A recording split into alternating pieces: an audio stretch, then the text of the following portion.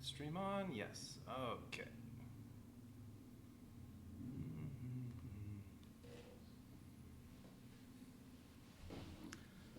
Oh, where's the box?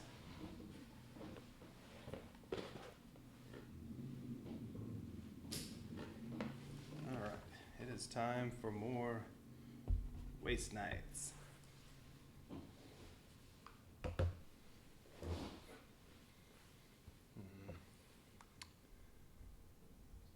Fix this just a second. Alright, that's better. Alright, time for more Waste Nights. So I'm playing, what scenario is it? Or what adventure? Lost Garrison. Alright, so just to review what's going on, since I'm on turn 6. My two characters are chasing a drone. I have to stay, well, the drone's represented by this little blue marker right there. Every turn I have to have somebody next to the drone or on the space of the drone, otherwise I lose. And then the drone gives me little missions, and so far there have been 2. It's just about to put another little challenge marker out there, but there have been 2 and they were both successes. And unfortunately, since it's been 4 days since I did that, I'm looking at my notes from last time, and it looks like I did not write down the results of the 2 challenges. I know there were successes, but I don't remember exactly. I wrote down the 2 clues, but I didn't write down anything else. Maybe that's all I have, are the 2 clues. I don't know. But I have 2 successes. And I know somewhere it says, okay, well at the bottom here it says when the time marker would leave the track, so once it gets past 10. And there are at least, well, it has player count challenge tokens, so I started with 2 players, so for me, at least 2 challenge tokens on the plot sheet. There already are. See 200, otherwise 160. I'm sure that would be game over. 200 is probably going to say something depending on how many successes I have, I assume. So, that's where I left off. We have over here Zoe Shaw, the mechanic. She's had a couple upgrades. Wait, where's the other upgrade? Oh, one upgrade was a gun. Sitting up there. The junk gun. Her other upgrade is specialized, where she gets a free success anytime she rolls for survival or tech. And currently she's running around half blind. What does that do? Just to remind myself. Oh, each time I roll a fate, a spade, it's considered a blank. Alright, so her rolling's not as good. Let's see, she's all out of ammo and fuel, which is why all she's running around with right now is the knife. Currently the junk gun and pain saw are useless. Alright, then we also have Mr. Mall. He has 1 upgrade. He gets extra resources whenever he explores, right? Yeah. Whenever you gain any resources using the explore action, he gets an extra resource of his choice. But he is stunned, so every time he moves, he has to draw a threat token. He also has 6 damage. Zoe's running around with 5 right now. What's her health? 7. She can't take, well, if she takes 2 more, she'll get another injury. I think it's the same with Mr. Mall. Yeah, he has 6. 2 more, he'd get an injury. Neither one of them has any meds, but they both need to heal. Okay, also, let's see, Zoe's sand buggy currently has 3 damage. 1 more and it gets wrecked. Ugh. So if I can, you do some resting, some exploring. Okay, alright, well let's get this out of the way.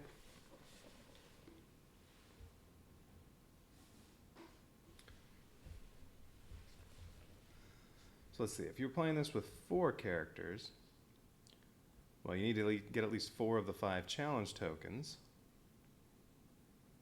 But with 4 characters, it should be a lot easier to stay close to this. Oh, there's a little vehicle damage marker here. I don't think that was on anything. No, I don't believe so. Sand buggy has 3, dirt bike, I think it just had 1 damage. did have to pack up the game, and I tried to set it back up right as it was. I have to look at a picture to see if that had 1 damage or 2. Oh well. Alright, so let's get going. So what do we do first? The time round marker had already been moved up. So the first thing we have to do is the drone goes. On an even turn, what did this say? Drone chase. Round number 6. C25. Okay, so we go to the Book of Tales. And I think the drone's going to move right where Zoe is. Put a little challenge marker there. Lost Garrison's in the back. Book of Tales number 25 for Lost Garrison. Let's see.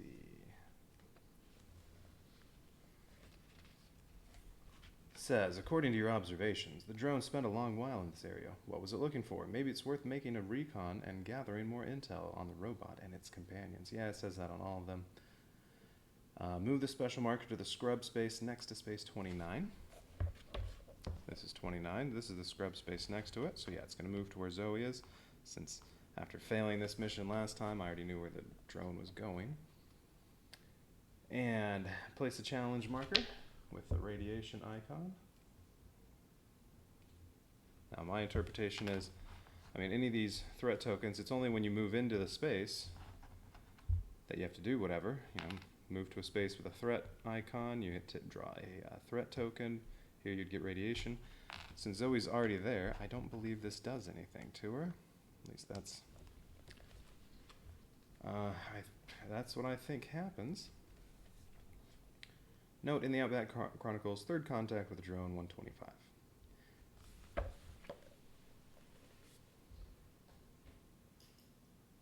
Oh yeah, no. I did write down what I got last time. I wrote down the clues. I didn't write contact down, I wrote clues. So, okay, I have 2 clues so far. I got a clue with each of the first 2 challenges. Alright, so third contact with drone.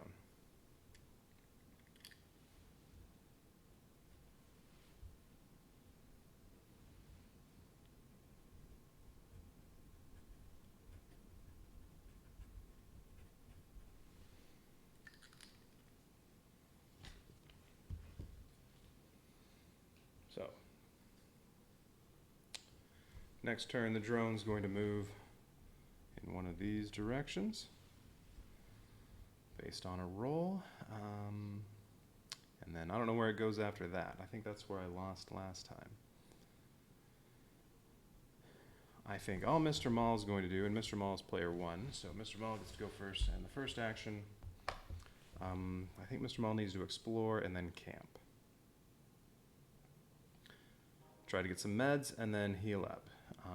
Anything to repair? Yeah, barbed wire club, tactical vest. I can repair both of those. He has 3 repairs, so that'll repair both of those. They cost 1 and 2 to repair, so that's perfect. Right, and this will give him extra resources, so no matter what, I can get some meds. And then, yeah, okay. So let's see. He's going to explore. He has exploration 3. So if I don't like this card, I can draw up to 2 more. But on the third one, I'll be stuck. He is in highway. Oh, that's too bad, because there are meds on scrub. 2 fuel. Well, he's full of fuel. So I'm going to draw again, because all I would get is 1 med. Gain 2 chosen resources, and then take 2 damage to vehicle. Ooh. I could take 3 meds. He doesn't need any ammo. Now, if I take 2 damage to vehicle, though, well, that dirt bike only has 3 chassis, so 2 damage, I'll have a malfunction on the bike. I don't like that. That's too bad. That's not worth 3 meds, so I could draw 1 more. I'm stuck with it, unless I spend some fuel. Ooh, 1 med. Ah, perfect. All right, so I get 1 med, plus with Eagle-Eyed, I get 1 more resource, and Mr. Maul's taking another med. Alright, so 2 meds for Mr. Maul. Alright, that was the explore action, and then his other action, he's going to camp. And in camping. He's going to spend 2 meds. Each one will heal 3 wounds. Well, that's 3 and that's 3, so that's 6. That's the 2 meds.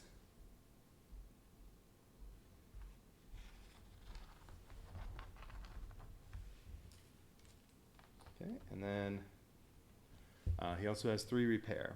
So I could repair the bike, but I think I would rather repair the tactical vest. What does the tactical vest do? Well, it'll protect 2, and I also have 1 extra storage, although, well, I already have extra storage because I'm using Mr. Mall. And I only have 1 thing in storage. So, whatever. And then barbed wire club, that gets repaired, so now it gets 2 green dice instead of 2 white dice. Alright, so that was Mr. Mall's turn. Now it's time for Zoe. I kind of want to do the same thing with Zoe, do some exploring, do some camping, because she's only 2 health away from another injury. But then I also need to do this challenge marker at some point. Well, I could wait for next turn, potentially, although what that's going to do is put 2 other spaces for me to check.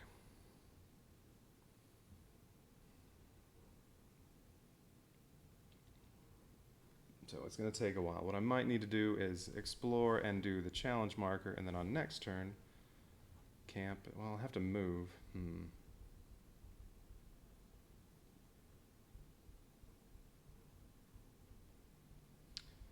Yeah. Well, I need some meds. So, yeah, alright, let's, what does the med kit do?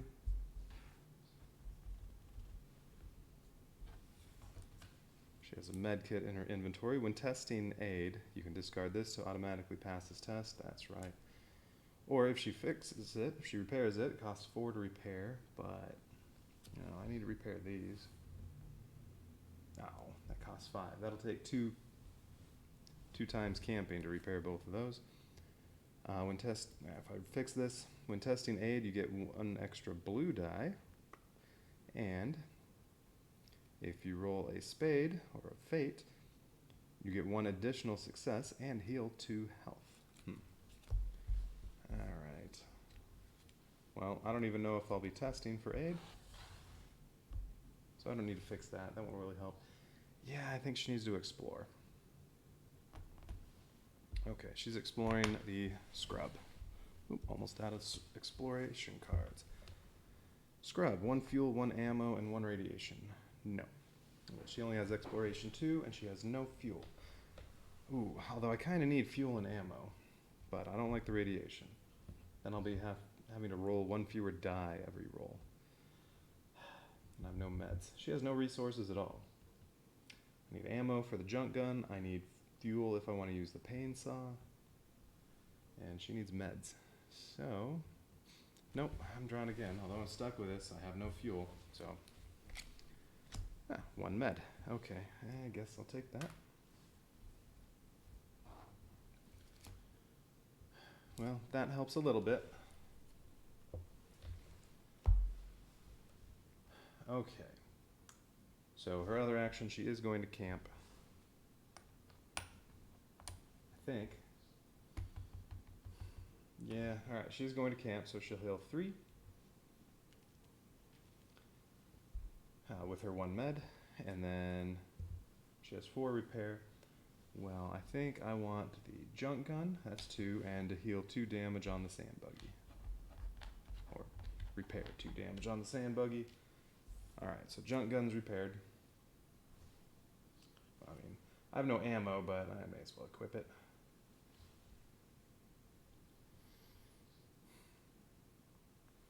Alright.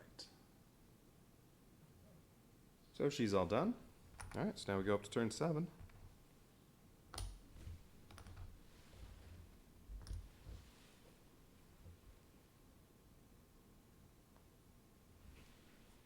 Okay. So turn 7, the drone gets to move. Alright, the white die is going to determine which direction it goes. The blue and red dice how far it goes. Okay, a success on the white means the drone is going to travel in this direction, and then how far? 3. Alright, so it ends up there. That's fine, Mr. Maul can get next to that. And then the next turn, it's going to go somewhere and drop another challenge marker.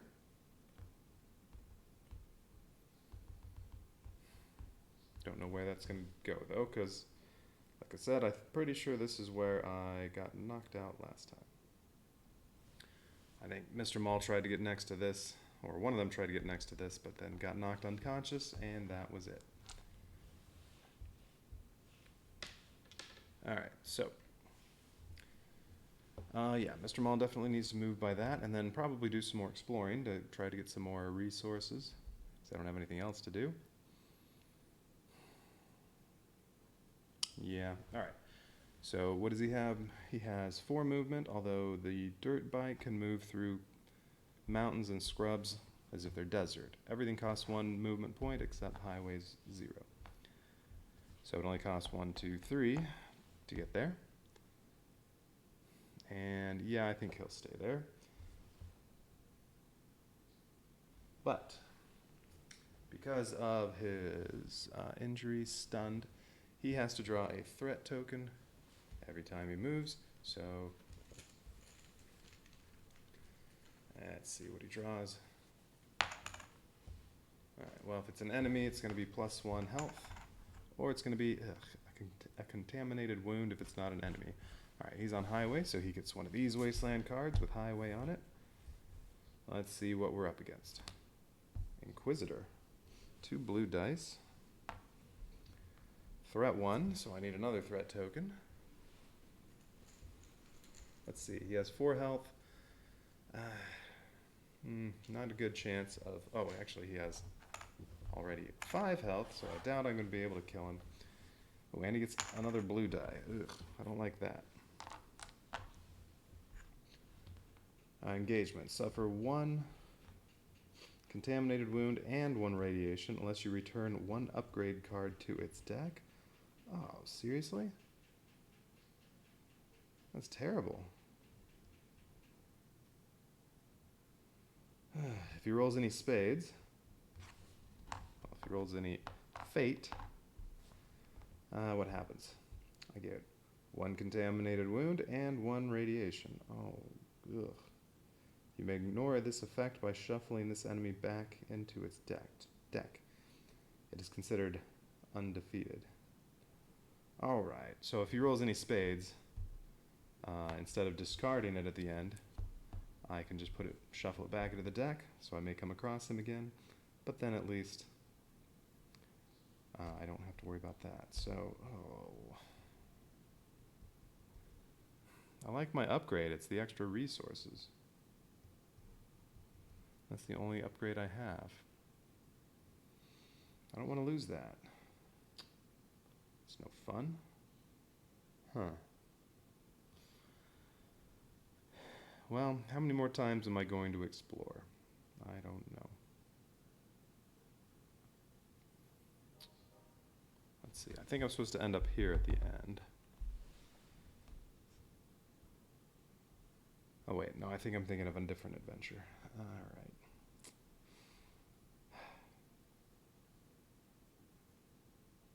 Alright, so I just have to decide this. Do I want to lose my upgrade? If I don't, I get a radiation and a contaminated wound.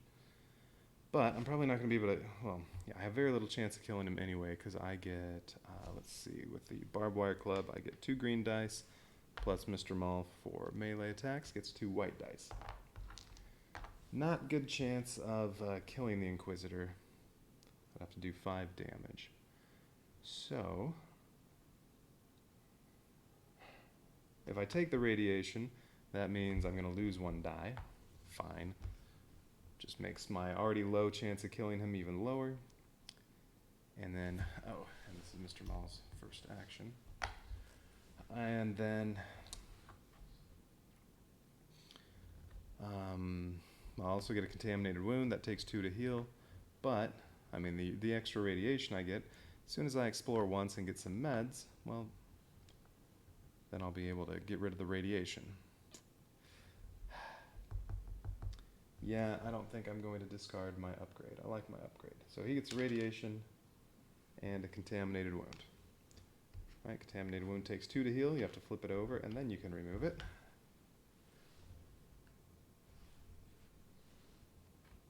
But it only counts as 1 wound toward the 8 health he has. All right, well, he has a ranged attack, so he goes first.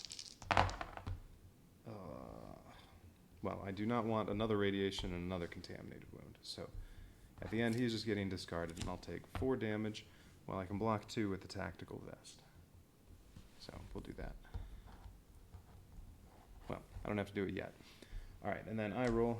Well, I need 5 to kill him. No, got 2. Though I guess with my barbed wire club, I could do some re-rolls if I wanted, and then maybe if I'd had all 4 dice, I'd have a chance at killing him, but 3 experience, that is nice. I guess you get your upgrade right back. But I already chose to not do that. Alright, so I don't kill him, I don't get any rewards. He gets shuffled back in the deck. And then I'm going to break my tactical vest and take 2 damage. Alright, that's not awful.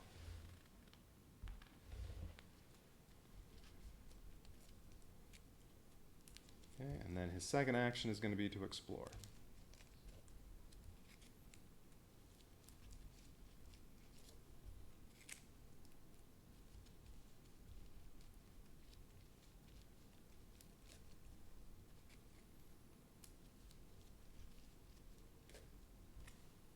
Let's see.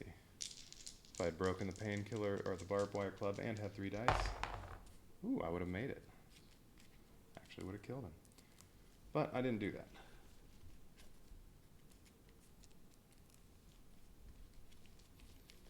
All right.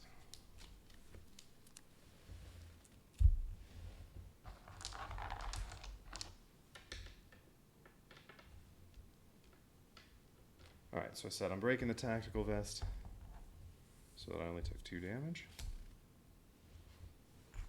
All right, these can go away. All right, that wasn't terrible. Could have been worse. But now I need some meds again. At the very least, I really want to get rid of that radiation. That second radiation I just picked up. So I'm on highway again. Probably not getting too much in the way of meds, but yeah, we'll see.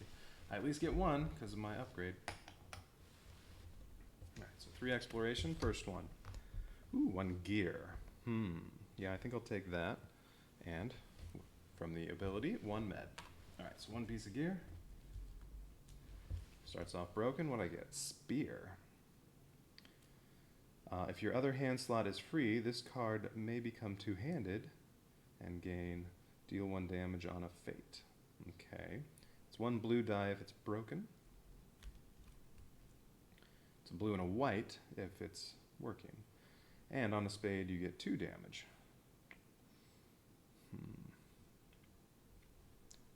All right, what does it take to repair it? Just 2.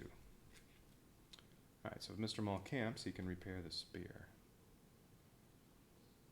Well, that would be next turn. Let's see, a blue and a white instead of 2 greens, and a spade would deal 2 damage. Yeah, I think I'll probably equip that once it's repaired. All right, Mr. Maul's all done, so now it's Zoe's turn. So Zoe is first going to do the challenge token.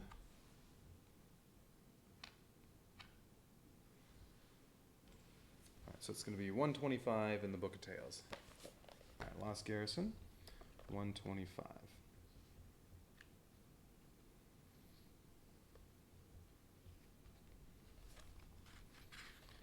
A spectacle of destruction is unfolding before your eyes. Right over this place, which the lone drone visited. A dozen flying machines are clashing in the sky, shooting cannons and lasers, and firing air-to-air missiles. Some of them are part of the swarm you already know, but 2 or 3 flyers have a wholly different design. Silver, streamlined, much bigger. and additionally protected by some kind of force field, deflecting most missiles fired toward them. A few moments later, the battle is resolved. The larger vessels eliminate most of the drones, whose debris falls down all around the area. They suffer much less damage themselves, but smoke is trailing behind one of them. The flying vessel descends just to disappear among the trees, maybe 10 kilometers from your position. If you want to know more, you have to comb through a really wide area. Discard the challenge token from your space. I already did that. Then take from the pool the plot tokens numbered 1 to 2. Flip them to their gray side, mix them, and place them in chosen spaces adjacent to your space. Yeah, these are places where you may look for the wrecks of flyers. And then I have to move to them. Let's see, it says any knight on a space with a plot token may perform the explore action to search the area. Okay, so you do explore.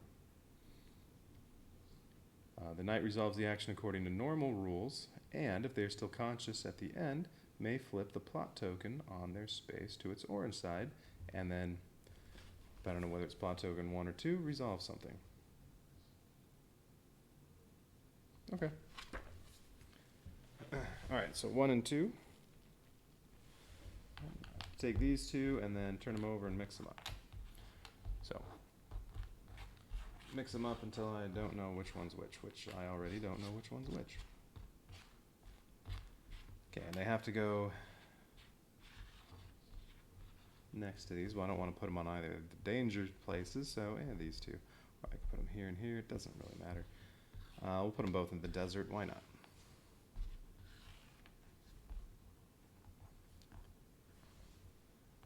Alright, so that was her first action. Now I have to move to each one of these and then use the explore action, although hopefully I get lucky and I get it right the first time.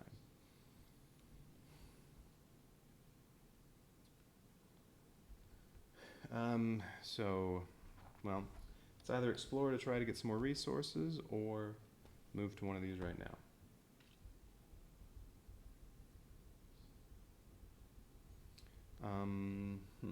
Well, you know what? Let's explore first. Maybe I'll get lucky and find some ammo. Alright, so explore. She has exploration 2, and she is in the scrub. 1 med.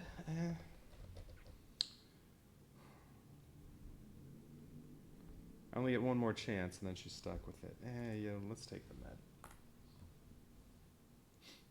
Okay, and I'm all out of explore cards, so I'm going to shuffle those up. Alright, so that's her turn. So now we go to 8.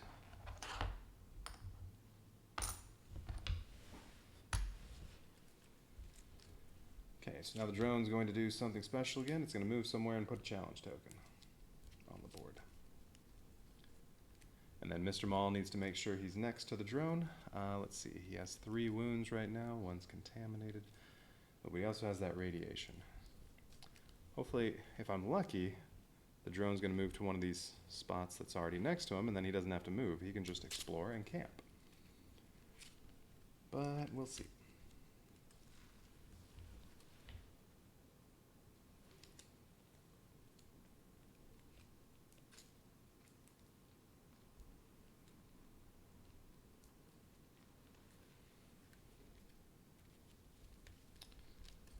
Alright, so we're on, let's see, it's going to be plot, or Lost Garrison number 35 is what I'm on. Alright, so this one's new. I didn't see this last time. I lost. I think this is right when I lost. I just didn't have somebody next to this at this point. Alright, Lost Garrison 35. Yeah, the drone was here a while. Move a special marker to the highway space with the threat danger icon over space 30. Oh, it moves right there. Perfect. Well, it'd be better if it moved here. I'm going to pick up some radiation when I move on there. Because now we put another... Yeah, where's one with radiation? There's one with radiation.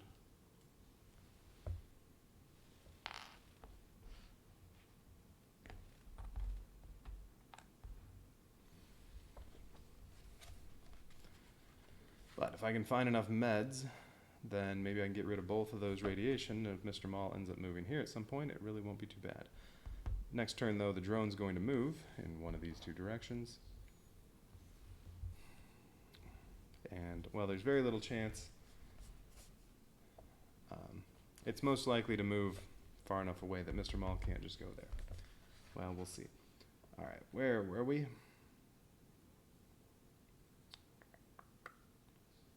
Yep, note in the Outback Chronicles, 4th contact with a drone, 135.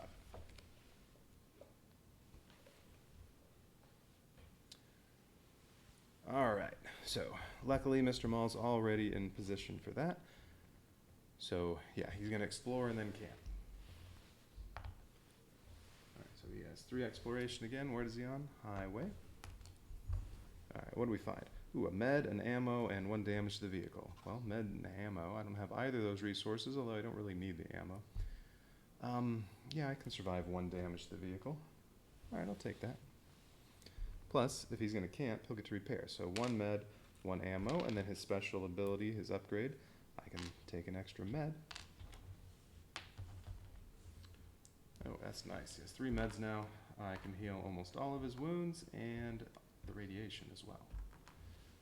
All right, liking that.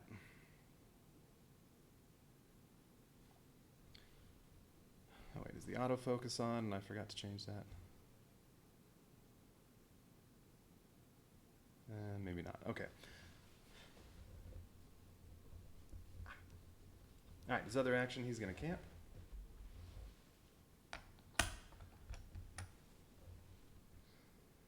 So, he has 3 meds. He's going to use 2 of them to get rid of the 2 radiation and use the other one to heal 3 wounds. So that'll do, well, 2 to heal the contaminated wound and 1 to heal another one. All right, so he's feeling good.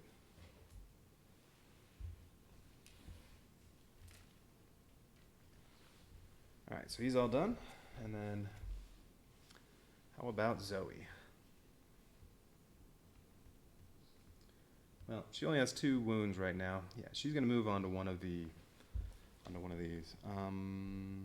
Which way? How about this one first? If that's the correct one, I won't have to search this one. Although if it's not the correct one, well, then she'll have to go here. Although, if it is the correct one, it'll take longer to get over to the next one. You know what? How about we go here?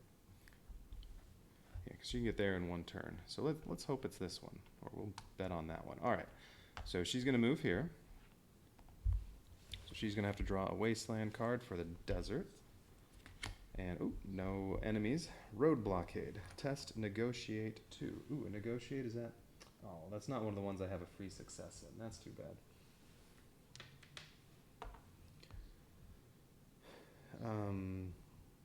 If you have a heavy vehicle, you may ignore this card. I do not have a heavy vehicle. I have a medium vehicle. All right, so let's see. Test for negotiate, I need 2 successes. I got 2. All right. Pass, 1 experience. Ooh, she'll get another upgrade. If I fail to suffer 1 damage or discard 1 chosen resource for each missing success. Well, all right. Okay. So now, oh, that was her first turn. So now she can perform the explore action. So I get to find some resources, hopefully, and then also take care of that. Let's see. So she has exploration 2. She's in the desert. Desert. 1 fuel or 1 ammo, and then 1 vehicle damage. I do want some ammo for my junk gun. But, oops, I only get 1 ammo, and I have to take damage to the vehicle. But she only has exploration 2. Or I could take fuel for the pain saw. Spend 1 fuel, you get 2 red dice. What do I get with the junk gun? A green and a blue. Green and blue is pretty good. Okay. Yeah. Since I don't know what the next one will be, and I really want ammo. Yeah, alright. I'll take the ammo. And I get 1 damage to the vehicle. Alright, so she's alive while she's still conscious after exploring. So now I get to take this and turn it over. 1. Hopefully that's the good one. Alright, well, one way to find out. Okay, it was 135.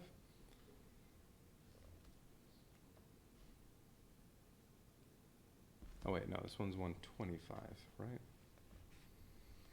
Yeah, that one's 135.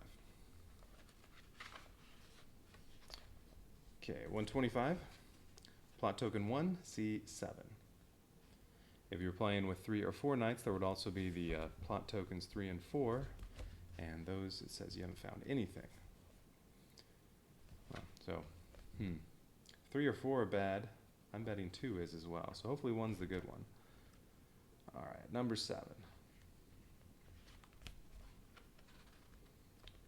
You're driving through a wild area.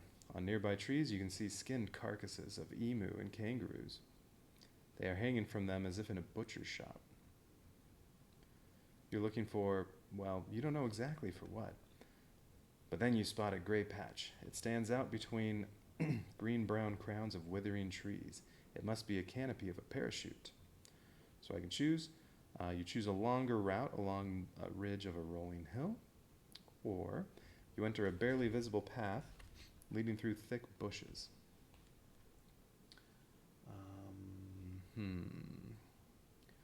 I'm betting if I enter a barely visible path leading through thick bushes, that's going to make me roll for survival, perhaps? If I choose a longer route,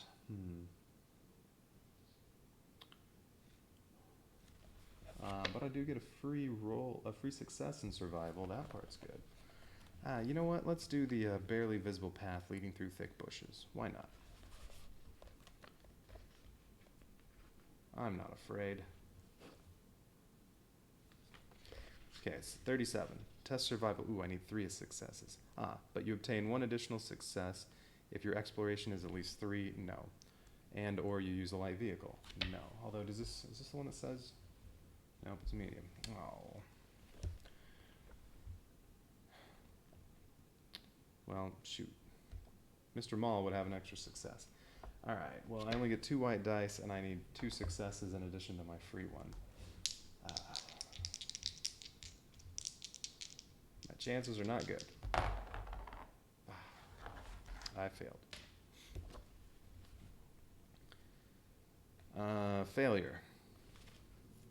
You're driving through the wildest scrub in your life. When you looked at it from the outside, the area didn't seem so vast. But now you're moving really slowly, and finally you lose your bearings. All around you, some shades are flickering. Strange footprints can be seen in the mud, and birds are squawking so loudly your ears hurt.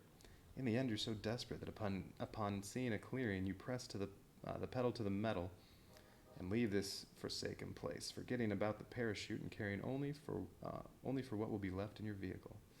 Attach 1 malfunction to the vehicle. Discard from the board all plot tokens introduced in entry 125. All right, so I failed that one. So I don't get another clue.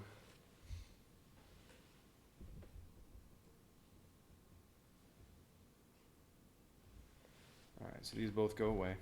That's sad.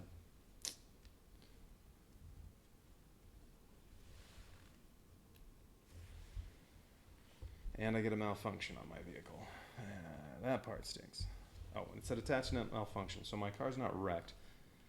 If it took enough damage to get wrecked, well, then I'd have to spend 1 action doing a long fix, just like regaining consciousness.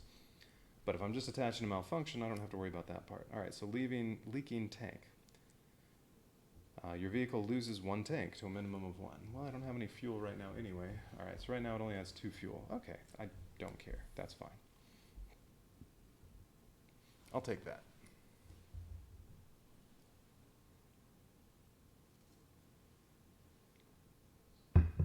All right.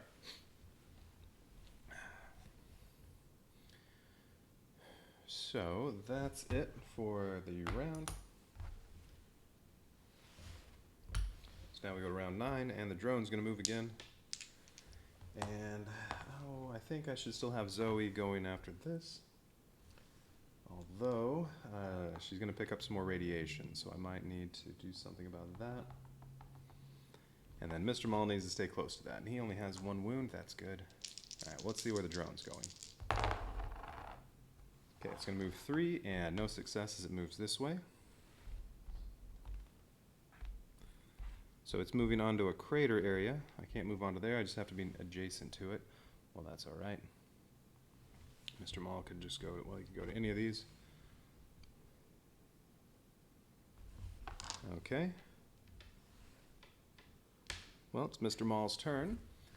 He should definitely move first, just to make sure he's going to be next to it. And for him, scrub only counts as 1 movement because of the dirt bike. So it'll only take 3 to get to here.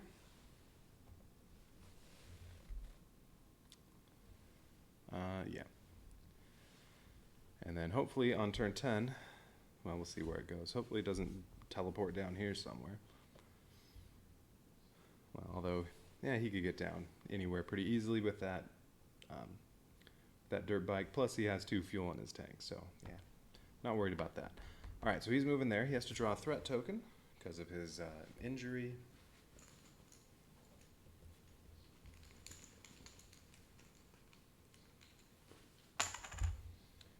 All right, reroll blanks or 2 damage if it's not an enemy. And then he needs a wasteland card for scrub. And it's an enemy, so reroll blanks. Ooh, 2 reds and a green. I don't like that. He could put a major hurt on. Oh, shoot, and I should have... Well, I guess if I lose the tactical vest, it isn't horrible. I mainly liked it for its trade-in. It's a barter value, but I'm not on a city anytime soon. There's only going to be 1 more turn, so that won't matter.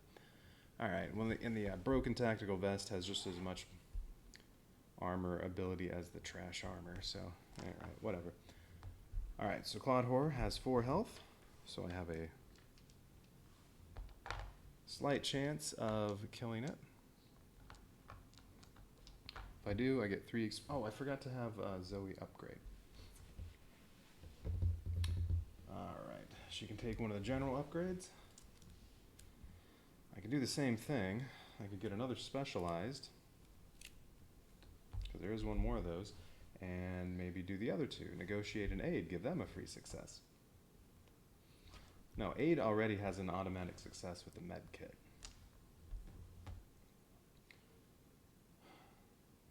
I just did a survival. So I get that again, or what were her other, her special upgrades just for her? These hers? Come here. No, those are Mr. Maul's. Let's see. She also had servo arm. When attacking, you gain 1 white die. That'd be nice, but there's not a lot of attacking that's going to happen. Advance, you may spend 1 fuel to deal 2 damage to your enemy. So that's between ranged attack and melee attack, but same problem, and I don't have any fuel. Or 1 of a kind. Alright, there are the other sides too. 1 of a kind, no. Technical knack, when you draw a broken gear card, you can flip it over to make it put it on its working side once per turn. No. Master Tinkerer, you gain 1 repair. No. Yeah, I think, since this is almost over,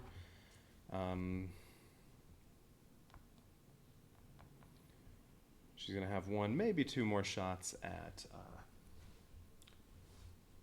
doing a challenge roll, whatever those are called.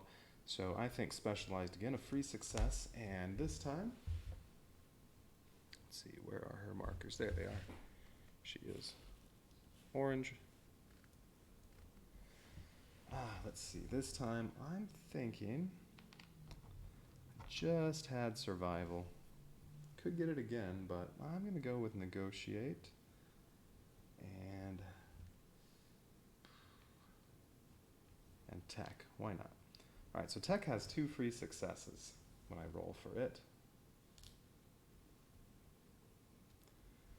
And then survival and negotiate each have 1 free success. Aid doesn't have any, but that's because I have the med kit. Alright, so that's where, that should have happened before the turn started. Alright, okay, so back to the Clawed Horror. Oh, well, threat 1, I need another threat token. He has a melee attack, but I don't have, well, I guess I could shoot my pistol. If I were lucky enough to kill him, then he wouldn't fight back, but I don't think that's going to happen. He's doing 1 extra damage.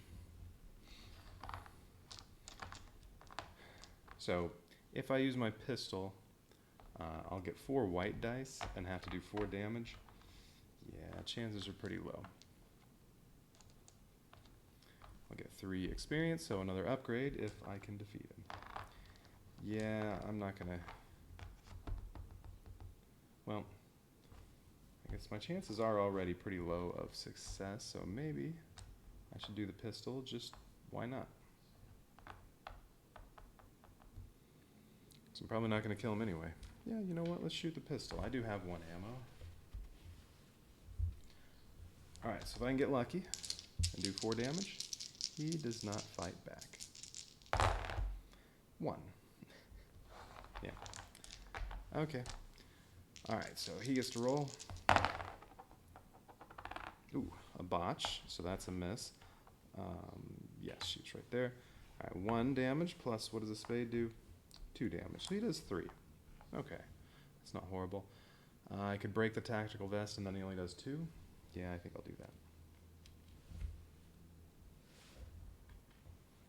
Tactical vest is broken. It was already broken. It's now discarded.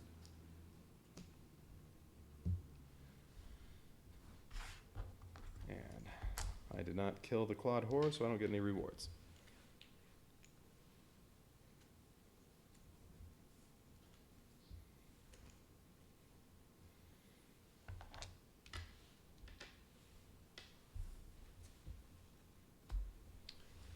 Okay, so that was his first turn, and now he's next to the drone. That's all he needs to do, so I guess he's going to explore. Get some more resources. Let's see, he has 3 exploration. Let's see, he's in scrub, so ammo, or excuse me, a med, discard 1 ammo. Well, I don't have any ammo to discard, so I just get the med. And I can take an extra resource, so 2 meds.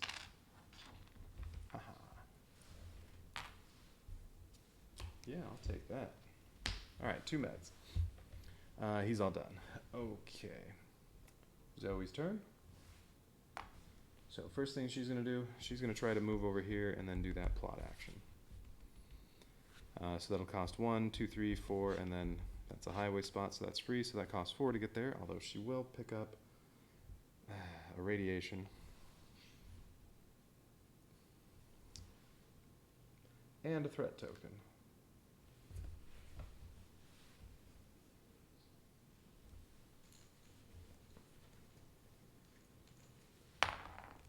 Oops.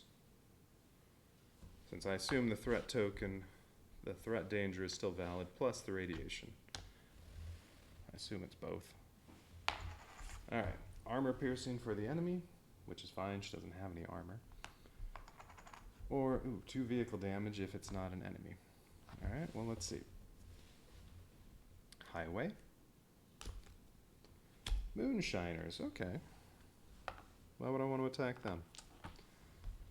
Threat 1, so another threat token, and they have a ranged attack. Okay.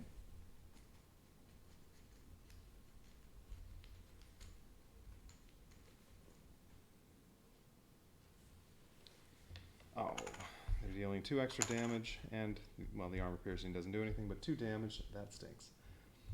Ooh, and 2 greens and a blue. If they can deal 3 damage, she's getting knocked unconscious.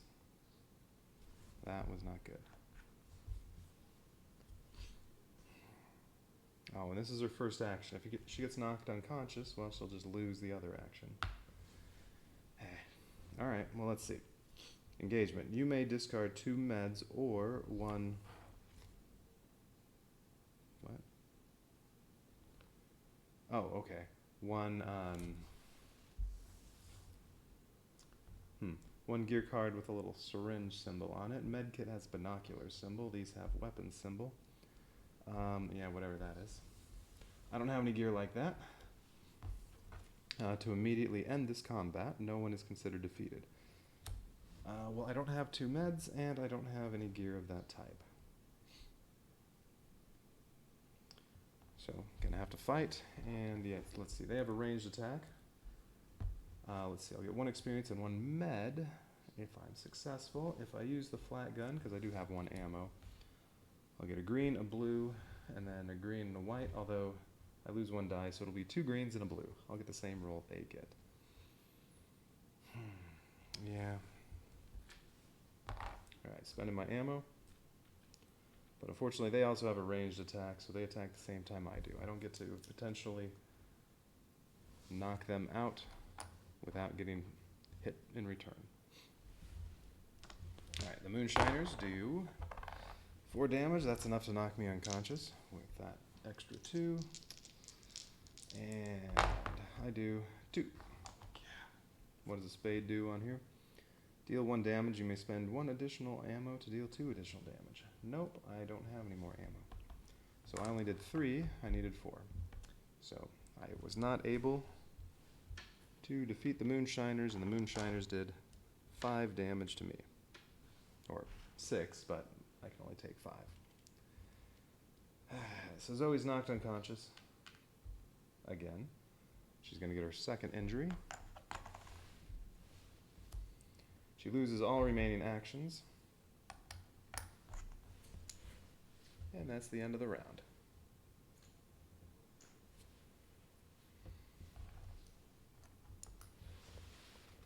Alright, final round.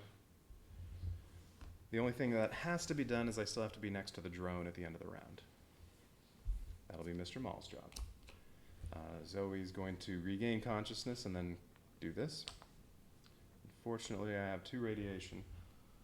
Well, hopefully it's a tech or aid roll I do, because aid's going to be an automatic success. Tech, I have 2 free successes, and I'll get to roll, well, 1 green die, because I lose 1. And one action is going to be to regain consciousness, so she won't have time to camp and use any meds. Alright, so start of turn 10, the drone goes again. So this will be number 45 in Lost Garrison.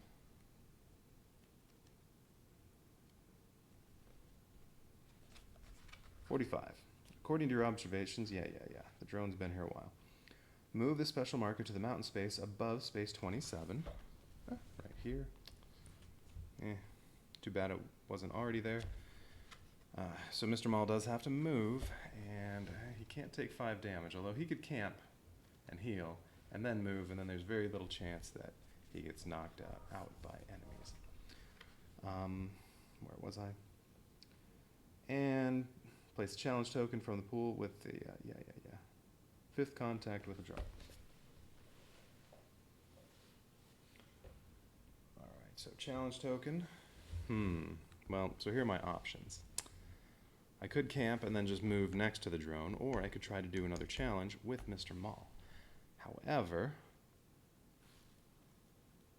if I do that, I'll be risking getting knocked unconscious. He can take 5 damage. Well, he's definitely equipping his trash armor. I have not repaired the spear, so I don't want to equip that yet. So if he takes a total of 6 damage, and he has to draw... Well, he'll take a radiation, that won't do anything, but he'll have to draw 1 threat token because of his injury. And yes, if he takes a total of 6 damage, he'll get knocked out. And then Zoe has to move next to that. Although, let's see, when she wakes up, she's going to heal 4 of this. But if she takes 4 damage getting over there, she'll get knocked out.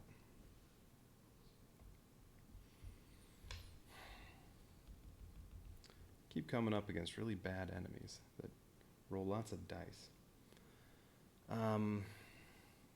Let's go for it. Alright, Mr. Maul's going for it. So he's going to move to here. That'll only cost 2 movement. He picks up a radiation.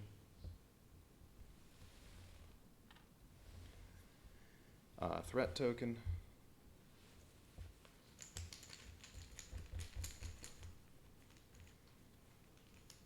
Let's see, don't be damaged. radiation if it's not an enemy, or... Alright, 1 damage. Alright, so if he draws an enemy here, let's see, what's it on? Mountains. If he draws an enemy, if the enemy does 5 more damage and rolls, he's knocked out. Oh, nice. Avalanche. Test survival. 2. What's his survival? He gets a white and a green. Now, if I discard 1 fuel, I can ignore this card. Okay, I have 2 fuel, so I'll probably want to do this. If I pass, I can perform 1 free action this turn. Alright. If I fail, my vehicle suffers 2 damage for each missing success, while the most damage my vehicle can take is 1, so it'll just take 1 damage and be wrecked. Which is okay. The free action,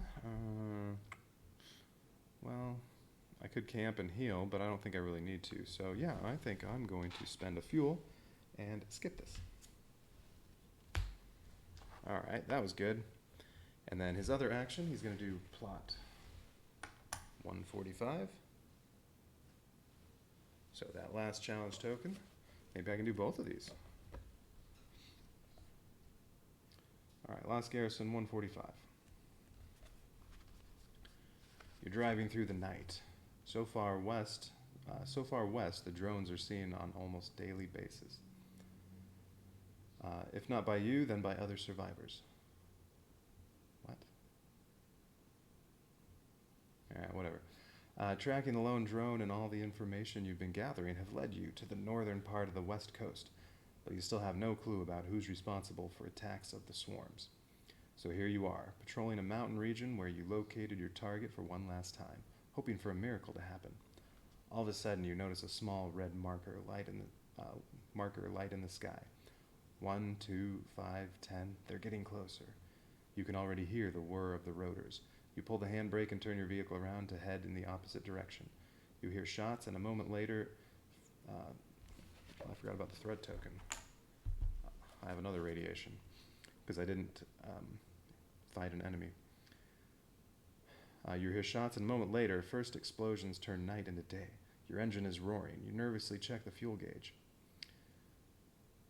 There was a petrol station not so far from here. That's where you'll find shelter, C108, or you try to outrun the machines, C96. Uh-oh.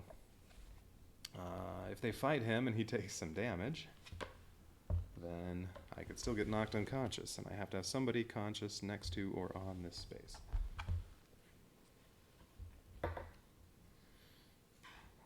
And he loses a die in all rolls. So if I fight them, well, alright. Trying to outrun them. Well, I do have my dirt bike, which is good at getting around, and 1 fuel. Or there's a petrol station, we try to hide there. What to pick?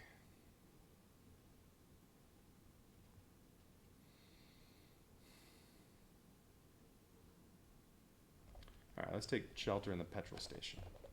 108.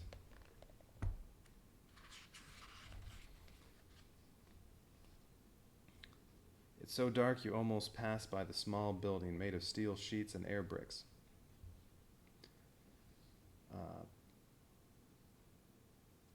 In front of it, by the road, a single petrol pump feebly tells a story of a forgotten age of free-flowing fossil fuels.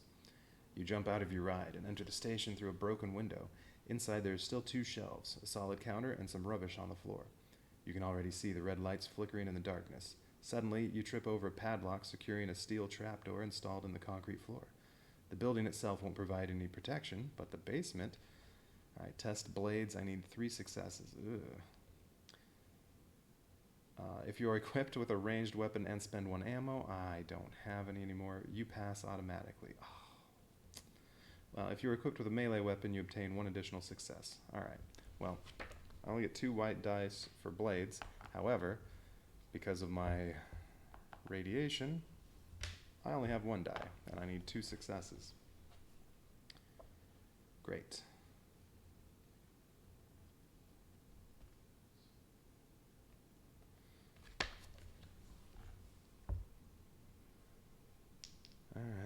hopefully I don't get knocked out. We'll see. Probably going to fail. Yeah. Alright, so I got one success because I was attacking with a melee weapon. Failure. You try to pull, kick, hit, but the padlock won't give up. Another missile explodes next to the building, blasting a large metal sheet off the roof and pinning you to the floor. You crawl under the counter. The earth is shaking. You're choking in the dust. Some shrapnel must have hit you, because your leg is getting stiff. All this lasts for a few minutes, then everything falls silent. Roll 1 red die. Alright.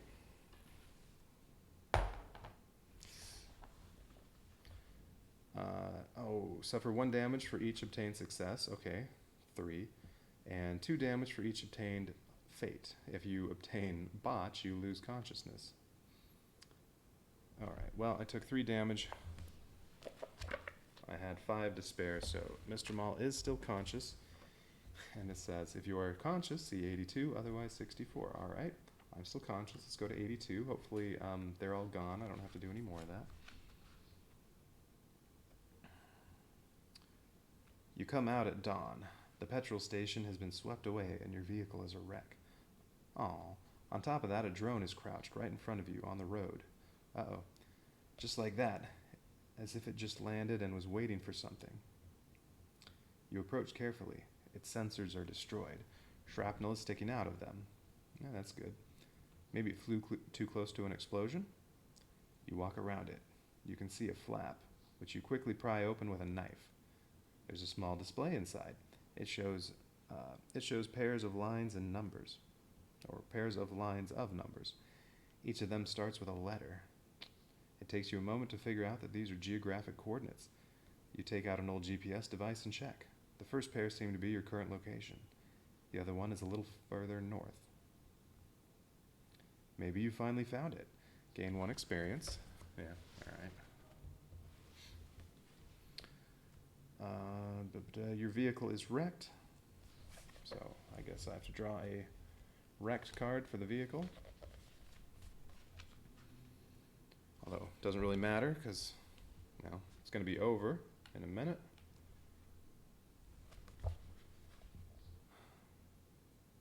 So I don't really see what that accomplishes, having my vehicle wrecked. You succeeded in the drone chase. Yay.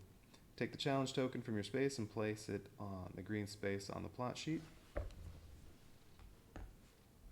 Alright, so that's 3 successes. That's probably enough to succeed on the mission. Then I have 1 failure. Although it didn't tell me to put 1 on the failure, on the one over here, but yeah. Maybe I wasn't supposed to do that. Where were we? 82. Note in the Outback Chronicles, Clue 5, Point of Origin Coordinates. If there are at least 2 challenge tokens on the plot sheet now, and you noted in the Outback Chronicles Clue 4, you may use the intel you've collected to locate the origin of the, quote, army of flying machines. If you do, see 180. Well, I haven't done that yet. That's going to be Clue 4. If I can succeed at that one. Alright. So Clue 5, Point of Origin Coordinates.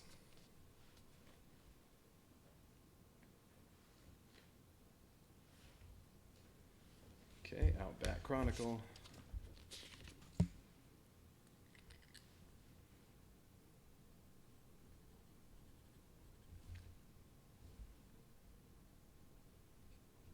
My pen will not write.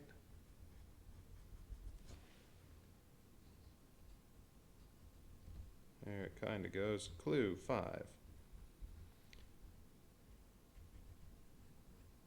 Point of origin coordinates.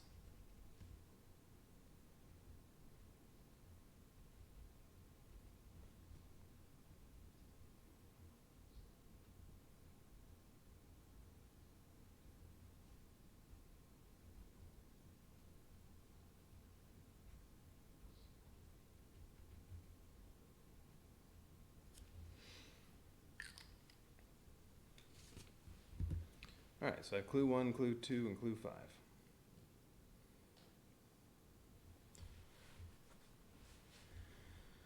Let's see if I can pick up clue 4. I did miss out on clue 3, unfortunately.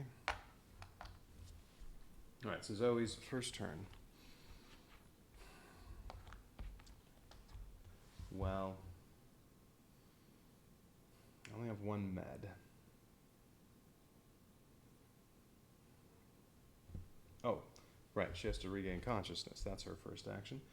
Heal, 1 radiation. It's better than a med. Heal 1 radiation and 4 wounds, but I'm going to get another injury. So she already has, what is it? Spades are blanks. I think I forgot about that when I rolled something for her earlier, although it wasn't a success anyway. Oh, she has a broken leg. When you're performing the move action, you lose 1 movement point to a minimum of 3 movement points. Well, that's alright. She's not going to be doing any more moving, because her last action is going to be 135.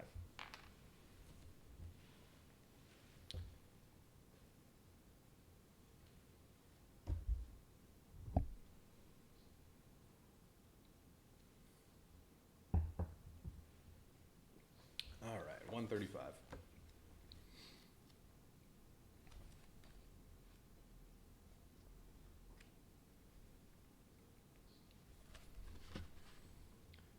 You're driving like crazy through a clear patch of the highway.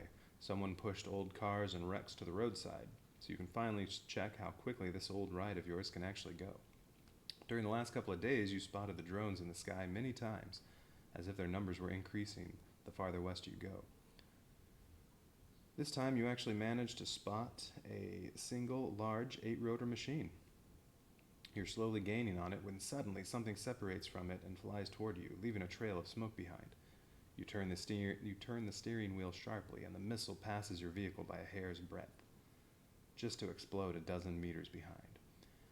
You keep going and notice that the drone has almost landed. It's hovering slightly above the road, blowing up dust right in front of you. Choices are: you ram the bastard down, you evade the drone, or, if you have special card number 23, that was that like plasma rifle or whatever it was that I picked up the first time I tried playing this. Didn't get it this time. That's too bad. That'd probably be an automatic success. Blast the drone with that. Alright, so I either ram the drone or I evade the drone. Let's ram it. Or maybe with the, if I had the special card, maybe it'd be a tech roll where I'd already have 2 automatic successes and 2 green dice. Oh well, alright, I'm gonna ram it. 214.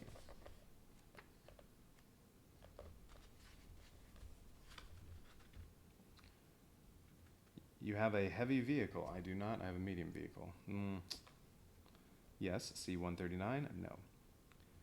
No, you're driving head-on toward the drone. It nimbly flies up, avoiding the crash. Then it fires another missile at you.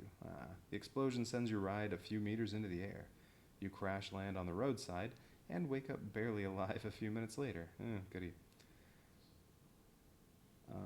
That wasn't your best idea. Attach 1 malfunction card to your vehicle. Oh, you fail in the drone chase. Take the challenge token from your space, flip it, and place it on the red space on the plot sheet. So I got a failure. Alright, I shouldn't have tried to ram it. Oh well. Here we go. So this goes on failure.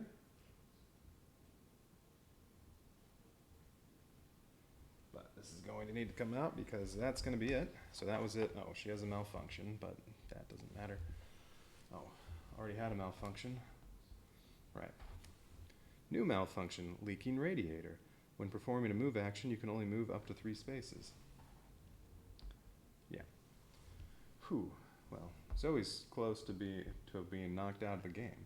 She has 2 injuries, 2 malfunctions on her vehicle, 1 more of either one of those, and it would have been game over for her.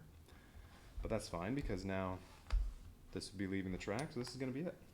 Alright, so I had 3 successes and 2 failures. When the time marker would leave the track, and there are at least 2 challenge tokens on the plot sheet, there are 5. C200. Alright, well let's see what that says. Was I successful in the drone chase?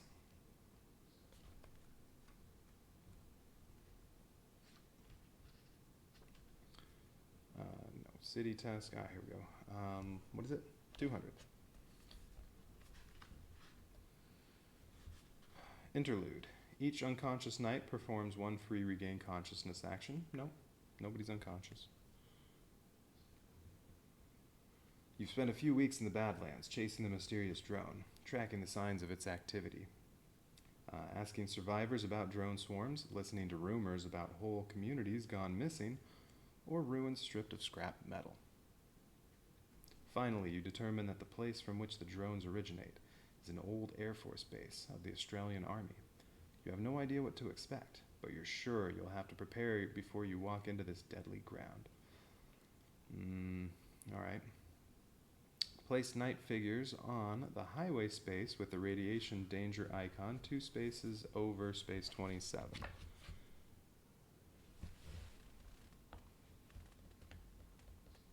Okay, they go right here.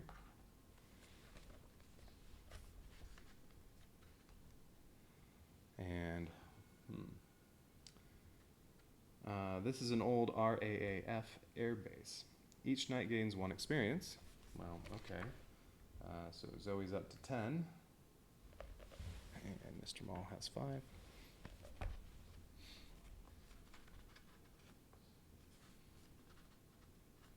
Each knight may perform 1 free camp action. Alright, that's good. Probably some healing, just in case. Because it sounds like maybe I might have to fight. And unfortunately, neither one has any ammo, so I can't do any trading there. So, well, I guess Zoe may as well use a med.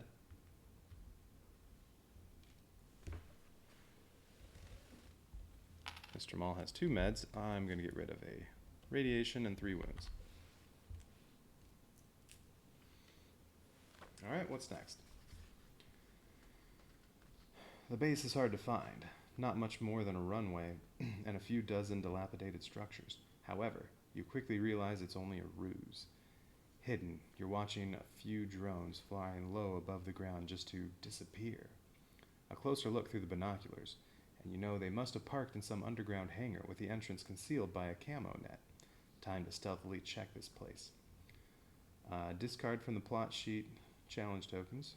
Discard from the plot sheet 2 challenge tokens, starting from the ones from the red space. Well, okay. So I guess no matter what, I can only have 3 challenge tokens now, and they're all successes. Ha.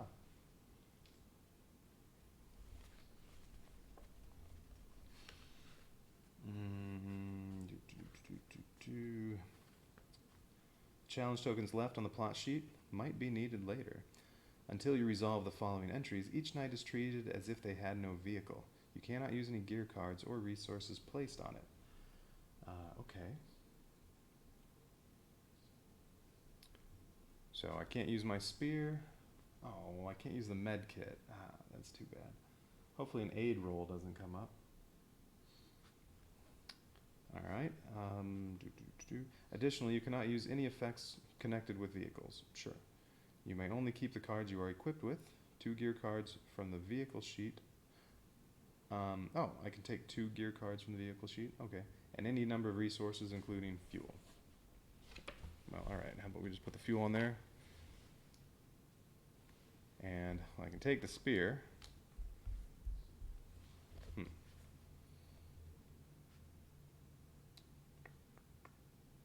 You may only keep the cards you are equipped with, 2 gear cards from the vehicle sheet, and any number of resources. Alright, well I can have 2 of these. Med kit and, well, pain saw, sure.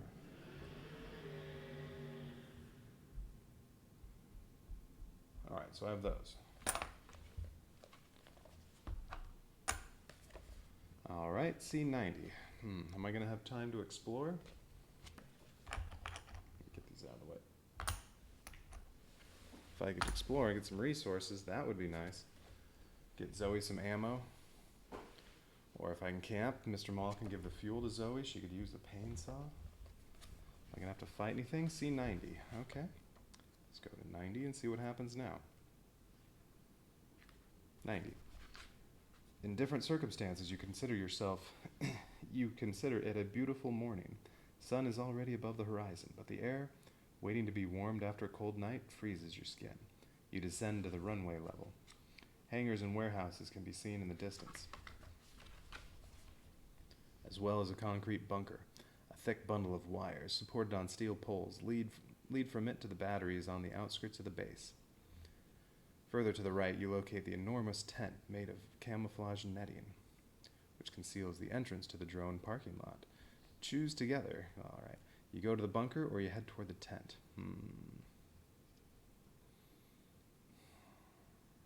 All right. Bunker or tent.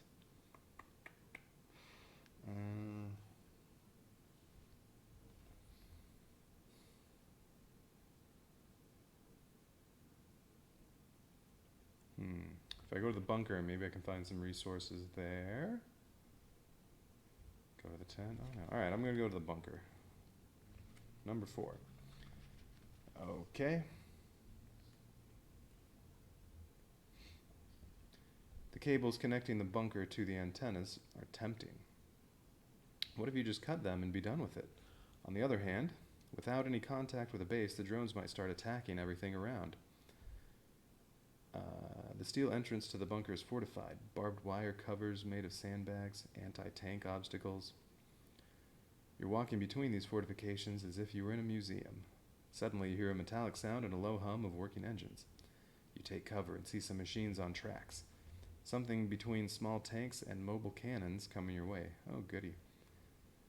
Though they're covered in Australian camo, you clearly see these are Cerbero constructs you've encountered many times in the Badlands. Ugh. Search any wasteland deck for a gun tower enemy card and place it next to the plot sheet. Oh, goody.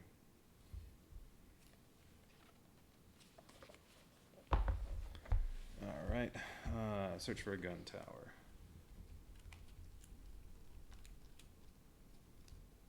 That's Dreadnought, Renegades. All right.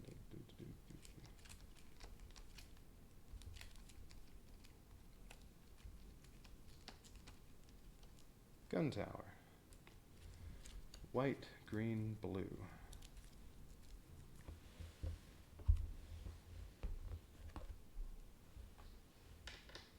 I'm guessing it's going to fire at me.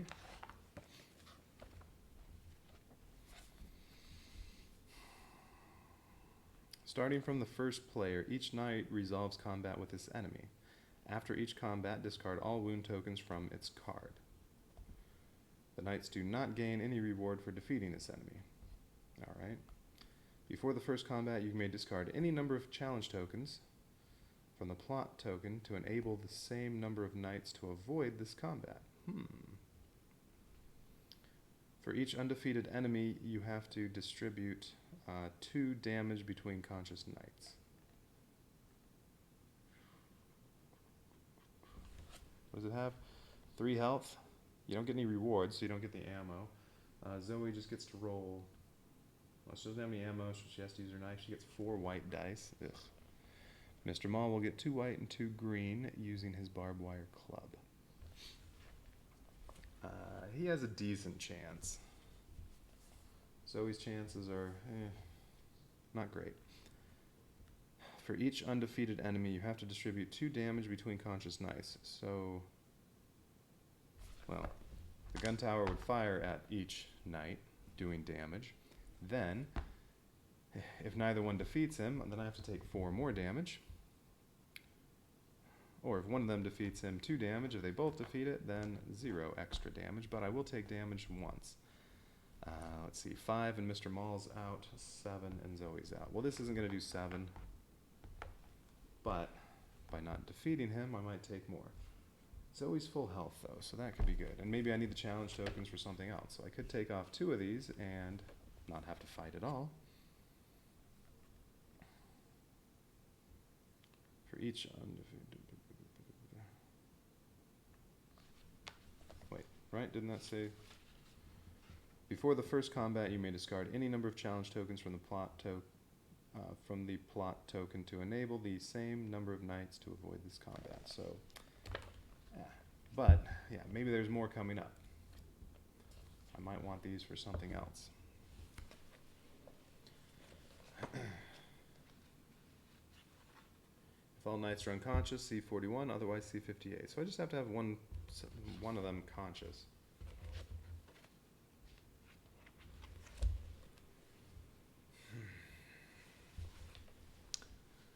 Mr. Maul does have the trash armor. That'll help a little bit.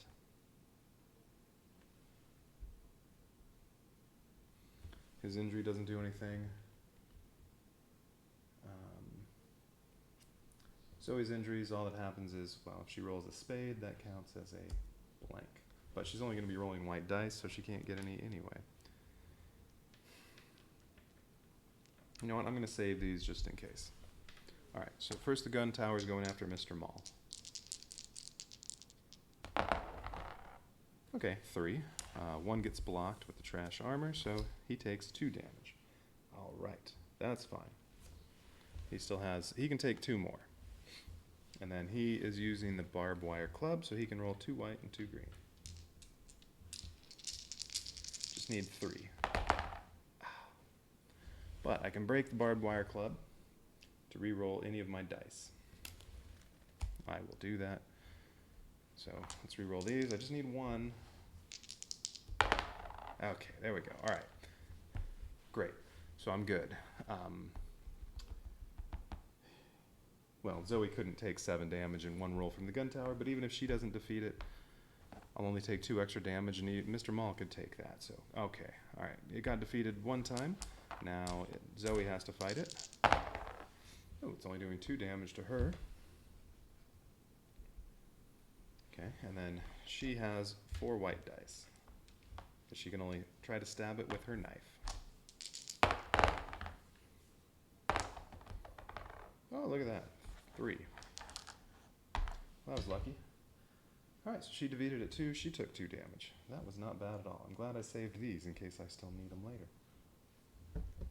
Alright, Mr. Maul, though, he's only 3 wounds away from being unconscious.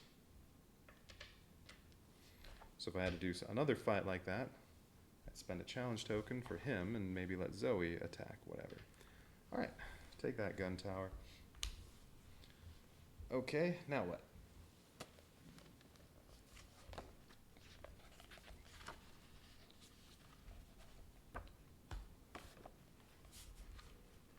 Where are we? 4.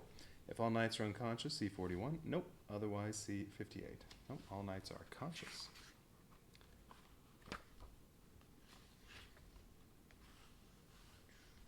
$58.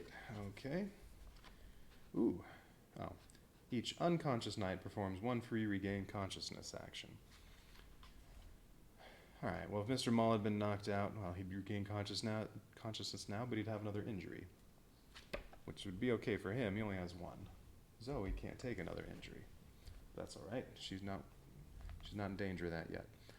You stand in front of a steel door. It has no padlock or keyhole, just a small numeric board. 10 numbers, nothing more. You look at the keys. 4 of them were clearly used more often than the others. You press them a couple times in different order, and finally the door slides open. Well, that was easy.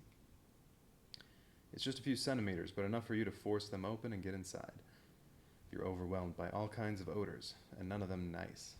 Dust, excrements, mold, rot. You see a narrow shaft and a ladder, as if the Australian Army could afford advanced drones, but not an elevator. You start a slow descent. On sublevel 1, there's a storage, crates full of canned food. You keep going down. Another level looks like miniature barracks.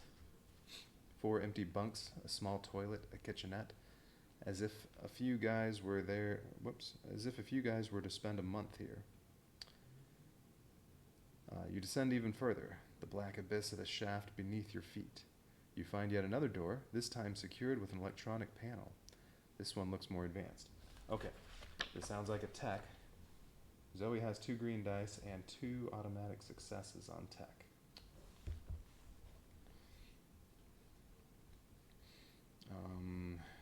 Alright, so choose together. You check the panel, or you as a group have at least 2 ammo fuel in any combinations. I have 1 fuel. That's my only resource. I have no ammo. Yeah, you could jury rig explosive charge to blow this thing up. Well, I don't get to do that. So I have to check the panel. Hopefully it's a tech roll, and I can let Zoe do it. Pretty good shot with that. Alright, you check the panel, C92.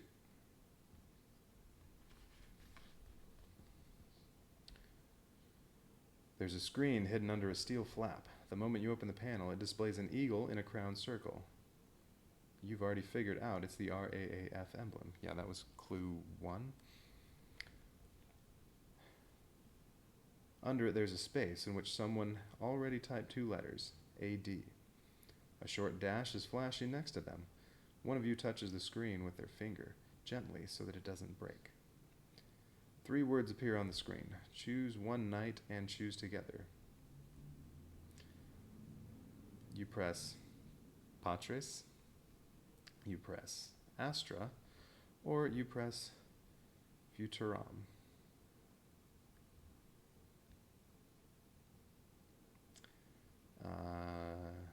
Okay.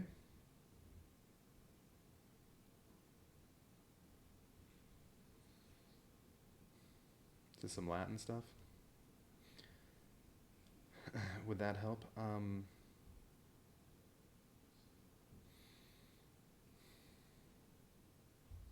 don't know. How about Astra? 159.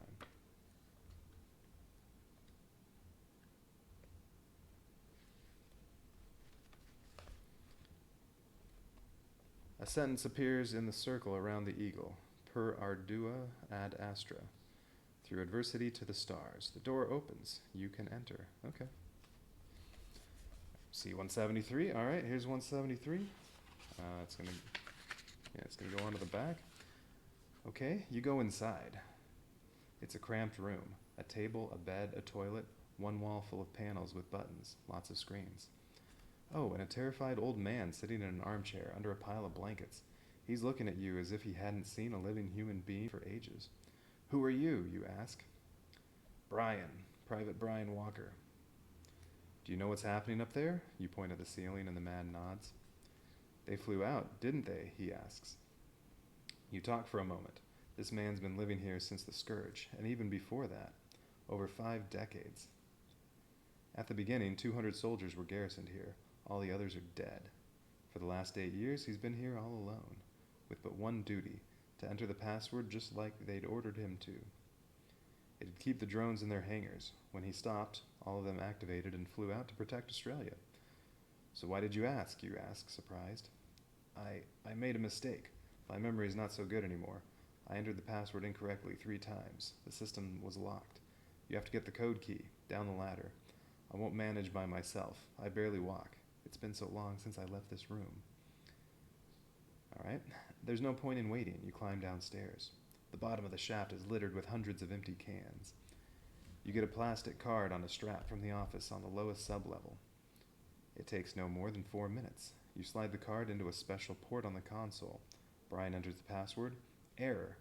He enters it again. The screen displays a map of Australia with dozens of groups of blue dots. Choose together. This place must be destroyed, every trace of it erased from the face of Earth, C-204, or someone must take care of this place. Well, I have nothing left to blow stuff up. Although, maybe there's some sort of self-destruct or something like that, and I can use a tech roll. Or someone must take care of this place. So one of you has to stay behind and keep the drones from attacking. What is this, Indiana Jones and the Last Crusade?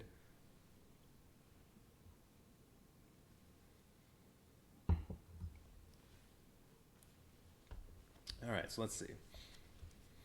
Destroy this place, or someone must take care of this place. Let's destroy it. 204. You wait until Brian deactivates the drones and then shoot him in the head. Okay. He didn't suffer. Well, that's good. That was nice of us. Then you destroy the computer and take care of the antennas. You annihilate everything that you possibly can. Each cable, transformer box, every single piece of electronic equipment. In the end, you torch everything, just to make sure. Although you don't see more military drones, rumors about their attacks circulate around the Badlands for a very long time. It seems neither Brian nor you were able to completely get rid of the danger. Oh. But the knights win. Yay! Alright.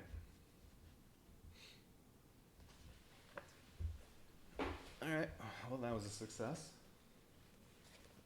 And I got to shoot an old man in the back of the head. But he did not suffer. That's good. Alright, so that was it for Lost Garrison. Although, there was the other option. If I hadn't decided to chase after the drone, there would have been Trail of Destruction. So, that'll be basically a whole new adventure to do. At some point. Alright, so I think I should start up another one. I think there was one other easy one, or were there two other easy ones? That one, Awakening, is medium.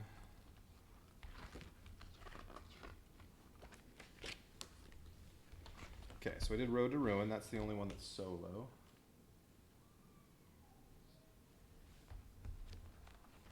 That one took 4 tries, but alright, got that. Okay, so there's Safe Haven. That one says it's easy.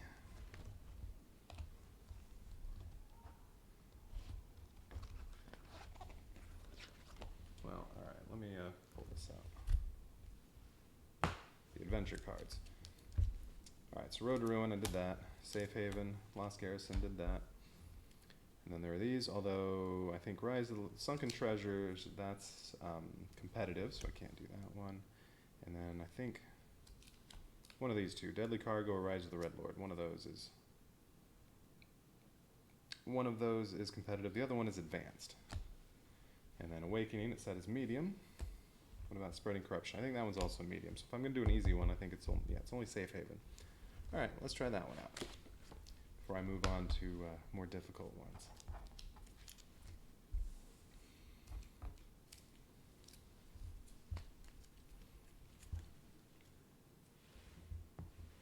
So I'm going to have to reset everything on the board, and I'll pick some new heroes, or some new knights.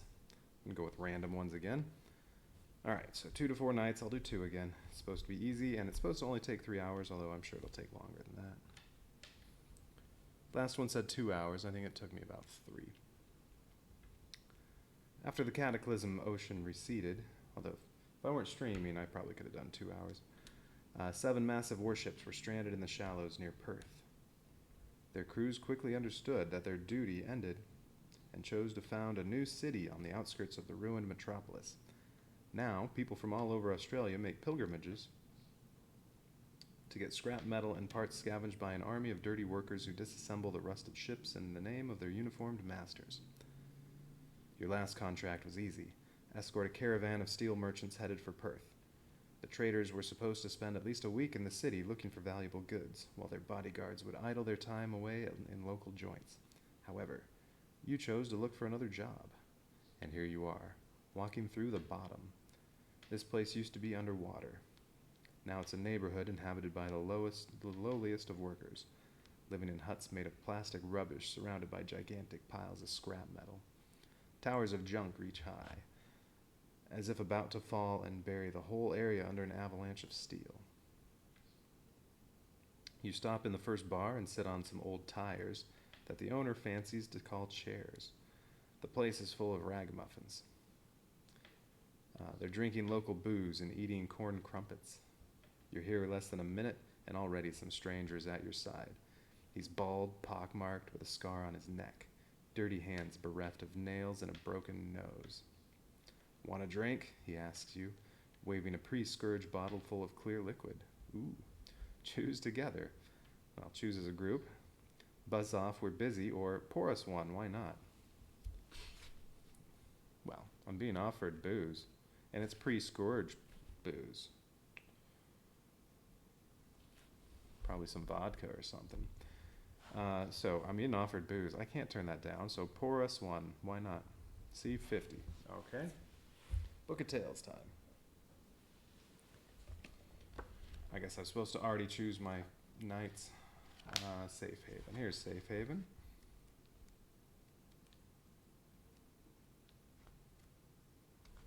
So how many entries are there for Safe Haven?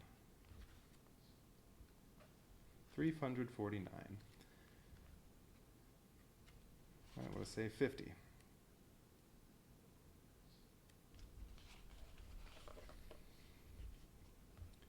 You're drinking. Booze is mild and strong. It makes you smile for no reason. You're chatting. The man tells you about Perth, the ruined downtown, where you can still find shades of old inhabitants, the shipyard where the former military built a fortress inaccessible for common people. When it gets late, your new companion offers you a place for the night. You follow him, laughing and singing. He takes you to a small bunkhouse built over an old fishing boat. It's dark inside, but you enter without hesitation. Then you lie down on some blankets strewn on the floor. Each night suffers one experience. Okay, but you start at 0. How do you suffer one? I don't know. Maybe this can come up again later in the adventure. Then sets aside all their gear cards except for a knife, resources, and vehicle sheet. C-102. Well, I guess I should have picked my knights already before I did all that. Alright, so let's do all that part. Here, we'll put a knife in there.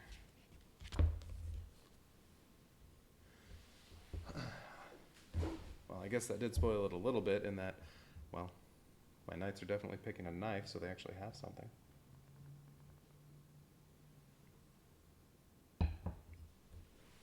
Okay. Alright, so let's see. Yeah, time marker's going to be on something. Let's see, gear.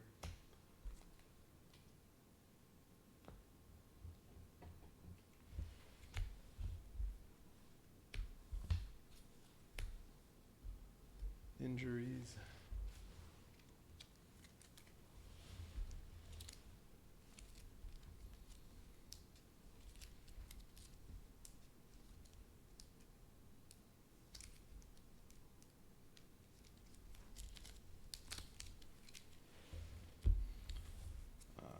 Malfunctions.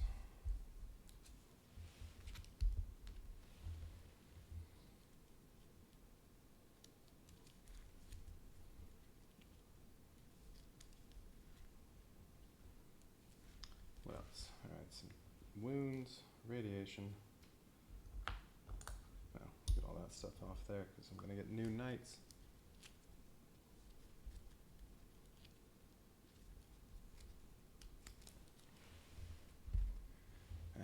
Alright, let's see. General upgrade. These are both general upgrades. I didn't use anybody's specific upgrades.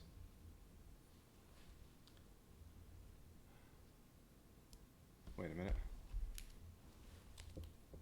Oh no, the junk gun is an upgrade of Zoe's. There we go. These are general. Gear, okay. There we go, that's better. Alright, general upgrades anyone can get. What do we have here? Sawn-off shotgun, that's starting gear.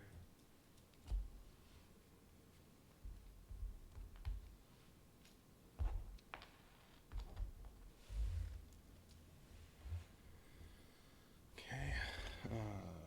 What else do we have over here? Fuel. XP marker.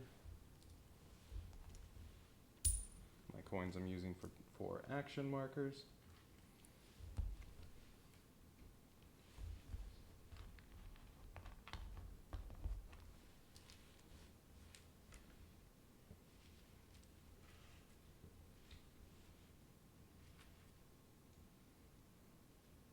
Alright, first player.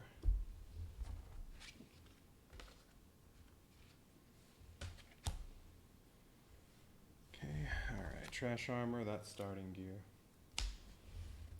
Pistol and barbed wire club, those are starting gear.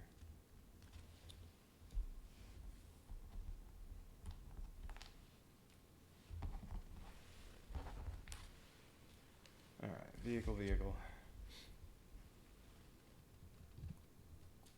Alright, so vehicles, I'm going to randomly pick 2, although I'm not going to use Harry the Camel, so there are 12 vehicles. First though, let's randomly pick some heroes. I think there are 13 of them.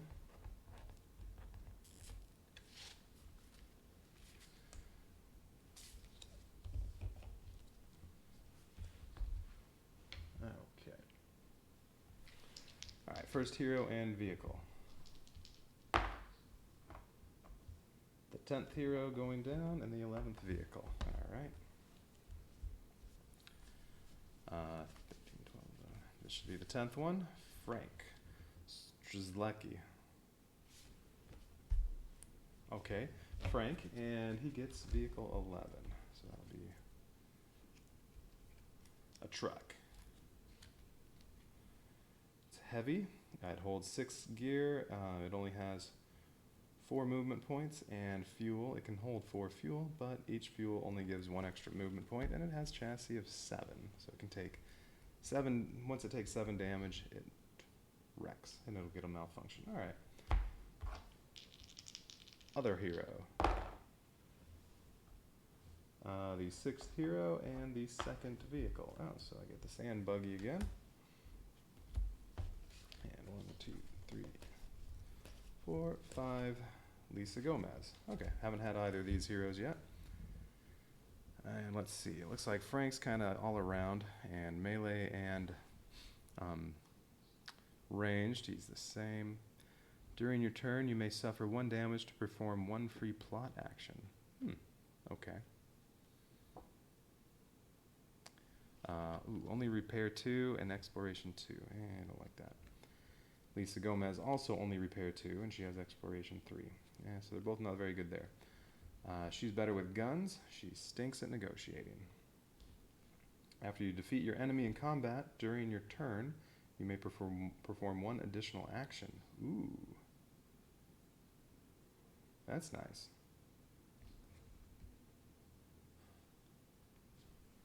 It's like, if you move and encounter an enemy, as long as you defeat it, you can also explore and camp.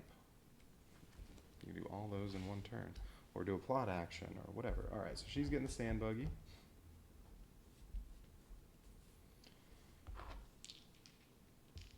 Okay, and then they each get 2 fuel, 2 ammo, and 2 meds.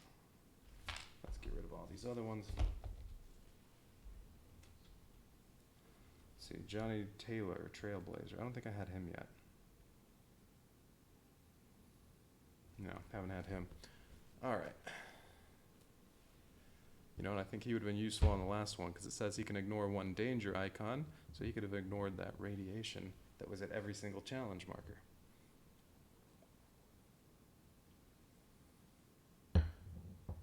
Okay. So I need my new heroes. Let's see, are they in here? No, none of those look right. They must all be expansion characters.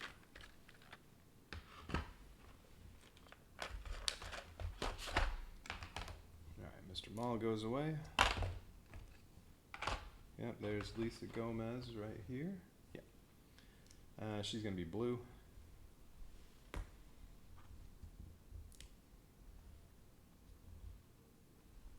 Oh.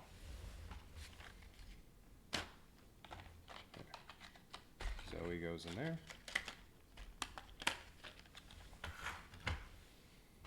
And this looks like Frank right there. He's going to be orange.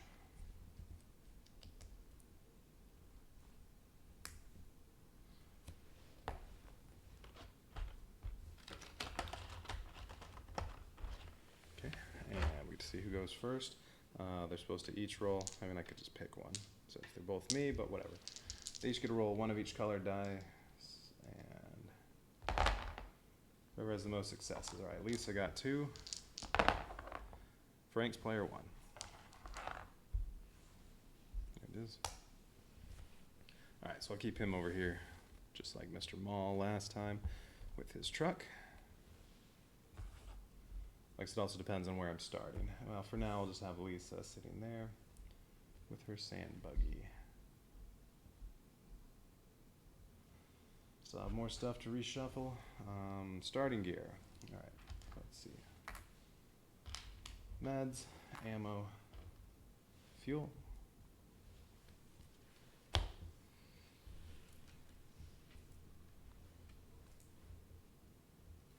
Meds and ammo, and fuel.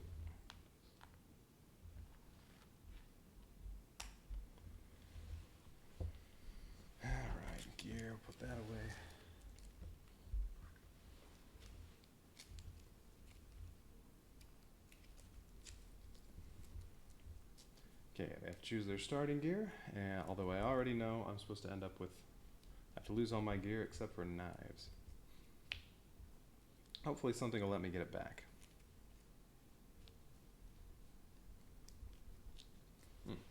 Experience markers. Well, they're both at 0. Can't go to negative, so alright, and then let's see. Coins I'm using to denote how many actions they have left. Alright, good to go there, just some shuffling left.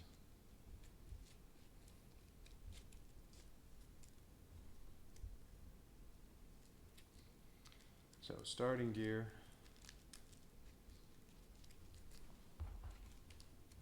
Yeah, let me put this away first. Alright.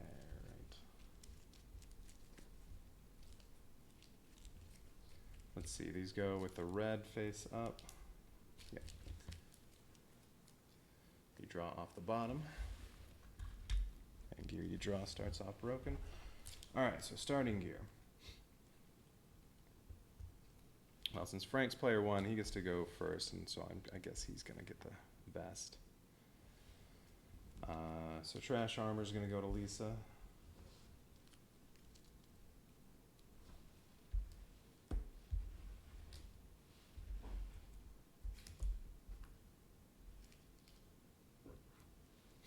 And then weapons.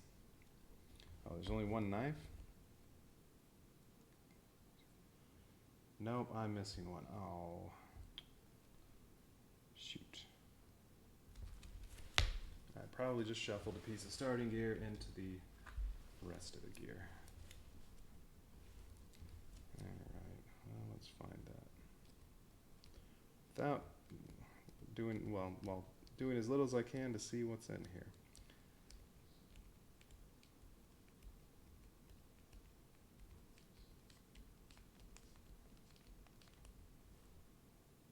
Nope, not starting gear.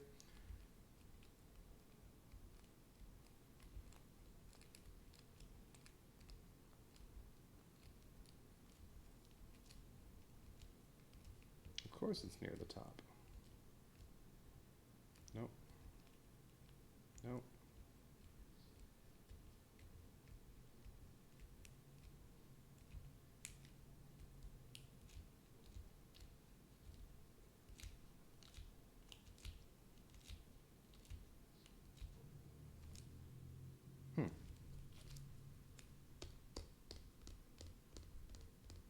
There should be 10 pieces of starting gear. I only have 9. I have armor, knife makes 3, and I only have 6 here. 1, 2, 3, 4, 5, 6. So I'm missing one.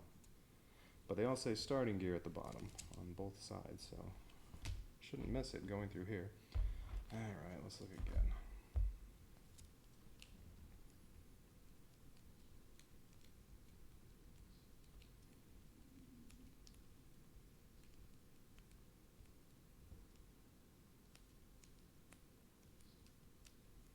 A few of them say at the bottom, this takes no gear slot.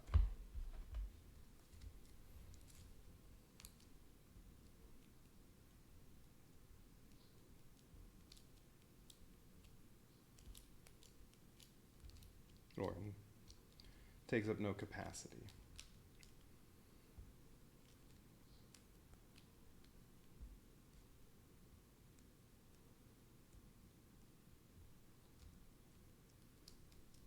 Nope. No, none of those is starting gear. Alright, where is it?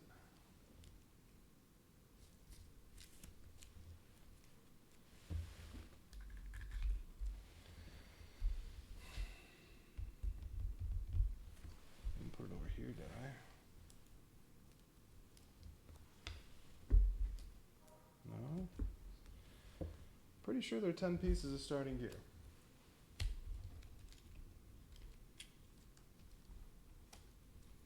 Four pieces of armor. Okay. Yeah, 1 vest and 3 trash armors. And then 6 weapons. I only have 5. 2 pistols, sawn-off shotgun, barbed wire club. I'm pretty sure there are 2 knives.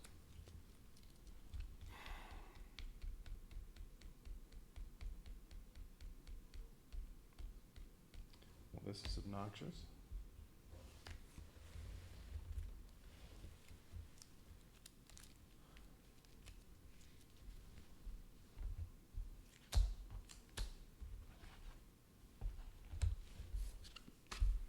there's nowhere for it to be.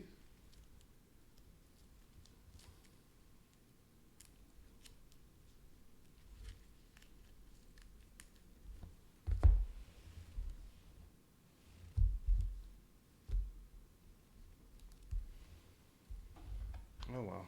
I'm just going to say both my characters have a knife. Well, if I'm going to start them both with knives.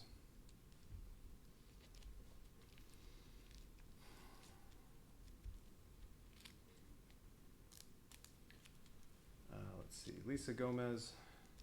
Well, they both have the same melee attack, 1 white and 1 green. Frank, his ranged attack is 1 white and 1 green, and Lisa's is 2 greens. Okay, so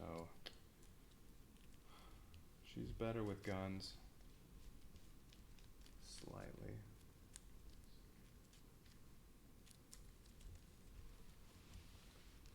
Alright, well, I'm sure I'll find that knife at some point. Oh well. Yeah, I probably wouldn't be giving them both a knife anyway because I'm pretty sure it's 10 pieces of starting equipment. I swear that's what I had before.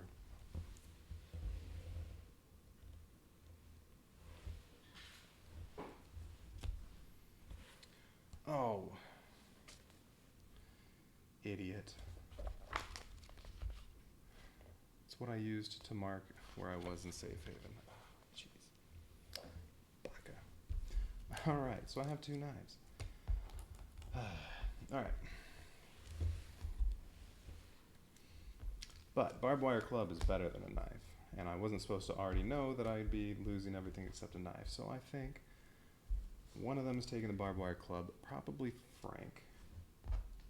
Because I want Lisa to have this sawn-off shotgun. So she has the best gun, and barbed wire club and pistol for Frank. So she's going to take a knife and the sawn-off shotgun.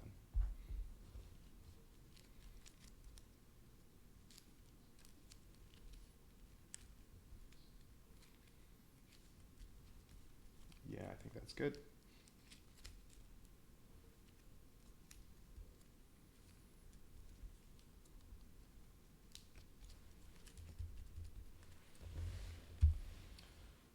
One more thing to shuffle.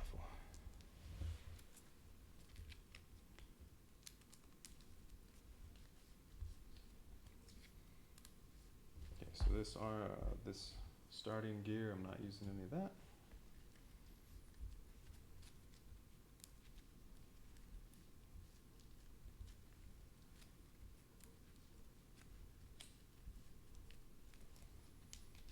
Okay, good to go.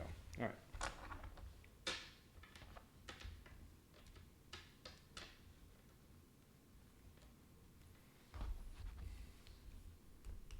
All right, so where was I? Book of Tales.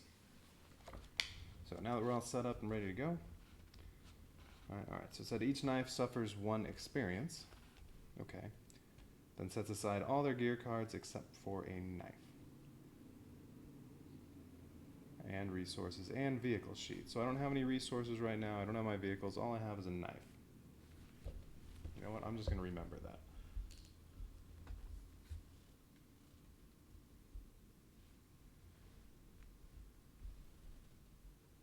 Alright, so there's Lisa Gomez's stuff. Here's Frank's stuff. Although right now I have no resources, I have no vehicles, and all I have is Lisa's knife. C-102.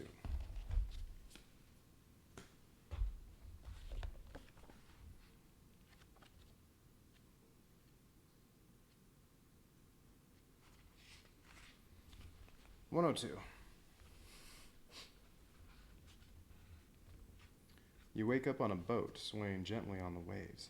You look around, half conscious. A very short man is sitting on a gunwale, a sawed-off shotgun, close at hand. Another one is standing behind the steering wheel. Ropes bite deep into your wrists. You try to loosen them, but they're strong and tight. Easy, says the midget. His face is wrinkled, like fingers held in water for too long. We'll get there in a moment. You turn toward the direction the man has pointed with his chin. In the rays of the rising sun, you see a flat island overgrown with a toxic green forest, or maybe jungle. When you ask what's over there, yet another guy appears from below deck, as if just waiting to answer. He's wearing well-preserved leather clothes and has a revolver holstered on his belt. Garden Island, old military base, huge, untouched by the scourge, he says. You're our rent. They need humans. Ooh. Choose together. We could help you. Okay. Or, that guy is close to the stairs. You could take him down. Choose one night and see 174. We could help you see 132. Or, choose one night equipped with a knife. One of you reaches for the knife and throws it at the man. Ooh.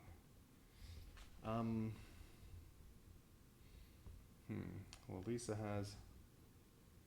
Okay. You know what? Let's go for it. Choose one night equipped with a knife and throw it at the man. Yeah. C248.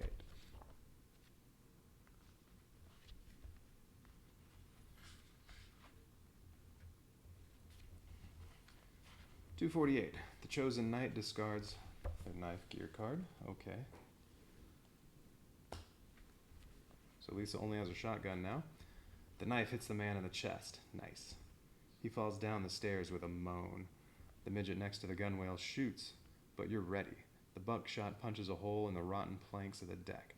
He pulls the trigger once again, but the shotgun jams. One blow, and he's in the water. Seeing your supremacy, the helmsman jumps overboard without putting up a fight. The boat is yours. Ooh, free boat.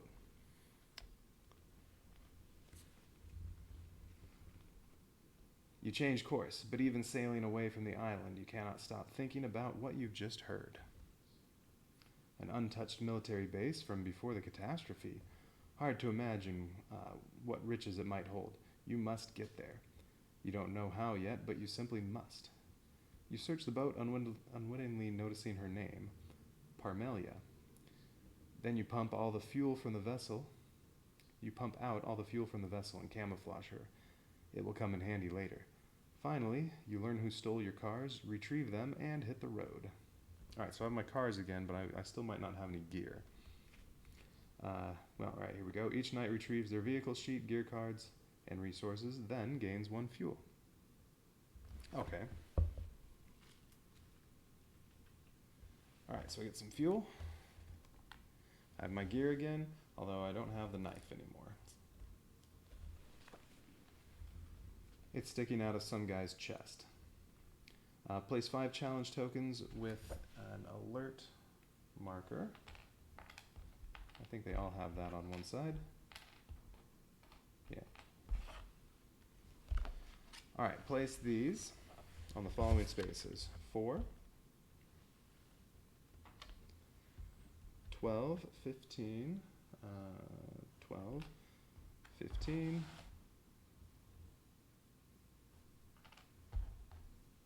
22, and 27.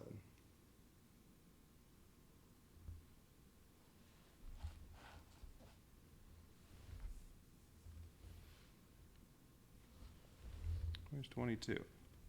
Oh, it's up there. Alright, might need to move my characters. And 27.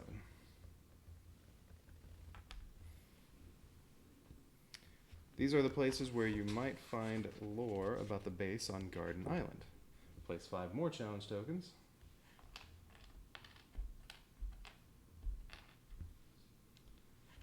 With a threat icon on the following spaces. 1, 6, 25, 1, 6, 25,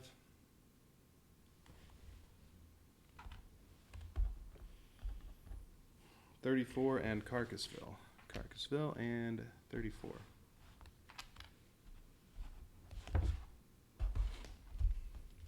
These are places that might be beneficial for the task ahead. Go to the plot sheet Fremantle. Okay, and that's on 248 in case I want to refer back to those. Actually, I'm just going to take a quick picture of that one.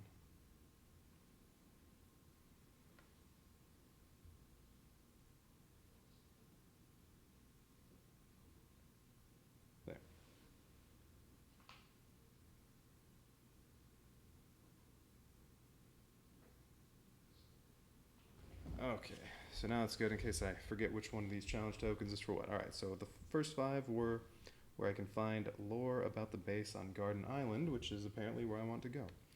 And then the other 5 just are places that might be beneficial.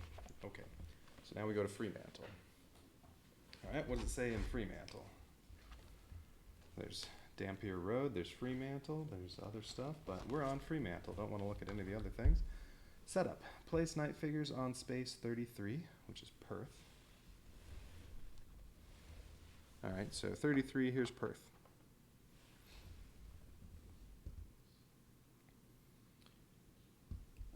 Place the time marker on 1. Each round it moves up. Read the plot special rules below and begin the round. So the goal, quickly prepare to storm Garden Island from the sea and survive there.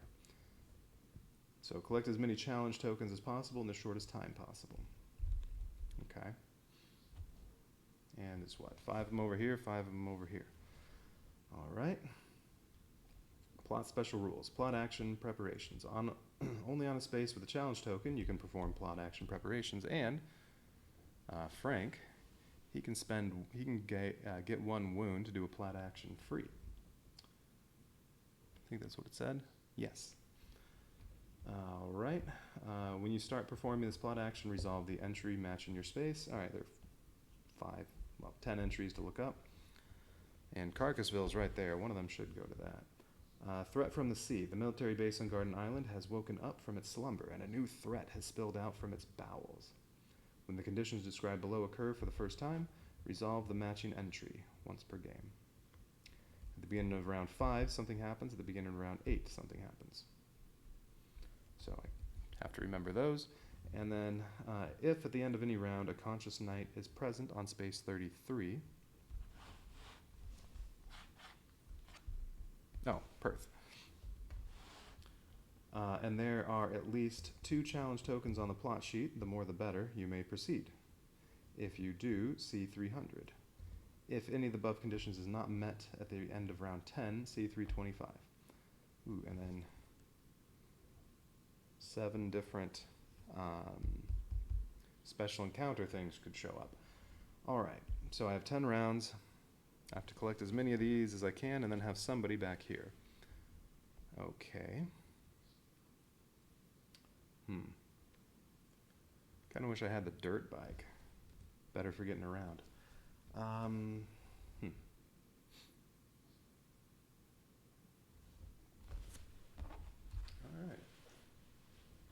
So let's see. One of them should probably make their way over to here.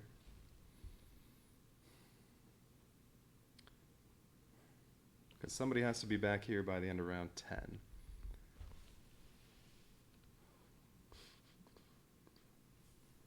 I'm thinking one of them picks up these 3 and then just makes their way back here. The other one goes to Carcassville to here and then makes it to the other side of Australia and picks up as many of these as I can.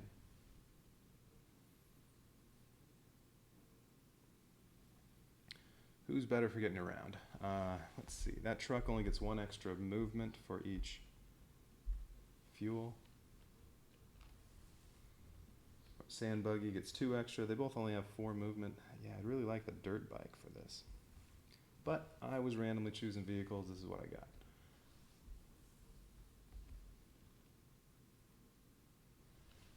Alright, let's see.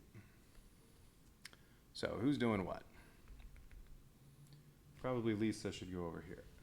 She can get around a little better. That truck is pretty slow. Alright, so Frank in his truck is going to try to do these 3 and then get back to Perth.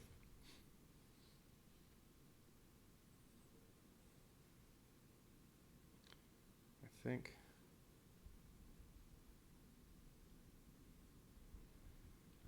Yeah, that's probably a good idea. Alright, so it's Frank's turn first. He's player 1. So what is he going to do? Probably move. Let's see, he has 4 movement. Highway costs 0, so really it's just going to cost, mountain costs 2, so it only costs 2 movement to get there. Maybe he should go down to Carcassville and try to do all 4 of those. Lisa could go for this and then get over there. What would it take to get to there? Shortest route is, I guess, 1, 3, 5, 6, 8, 9 to get to there. Well, she could do that in 2 turns. What if she went down here? Then it's an 11 to get from here to here. Or no, not quite. 2, 4, 5, 6, 8, 9. Oh, 9 from here.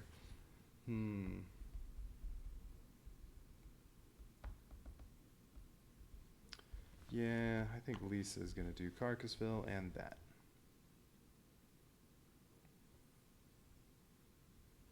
Maybe not. Wonder how many of these I can get.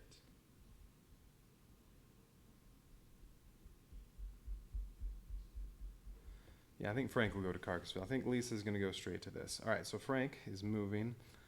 Should do Carcassville first.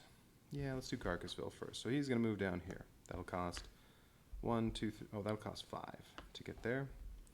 1, 2, and 2. So truck has 4 movement. He needs to spend 1 fuel to go the extra 1. Okay, and he goes over an alert token. 2 alert tokens. And then, yeah, his special ability is a plot action. He can just spend 1 wound. Well, he can get 1 wound to do the plot action freely, which is probably good. Yeah. Yeah, so I think he's going to do, yeah, all 4 of these. That's a good idea. All right, so 2 threat tokens he picked up. So we'll draw 2 out of the bag.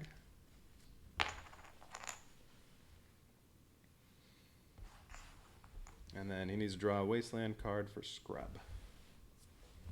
Alright, so probably an enemy, but maybe not. Let's see what Frank encounters. Alice's Outcasts. Alright, it's an enemy, so red side. They get a free spade roll and do 1 extra damage. They only have 3 health. That's good.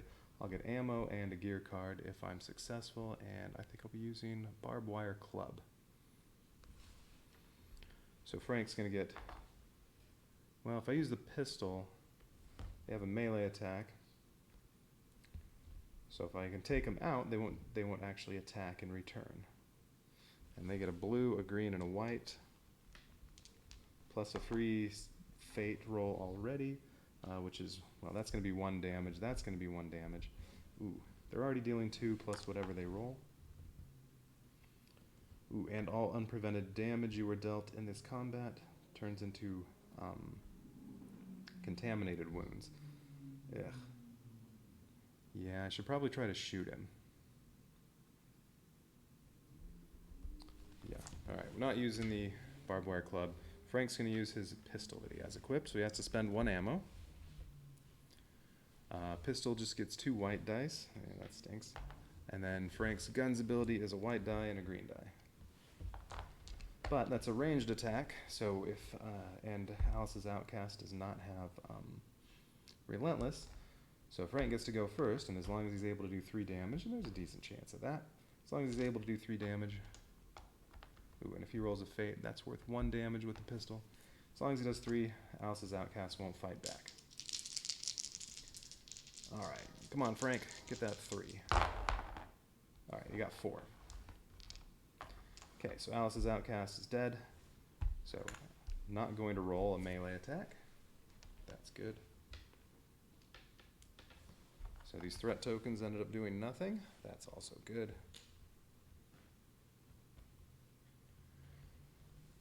Alright, so my rewards. I killed Alice's Outcast, so I get 1 gear and 1 ammo.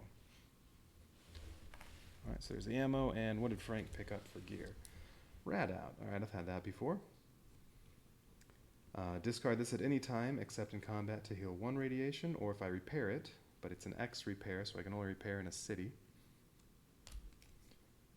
Then you can discard this at any time except in combat to heal 3 radiation. Alright, so he has that in his truck. You know what? I'm going to put his truck down here.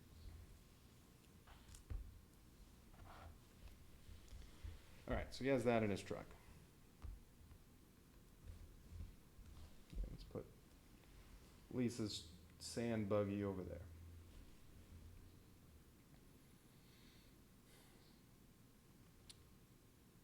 Okay.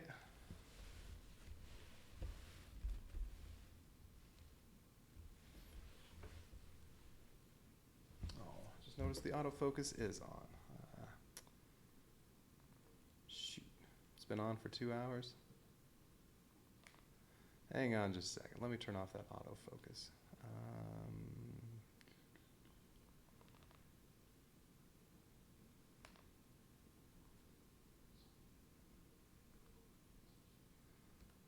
Wish the settings would just save and stop turning on autofocus.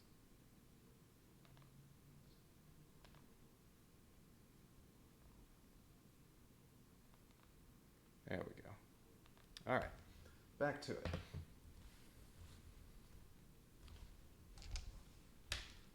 All right, so rat out, don't really care too much about that. So the gear wasn't great, but at least I got my ammo back that I used to kill Alice's outcasts. All right, we'll just discard that there. So that was one action of Frank's. Now, there's a challenge token there. Frank, though,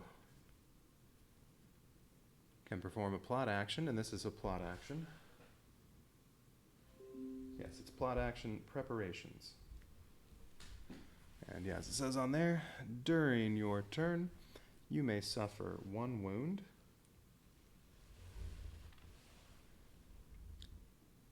To perform 1 free plot action once per turn. So yep, he's going to do plot action. So Carcassville, which one is that? 180. All right, let's see what's going on in Carcassville. Safe haven number 180. Who might live on the island? Humans, robots, mutants? For now, you have nothing. Maybe the freaks from Carcassville know more. Oh, that's not very nice. You need to check it. Carcassville is a large city, but no one knows exactly how it works. Mutants usually gather in tribes, gangs, or herds, but in the middle of this dank swamp, they manage to found a real community. It seems hundreds of them live around here. You doubt if you'll leave this place alive. Goody. Alright, choices are, you have to take the risk. You head to the city, C11, or you decide to stay in the outskirts and ambush one of the locals for interrogation, C345. I'm taking the risk. C11.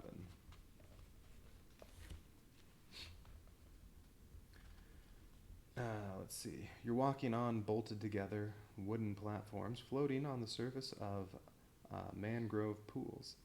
You notice other, quote, normal people who seem to feel pretty relaxed here, but you don't share their attitude. You're as alien here as the creatures inhabiting this place are alien anywhere else in the waste. Choices again. First choice, it's a city, so someone governs it.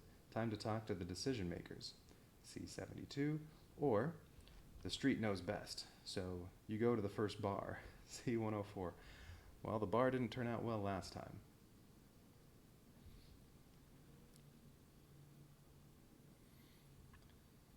But that's where the booze is. So, going to the bar, 104.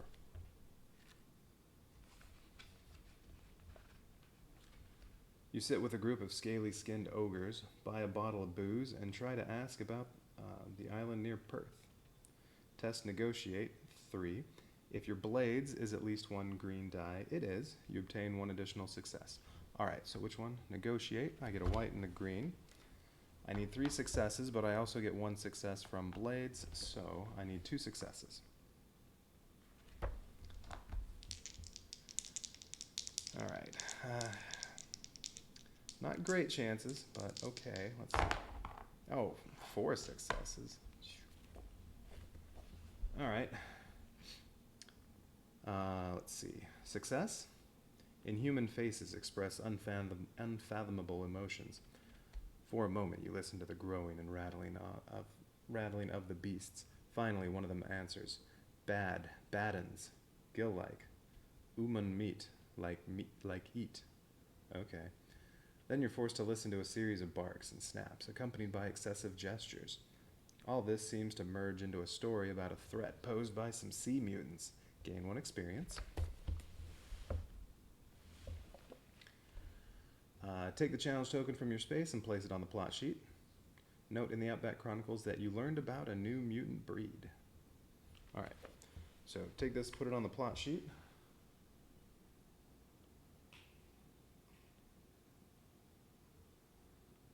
Okay.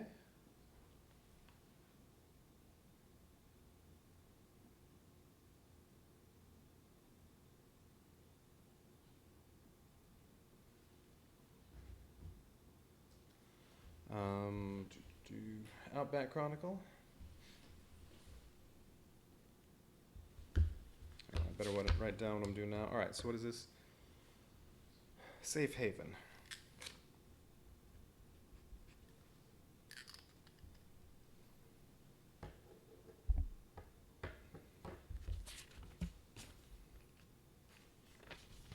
Alright, in the Outback Chronicles and Safe Haven, who am I using this time? Frank and Lisa.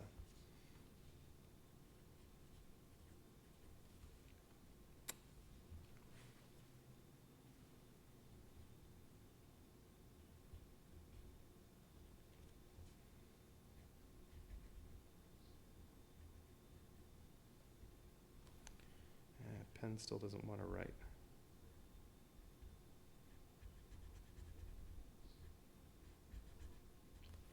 Alright, hang on.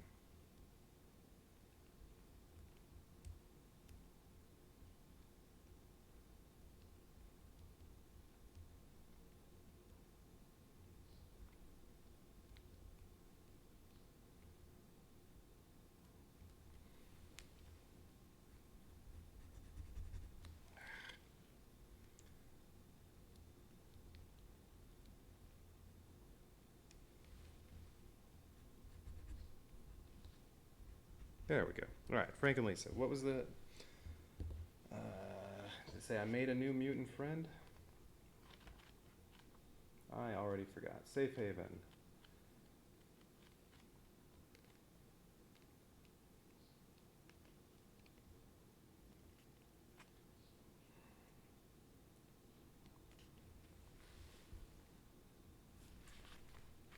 And I have to find the right entry. Sorry, just a second.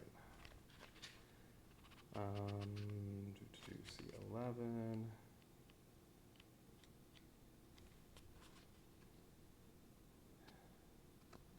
$104.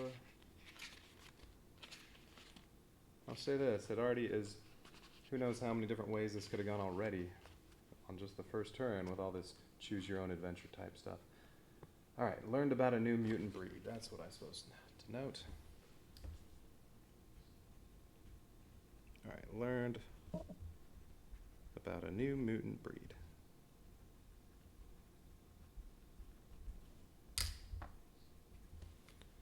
Okay.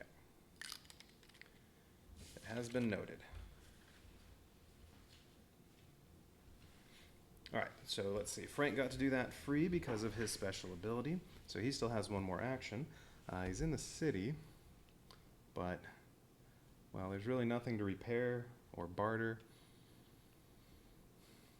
So, how about we just do some exploring? Since he's already moved. Yeah, he'll just explore. Alright, I'm in Scrub. He has Exploration 2. 1 med. Discard 1 ammo. I don't like that. Well, he gets one more try.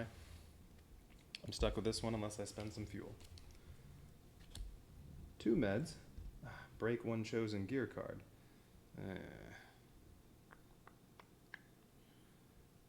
Let's see. What happens if I break the pistol? That only gets 1 white die instead of 2. It costs 2 to repair that. What does Barbed Wire Club take to repair? Just 1. The vest takes 2. Let's see. He only has 2 repair. I think in general the Barbed Wire Club's more useful than the pistol. Well, I get my 2 meds. Unless I want to spend fuel to draw another card, but I don't think so. Alright, 2 meds, and let's break the pistol. Okay. Alright, so Frank's all done. So now it's Lisa's turn.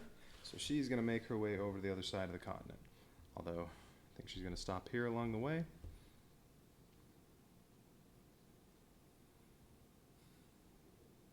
I think what I really need is some fuel for Frank, although he only gets one extra movement point in the truck.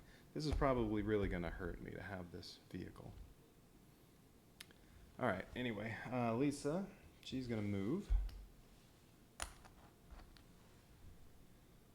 Let's see, she has 4 movement and fuel gives her an extra 2 movement, and her tank's full right now, so she may as well spend some. Now I said she was going to stop here along the way.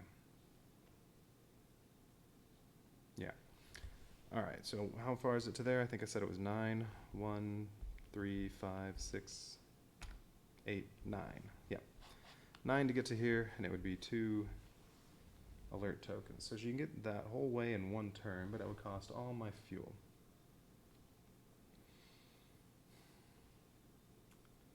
You know what? I think it's worth it.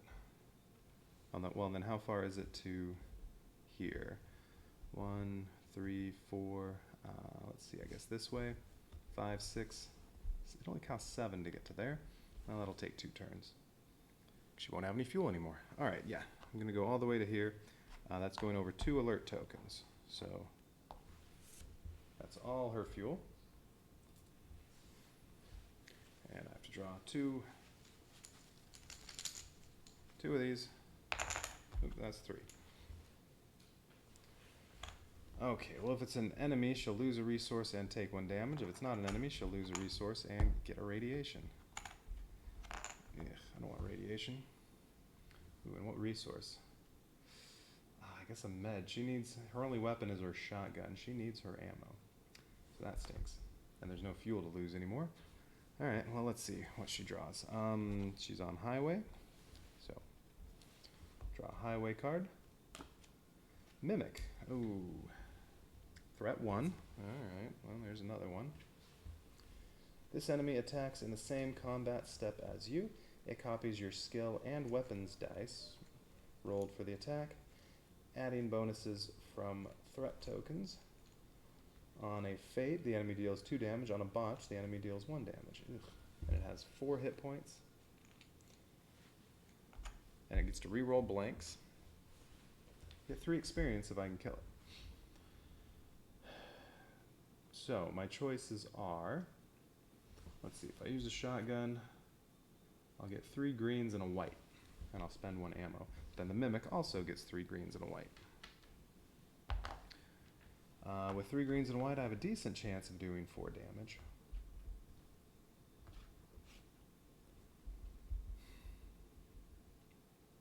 But then the Mimic is also going to roll all these. Or I could attack barehanded, and then it's just a white and a green. Only have a 1 in 36 chance of defeating it, but then that's all the Mimic's going to roll. Plus 1 extra damage and re-roll blanks. So it's just a question of how do I feel about actually killing it? What does a shotgun do on a fate? On a fate, deal 2 damage, but then this breaks. Yeah, my chances of killing the Mimic are pretty good, but I'm probably going to take a lot of damage. I would like the 3 experience. That's going to be an upgrade already. So, you know what? Let's go for it. Use the shotgun. Alright, so here are the Mimic's dice. Alright, my attack. Okay, 6. Unfortunately, this means my shotgun's going to break, and it was completely unnecessary because I already had the 4. Yeah, break this card if you obtained any number of fate. When it's broken, I get 1 green instead of a green and a white, although roll another fate and it's discarded. She's going to need to find some gear. She needs another gun, or she needs another weapon. I'm definitely going to have to repair this at some point. What does it cost? 2 to repair. That's all she has. Okay. How about the Mimic? So the Mimic, oh, and I'm losing a resource. And I said it's going to be a med, because I need the ammo. Alright, Mimic gets to reroll. Oh, that's bad. Alright. 1 damage. A fate does 2, and both the other 2 greens are 2, so the mimic is dealing 7 wounds. Ow. I can block 1 with trash armor. Although 7 puts me only 1 short of getting knocked out. So maybe I shouldn't, and well, she'll get knocked unconscious on another attack later.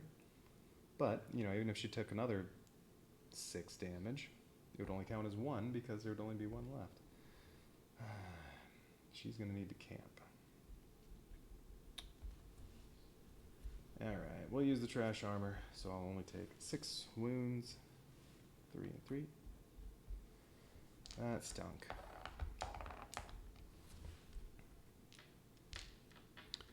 Couldn't have gone much worse there.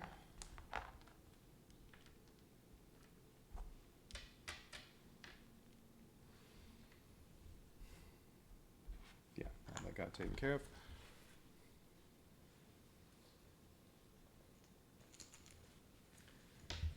Alright, so that was Lisa's first turn, although I get 3 experience, so she is going to get an upgrade.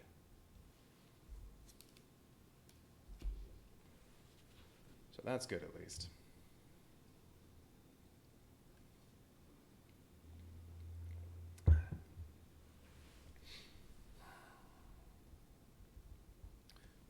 Okay, her other turn is going to be plot action. Alright, so this is spot 34. Which one is that? Space 34, C 170. Alright, Safe Haven 170 says, you have to know more about the place you're about to visit. The base is on the island, so it had to belong. The Royal Australian Navy. How about it had to belong to the Royal Australian Navy? It's time to visit a similar place and check the potential layout and security measures. It seems many years after the Scourge, people lived in this base named HMAS South Shore. That must be what this is. They had looted practically everything.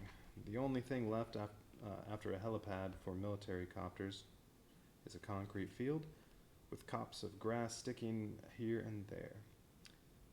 Even the graffiti left by some gangs faded. You find an entrance to the main office. If any files are left, they must be here. It looks like some creatures made a nest inside. Right by the door you see them. Metallic webs and a rustling sound is coming from the building. Oh, great.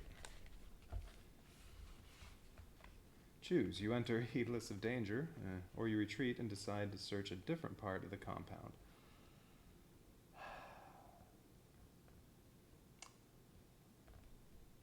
Well, I already have 6 wounds. I only have 1 ammo in my 1 weapon.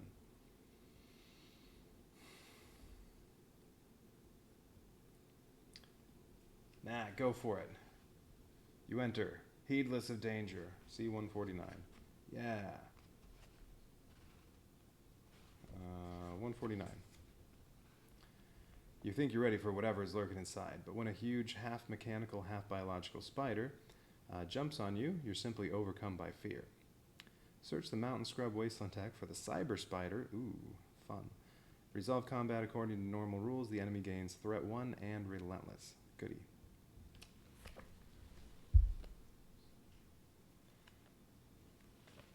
Alright, this doesn't sound good. I think Lisa's getting knocked out unconscious already. Alright, so it said look in here for cyber spider.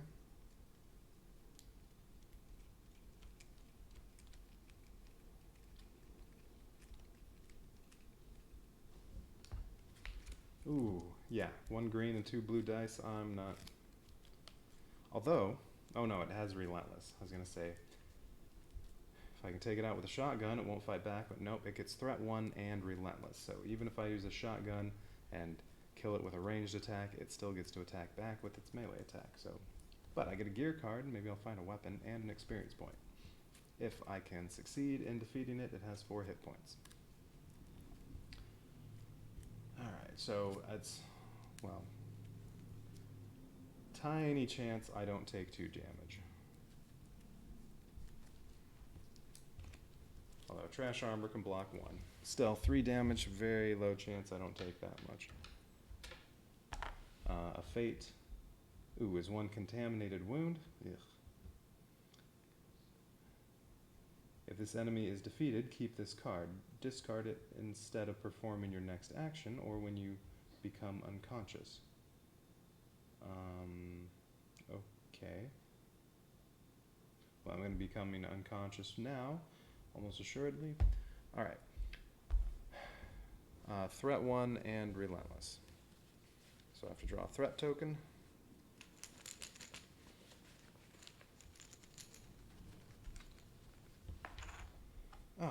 Lose a resource again. Oh, come on. Well, I have to use a med because I need the ammo to attack it. So, lose a med, spend the ammo. So I'm going to get... Oh, right. My shotgun's broken right now. I'm probably about to lose it. All I get are 3 green dice.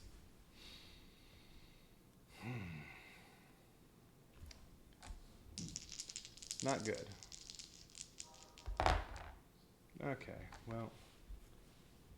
Spade is still 2 damage, although I rolled 1, so this is getting discarded. My shotgun is completely broken. It's gone. So I currently have no weapons, but I did manage to kill the cyber spider, so I'm going to get a gear and an experience point. That was taken care of. And almost assuredly, spider's going to kill me. Well, knock me unconscious. Yeah, 3 from that, and this is, well, 1 contaminated wound, but I'm already taking 3 damage from there. Even if I used the trash armor, I would still be taking enough to get knocked unconscious, so I'm not going to use the trash armor.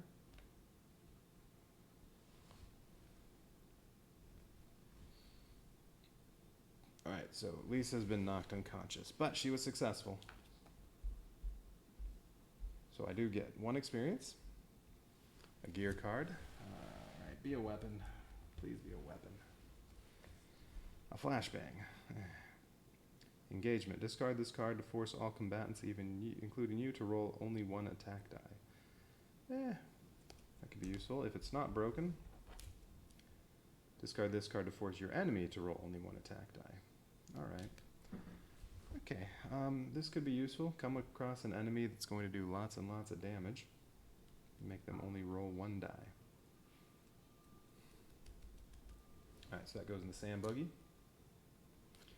But even you don't have to equip it to use it.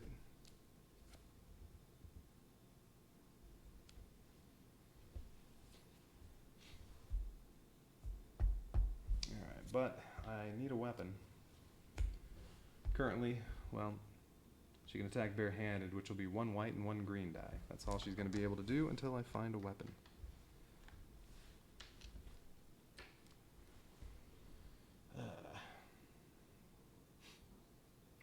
Okay. So back to that. Let's see. So fortunately, I did kill the cyber spider.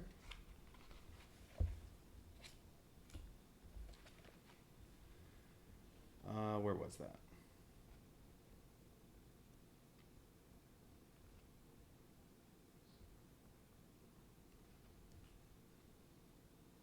Oh, here it is, 149. If you defeat this enemy, you attack blindly, 1 strike after another, until the monster moves no more. However, you worry that it poisoned you. See 129. Oh, goody. Oh, right. In Cyber Spider, I'm supposed to, well, hang on to this. Hang on to it for 1 turn, but then discard it when I'm knocked unconscious, which, well, Lisa's unconscious. 129. You look around the dark, vandalized interior of the building. A few minutes later, you find the main power switch and, to your surprise, and I think I gotta keep resolving this thing. It didn't say anything about being unconscious or not, so I think I get to keep doing this. A few minutes later, you find the main power switch and, to your surprise, some of the lights actually turn on. Then you locate the archive and start searching shelves and drawers full of old files and dusty computers.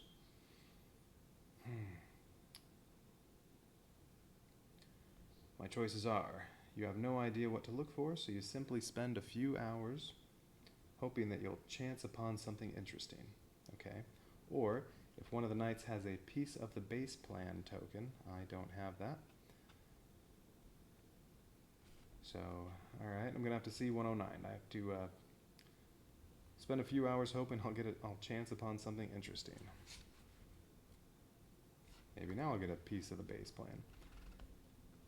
You browse documents describing the HMAS Sterling base on Garden Island. Ooh. Among other things, you learn that there's a generator on sub-level 3 that powers the whole compound. It's not much, but who knows when such intel might actually come in handy. Gain 1 experience point. Ooh, so she already one more and she'll get another upgrade. Take the challenge token and place it on the plot sheet. So I already have enough to where if I just went back to here, I'd be able to continue on and I guess try to go to Garden Island. But it said the more challenge tokens you have, the better. So I want more. Let's see. Plus, I just have to do it by turn 10. And I'm on turn 1. Where'd it go? What was I on? Alright. Write piece of the base plan 109 on an entry token and place it on your vehicle sheet. Keep it for later. Okay. Piece of the base plan 109. Entry token, well that's these. There are a bunch of these. You're supposed to write on them, but then it said in the rule book you might run out of these and then you can just use scraps of paper. So I'm not writing on this. I don't want to do that. I will, however, write on, let's see, there we go.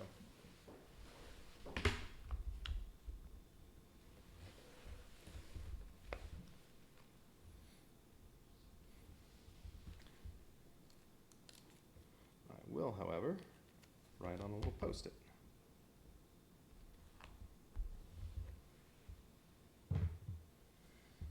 All right, piece of the base plan 109.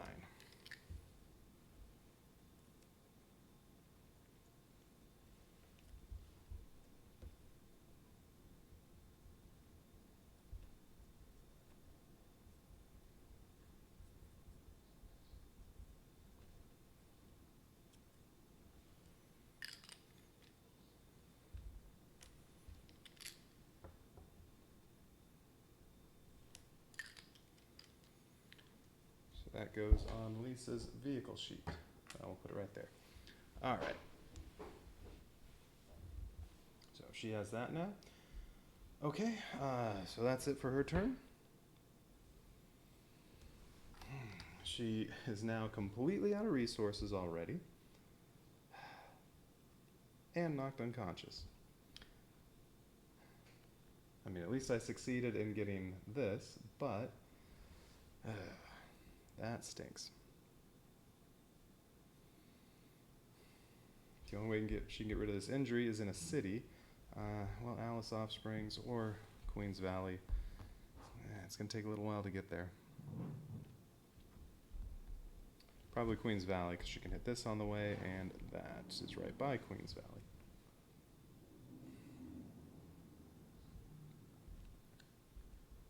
Well, she's going to have to spend next turn. Well, one action will just be regaining consciousness, and then I guess she's going to have to do some exploring because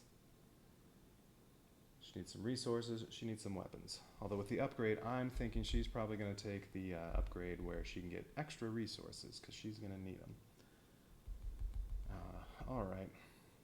And speaking of which, it's the end of the round, so now I get to check for upgrades, and Lisa gets an upgrade because she got up to 3 experience. Well, she made it up to the 3 experience point level, so, well, what are her special upgrades? Because I haven't seen her yet. That's not her.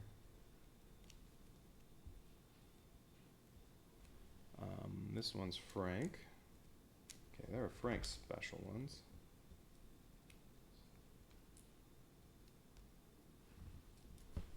What's Lisa look like? Alright.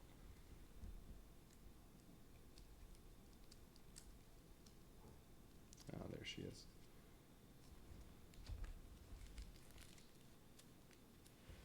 Alright, so eagle-eyed is what I'm thinking so far. Or what does she have that's specific to her?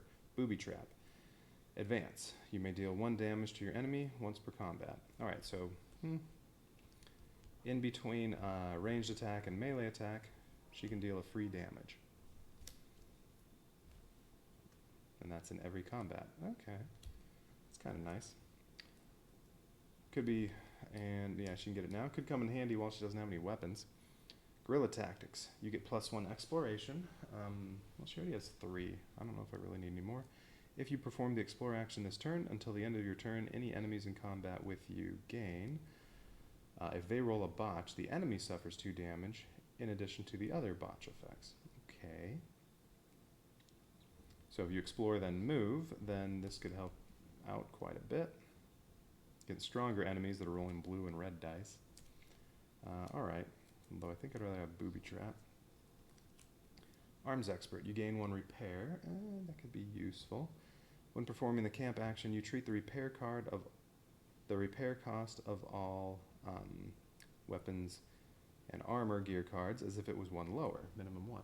Alright, so she'd have 3 repair, and then like flashbang would only cost 1. Okay. Motivations, you can't get this yet. She needs to be at the 6 XP level. You can get this next time. When performing the additional action for defeating your enemy. Huh? Oh, right. What was her special ability?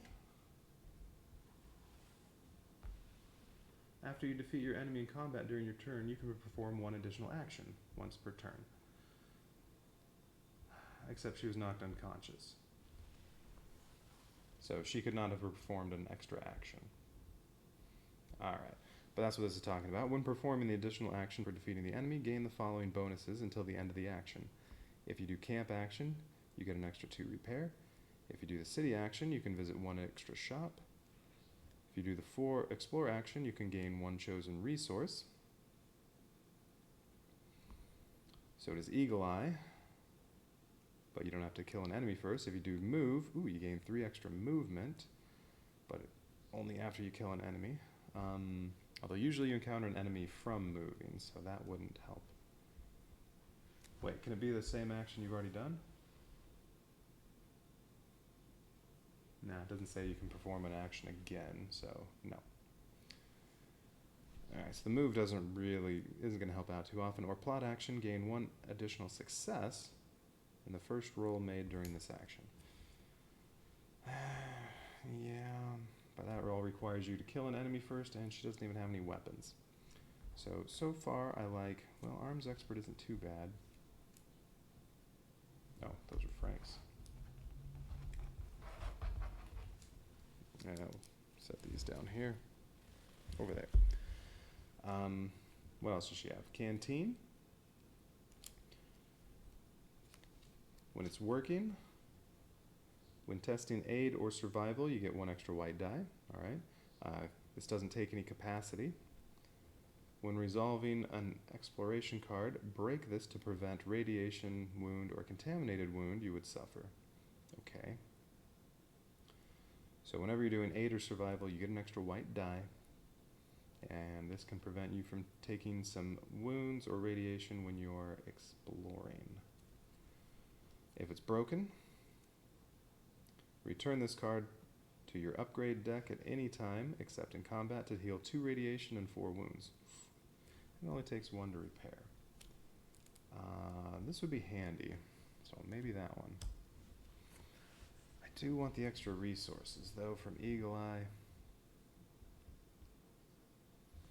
I like Booby Trap, I like Guerrilla Tactics, I like all these.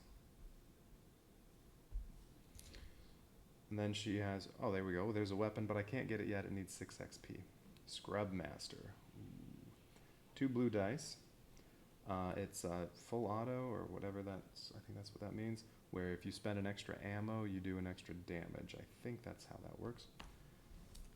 Let's see, you ignore 1 botch roll. On a fate, you deal 1 damage. If you use extra ammo, oh no, if you use full auto, do not spend additional ammo. Ooh.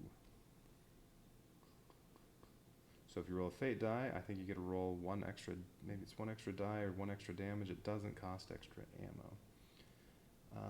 That's a decent gun. She would roll 2 greens and 2 blues. Ooh, that's nice. I do want this, but I need 6 XP first. Let's see, when it's broken, it's a green and a blue. And then not quite as good. What does it take to repair? 3. Ooh, she only has 2 repairs. So if she gets this, she's then going to need arms expert so she can repair it while she's camping. But I also need ammo. So in the meantime, I think I do want to get the scrub expert. Well, maybe she get the arm expert. Yeah. I kind of want eagle-eyed, so that every time she explores, she can get an additional resource. She needs some meds. She needs some ammo.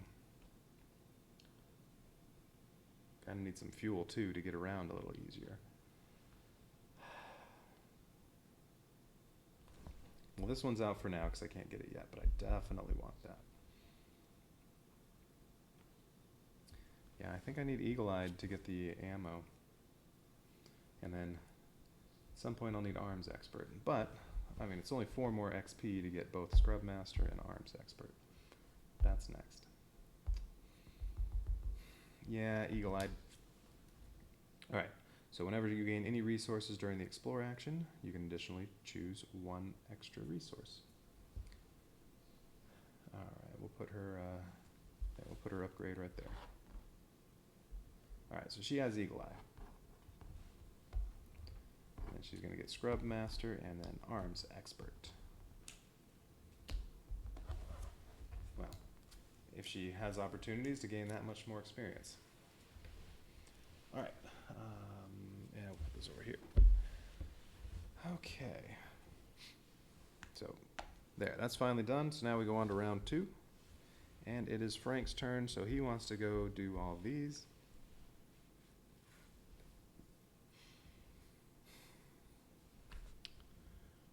Well, his first action,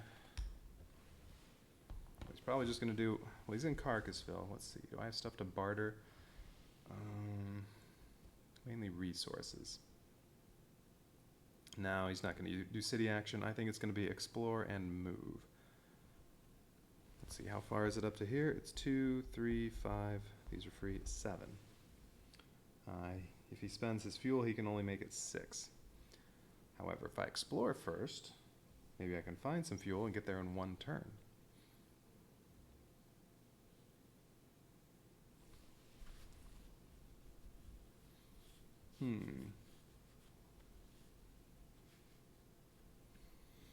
Yeah, let's explore first. Alright, he's going to explore. He has 2 exploration, and he's on scrub. 2 meds. Place a radiation marker in your space. That would be fine. That would just mean if anybody goes to Carcassville, they pick up radiation. Well, he's already there, so it's not going to affect him. I think that's how it works. I'll take the 2 meds. Alright, he has lots of meds. 6 of them already, so yeah, he has good resources for trading. Didn't get the fuel, though.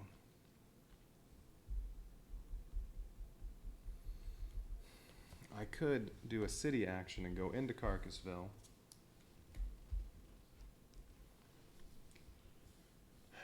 Do some bartering, get some fuel. Maybe pick up something else of use.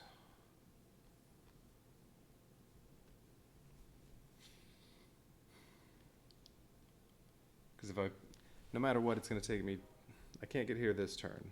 I could move and then move again to get there next turn, or I could pick up fuel and get there next turn in 1 move. And possibly pick up some decent gear.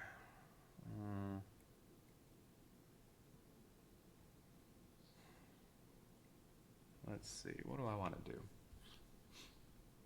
Oh, and if I do a city action, I can also repair my rat out. Since I don't have a lot to do, I can barter and then, yeah, probably do this. And then that'll remove 3 radiation. Useful. Right now it would only remove 1 radiation. Although I don't think I'm going to be picking up a whole lot of radiation. well, we'll see. Okay, so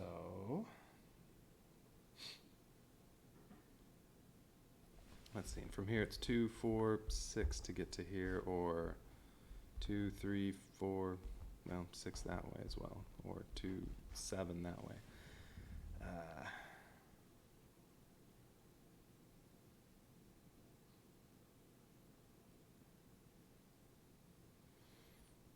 Let's see, it'll be round 3, he'll be here. Probably not until about round, well, if he goes up there to that city. Oh, actually, you know what? Maybe I should hit this on the way back. Maybe he should go around this way. See if I can get to these. I think by, let's see, round 7 or so, he definitely has to book it for here. Let's see. Shortest route. Contaminated wound, but 1, 2, to get down to there. Let's see. Well, 3, 5, 6. It'll only take 8 to get here. So we can get there in 2 turns without any fuel from here.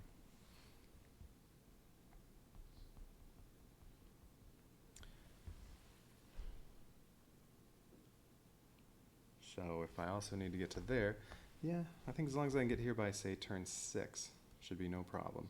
Although if he gets knocked unconscious and loses a turn here or there, might not make it back. All right. Yeah, all right, let's make our way to here. So, what's his path? Although I think I'm going to do the city action.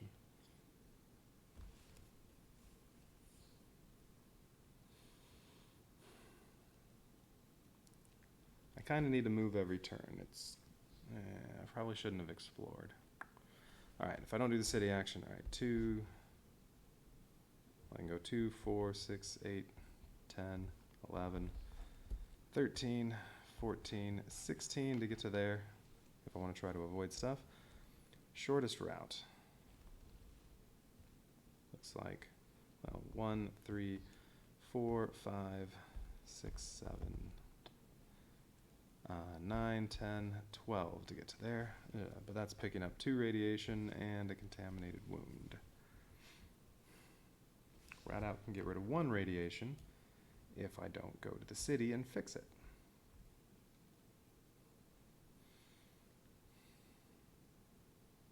Could really use a vehicle that gets around better than this.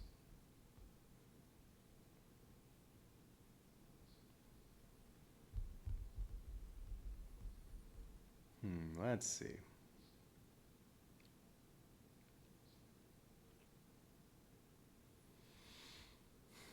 If I want to avoid the radiation, because radiation is bad. Or let's say I pick up 1 and get rid of it with rat out, because there's not a whole lot of, I mean, there's also that radiation, but I don't need to go through that. There's that one.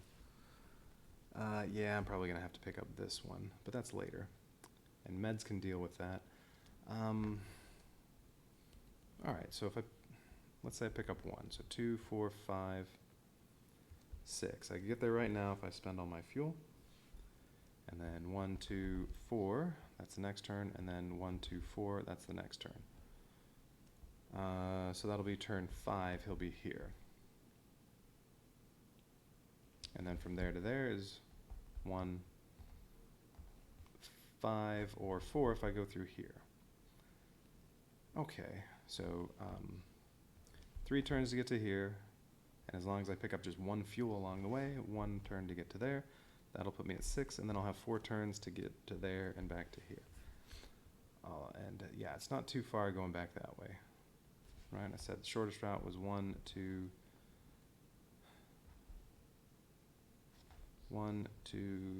3, 5, 6. Well, 8 to get to there or here. Yeah, that's 2 turns. 2 turns to there, 1 to here.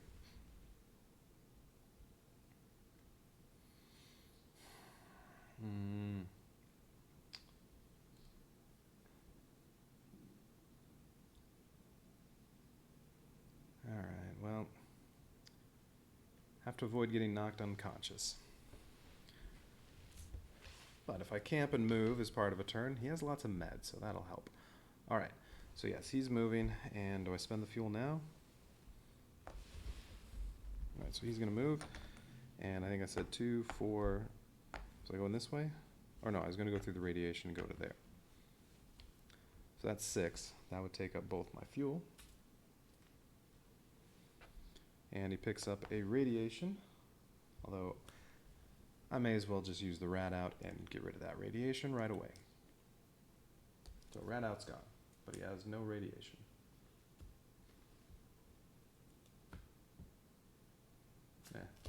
Weapon discards over, or gear discards over there. Okay, now he draws a wasteland card. That's desert. Fallen bridge. Test tech. I need 2 successes. Ooh, I get 2 experience if I succeed, and oh, but his tech is 2 whites.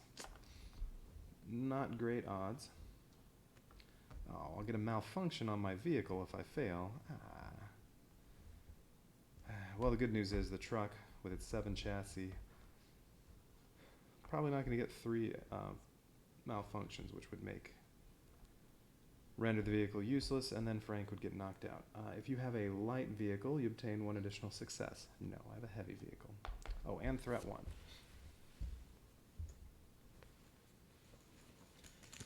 Alright, well, I'm probably getting a malfunction that can only be removed in a city. Oh, great, I picked up radiation.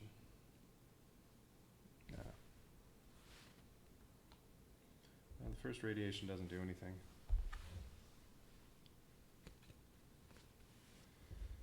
Okay, alright, well, probably going to be a malfunction. Yep, I got 0. So we'll draw this. Well, the truck doesn't get wrecked first, it just gets malfunction, which is substantial damage. That doesn't sound good. The repair cost of your vehicle is increased by 1. Oh, alright, whatever. So that just means to repair 1 damage to the truck requires 2 repair. Yeah. That's not bad. The only bad thing is I have a malfunction.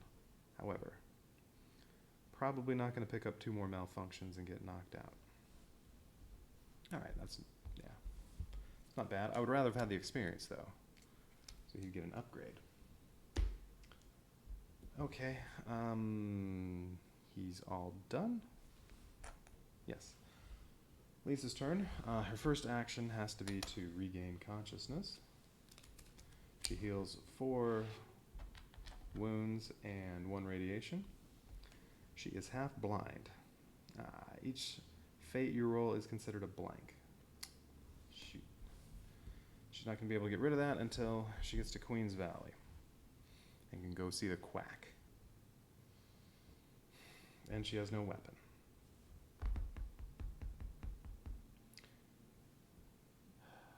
Let's see. So she's going to need to explore. Well, or does she need to move? She only has 1 more action. Let's see. She has no fuel. Right, she has no resources at all. So it would be, well, she can get to there. And then 1, 2, 3. Then she can get there in 1 more turn. Yeah, she doesn't need to get there that quickly. Yeah, I need to explore. I need to find something. Alright, she has 3 exploration, and she is in highway. 1 fuel. Place a threat marker in your space. Nah, I can do better than 1 fuel. Gain 2 chosen resources and take 2 damage to your vehicle.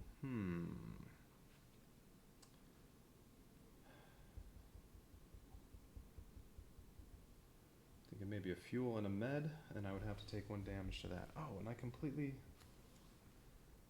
forgot I could use the sand buggy against the mimic and give it 1 extra damage.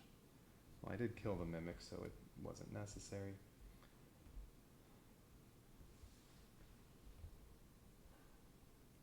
Alright, if I take 2 damage to the sand buggy, I get any 2 resources I want, or I can draw 1 more card, but then I'm stuck with it. Yeah, I think I'll take a med and a fuel.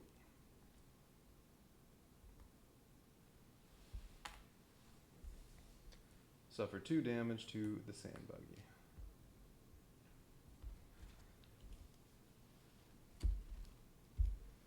Alright, she's all done. So now turn 3. Oh, and what does it say on here? At the beginning of round 5, something happens. At the beginning of round 8, something happens. Okay.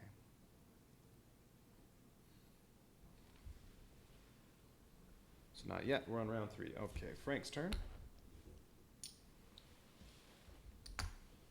Oh, whoa, I forgot. Right, she also has Eagle Eye. So whenever she gains resources from exploring, she gets an extra resource. So what else do I want? If I take the fuel, I can get all the way to here in 1 turn. But I'll get 3 threat tokens and a radiation.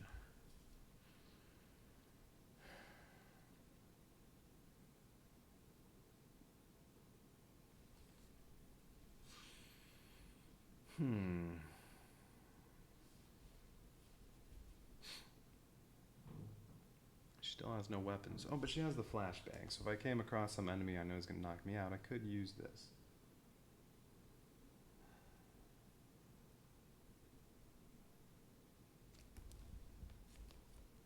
What happens if it's working?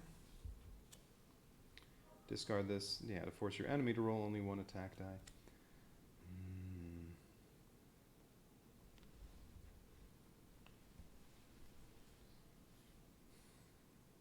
And then it's 1, 7 to get to Queen's Valley from there.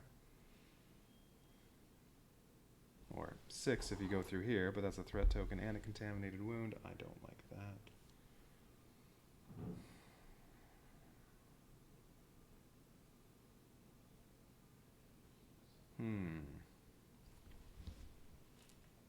So I can take an extra med for more healing. I can take some fuel. I could get an ammo, it's just I don't have anything to use it with. Oh, well, that's right. I'm going to get the, if I can gain any more experience, I'll get whatever it was. Maybe I should take an ammo. Get the sniper rifle or whatever weapon it was she had. Oh, there it is. The Scrub Master.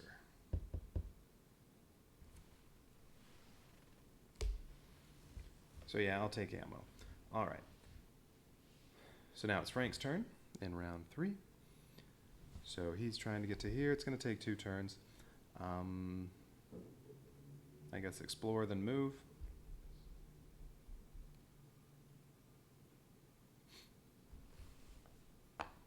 When he moves, it's going to be 1, 2, 4, and then 1, 2, 4. I will pick up a contaminated wound. It's not terrible. All right, so he's going to move 1, 2, 4. Picks up a contaminated wound. That takes 2 healing instead of just 1. It's all right, I have lots of meds. And then, what's he going to do?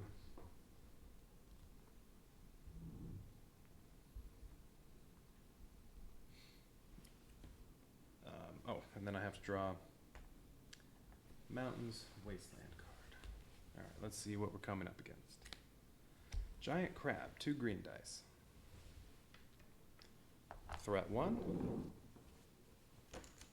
See, it's a melee attack, so if I use, what does it have, 4 health? If I used the pistol, I could potentially kill it without having it fight back, but not a very good chance of doing 4 damage. Alright, so the giant crab has a free fate roll. On a fate roll, the enemy gains armor piercing, so my vest won't do anything, and deals 1 damage. Oh goody. Well, I'll get an experience point and a gear card if I can kill it. Yeah, it's going to be barbed wire club, so I will get 3 greens and a white if I'm attacking with the barbed wire club.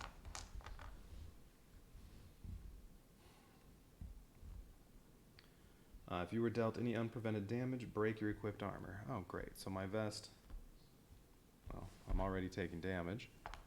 So my vest is going to get broken no matter what. All right. They both go at the same time. 3 spades. Well, that'll be, he only gets armor piercing once, so that's going to be 3 damage. Can't block it with the vest, and the vest is going to be broken.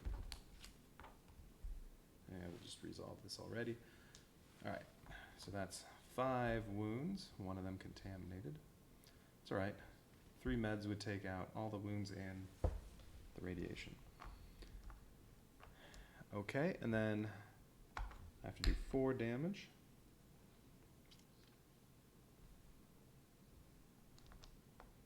Alright, and yeah, 3 greens and a white. Yeah, there's a chance. No. However, alright, barbed wire club. Once per combat, you can re-roll all of your dice, but then you have to break this. I can keep the 1 and then roll these in hopes to get 3 more. Not great odds. And if I break it, well then it only gets 2 white dice. It only costs 1 to repair though. What is his repair? 2.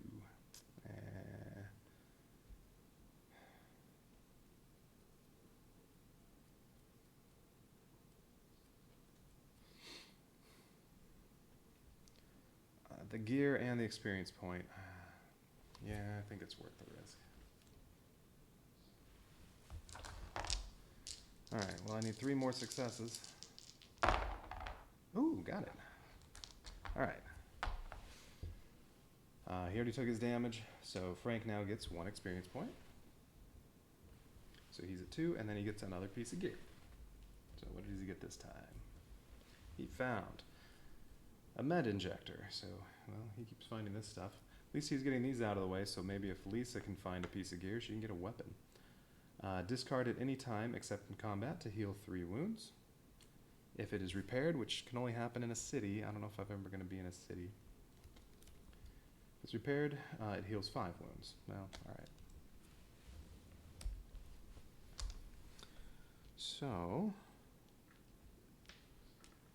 well, I could use that instead of camping at some point to get rid of 3 wounds. Like I could do that now, except I do want to camp at some point. I need to repair, at the very least, the barbed wire club. I mean, or the pistol. I need some weapon to be working.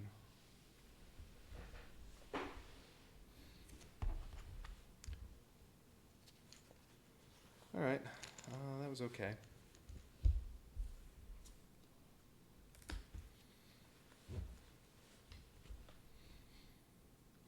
And that was just Frank's first action. So now he can explore. Or do I want to camp?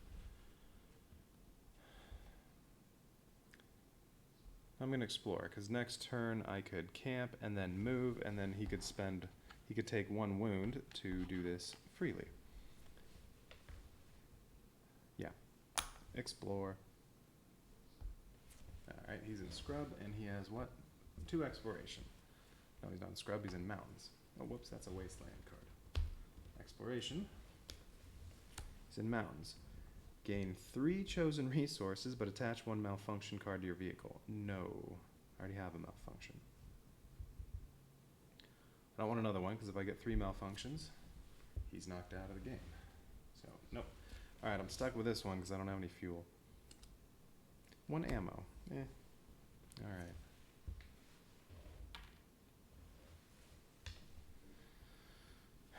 Okay.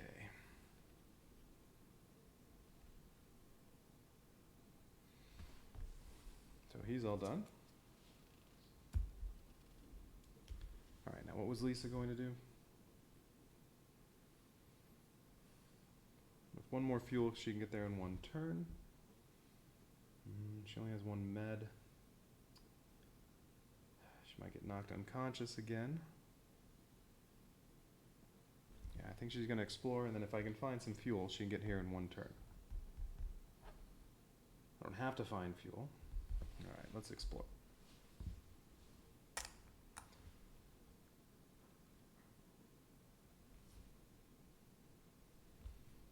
Let's see, what does she have to repair? I might want to repair the sand buggy if I camp. Alright, so exploring. She has 3 exploration. On highway. Ooh, no. Alright, so the one that says 1 fuel, 1 med, and 2 vehicle damage, although that should say 1 ammo, well, 1 of those. I did find the answer to that on Board Game Geek. one of each resource plus an extra resource, except 2 vehicle damage. That would wreck the sand buggy. And then it would have a malfunction. I don't want to do that.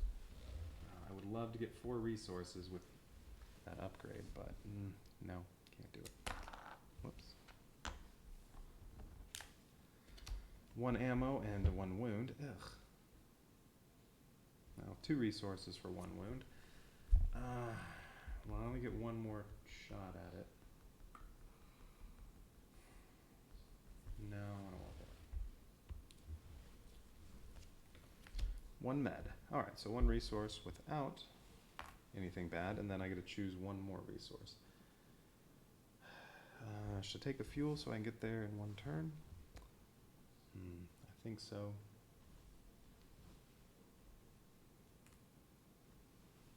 Although in 1 turn, what's going to happen? It's 1, 2, 3, 4, 5, 6, 7, right? 1, 3, 4, 5, 6, 7. Yeah. So we'll get there in 1 turn. However, I'll have 4 threat tokens and a radiation. Oh no, I'm not going through that one. 3 threat tokens and a radiation. Oh.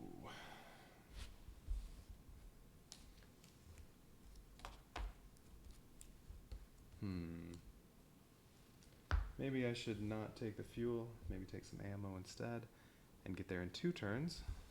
1, 2, 3, 4. I can get to here, or here, it doesn't really matter.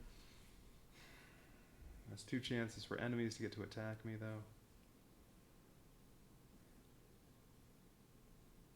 I need to get to Queen's Valley. I do have the flashbang.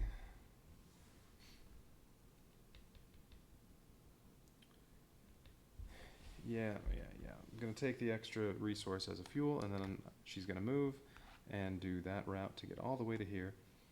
That'll cost both fuel, and she'll get 3 threat tokens and a radiation. And then draw a desert card.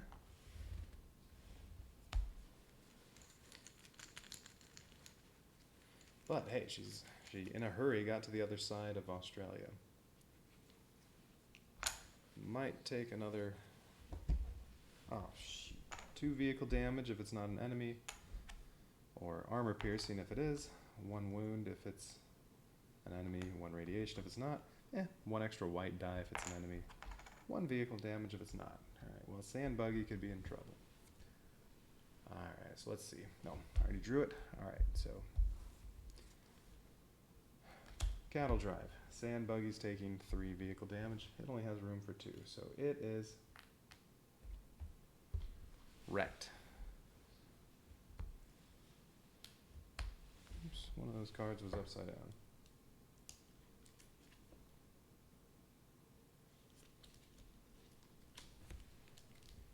Alright, reshuffle these. And I get a radiation. Oh, goody. Great, she's losing 1 die, so she is going to have to use some meds and get rid of 1 of those radiation. Well, let's see what this does. Cattle drive. Threat 1. Oh, goody.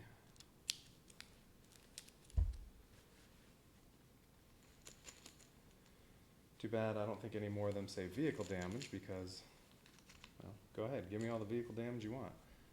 -1 resource. It's going to have to be the ammo. I need the meds.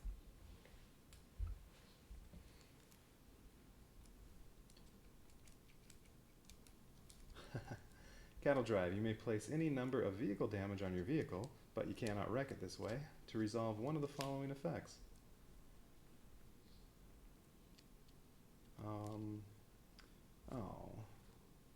So this is a good one if my vehicle weren't already wrecked. Because if you placed 1 vehicle damage, you get to choose 1 resource. 2, you get a gear card. 3, you get an experience point. Oh, that would give me my gun. Outback Cowboy. If you have at least 5 experience, I do, you may resolve up to 2 effects instead, except I can't put any damage on the vehicle. Oh, man. I could get an experience point and a gear card, except the sand buggy's already wrecked. Too bad. Oh, that's a good one. Oh well.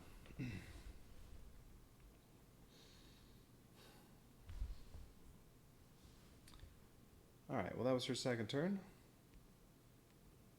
She's definitely going to be camping next turn to do some healing, do some repairing. She can repair the flashbang, or the sand buggy's going to get repaired. Well, her first action is going to be long fix. Oh, you get to repair 3 damage and then flip this over, and well, I'll have a malfunction. So that'll only have 1 damage. What does she have? Repair 2. Well, she could repair her trash armor and the... No, she could repair the flashbang or 1 damage on there and the trash armor. Alright. But that's next round. Okay, so she's all done. So now we go up to 4. Nobody gets an upgrade yet. So we're on Frank's turn, and Frank's goal is to get to here, although I think I want to camp first. He currently has 5 wounds. I don't like that. So I don't want him to ever get knocked unconscious. So I think I said I can camp and move and do this, since he can take 1 wound in order to resolve that. So yeah, he's going to camp. So while he's camping, he can spend 3 meds to get rid of the radiation and 6 wounds, and this counts as 2, so that is a total of 6. And he still has 3 more meds. Okay, and then while he's camping, he can also spend the 2 repair. So my choices are, well, any one of these 3. Oh, that's right, I also have the med injector. That can heal some wounds. Definitely use that at some point.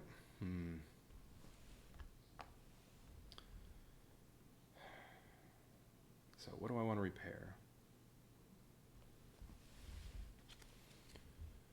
I mean, the pistol's only 2 whites, the barbed wire's 2 greens, although a pistol on a fate deals a damage, and I do have the 3 ammo.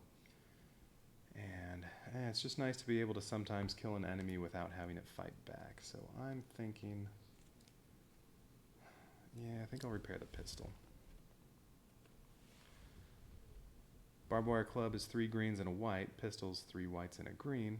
Nowhere near as good. But... yeah, it is a ranged attack. Alright, so yeah, he's doing that. Okay, that was his first turn. His second turn is to move.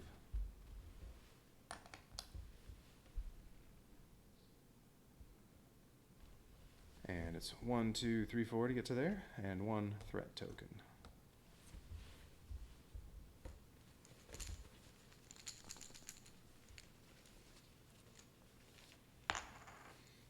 Contaminated wound or 1 extra health on an enemy. Alright, well, what's he drawing? I am in the mountains.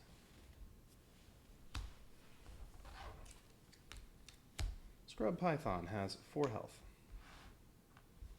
Ambush, so it attacks me before I get a chance to fight back. Oh, well, barbed wire club would be better here because the pistol doesn't gain anything by being a ranged attack. If you are on a scrub space, nope, this enemy gains 2 health, and you gain 1 additional gear for defeating it. Oh, I get a gear if I win. On a fate roll, suffer 1 wound. Alright, so 3 greens, fate rolls count as a wound. And yeah, it gets the 4 health. It would have 6 if I were on scrub. And then, well, I guess if I use the pistol or this barbed wire club, either way, I'm rolling the same dice. It's going to be 3 whites and a green. However, with the pistol, if I get a spade, which is only on the green, that counts as a damage. With a barbed wire club, I can re-roll any dice I want, but then the barbed wire club would be gone because it's currently broken. Now I wish I had the barbed wire club fixed instead of the pistol, but oh well, I chose the pistol. Well, may as well use the pistol.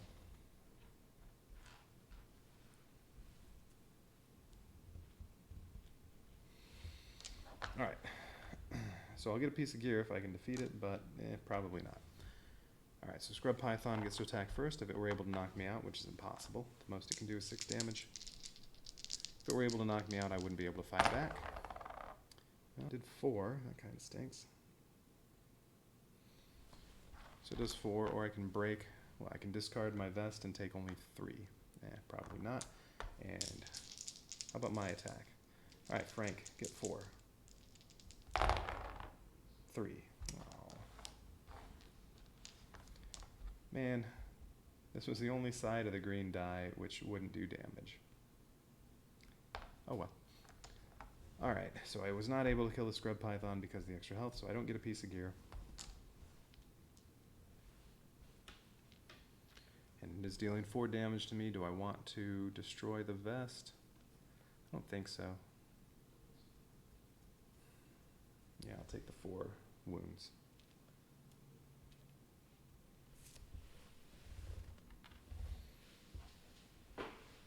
Okay, so Scrub Python's out. Alright, and then Frank can use his special ability, which is he can perform a plot action by taking 1 wound. He can perform a plot action in addition to his 2 other actions. Alright, so he gets to do this one free. 25. Well, for 1 wound. Space 25, C 160. Alright, back to the Book of Tales. Safe Haven 160.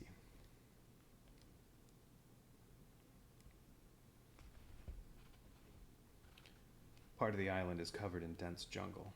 If you land far from the base itself, you'll have to cross that wild part.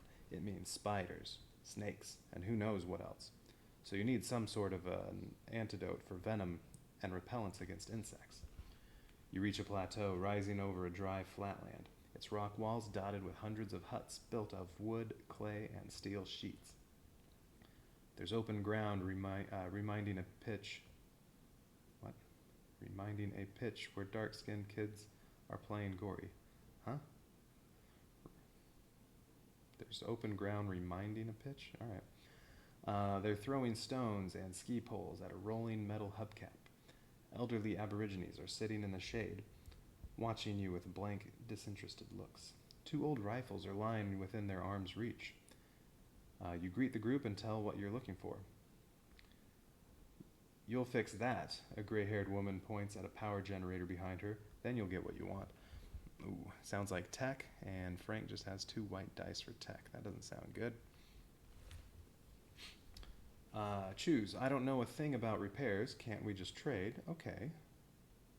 185, so I bet resources. I have 2 ammo and 3 meds. No fuel.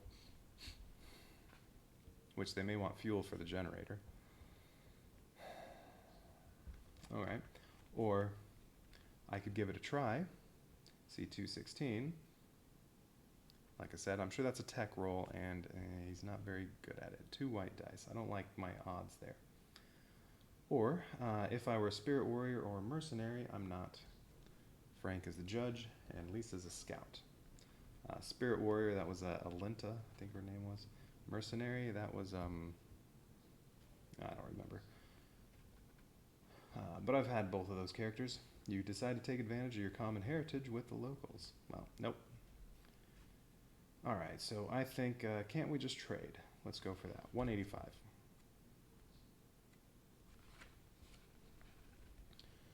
Test negotiate. 3. You may discard any gear card to obtain a number of additional successes equal to its value. Alright, so negotiate. I get a white and a green. I need 3 successes. And I can discard a gear card to obtain more successes. Well, the pistol and the barbed wire club are only worth 1 each. So those would give me 1 success. I would still need 2, which not good odds of getting 2. The vest is already broken. It's worth 2. If I discard this, I only need 1 success. So, you know what I'm doing? Oh wait, I also have, well, the med injector is only worth 1. No, I don't want to discard that. Alright, I'm going to discard the vest. So I need 1 success. Pretty good odds. 5 and 6. Failure. Man.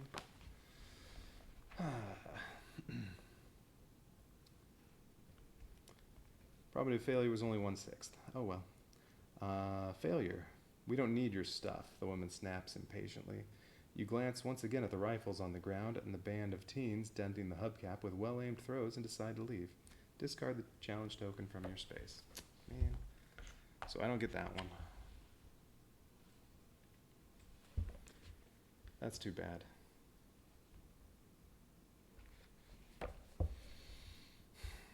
Alright. So Frank's all done. He failed at that. Right, and it's 1, 2. Yeah, he's going to get up here in 1 more turn, so he'll be there after 5 turns. Although I have 5 wounds now, I might need to do some more healing. Well, I could just use the med injector. That won't cost any actions. Yeah. Okay. I think his next round he'll explore, and then move, and then do this. Well, that stunk.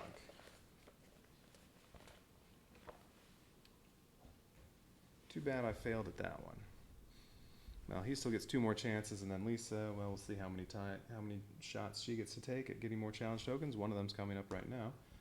All right, so what's Lisa doing on her first turn? She currently has 4 wounds. Oh, but the radiation is bad. She's losing a die, so she does need to heal. So the first thing she's going to do is camp. She'll spend both her meds to heal 3 wounds. So she's down to 1 and 1 radiation. And then she also, oh wait, I'm sorry, no. Can't do that yet. My sand buggy's wrecked. I have to do that first.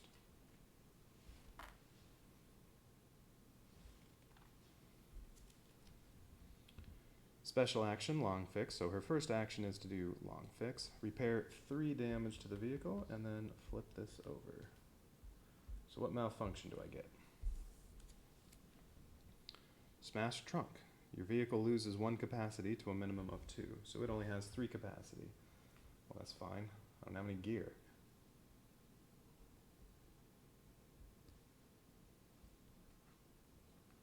So, who cares if I only have 3 capacity? Alright, so she's not doing that yet, because she does need to camp. I need the dice. So, alright, her other action is camp. So now we'll go ahead and say 2 meds. Whoops. This wasn't on there. It was only 4 wounds before. 3 wounds, 1 radiation for those 2 meds. Okay.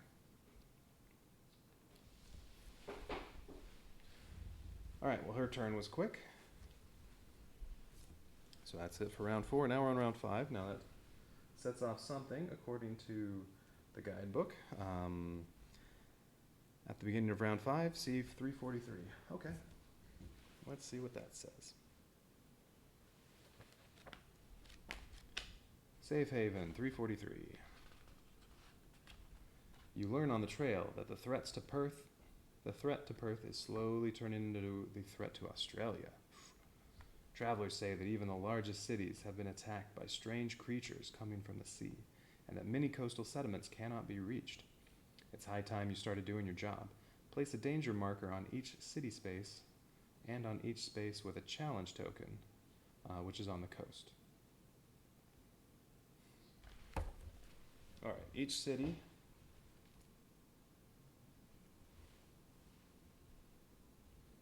gets one of these. So Carcassville.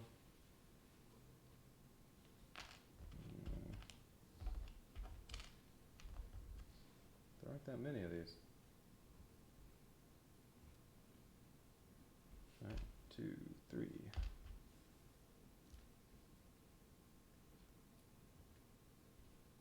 Alright, 1 more. Alright, New Sydney, Alice Offsprings. Well, if I put 1 in every city, that's all there are.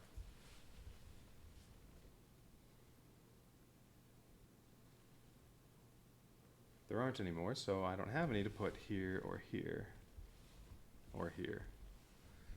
Alright, well that's fine. And that's the only city I'm going to. Okay.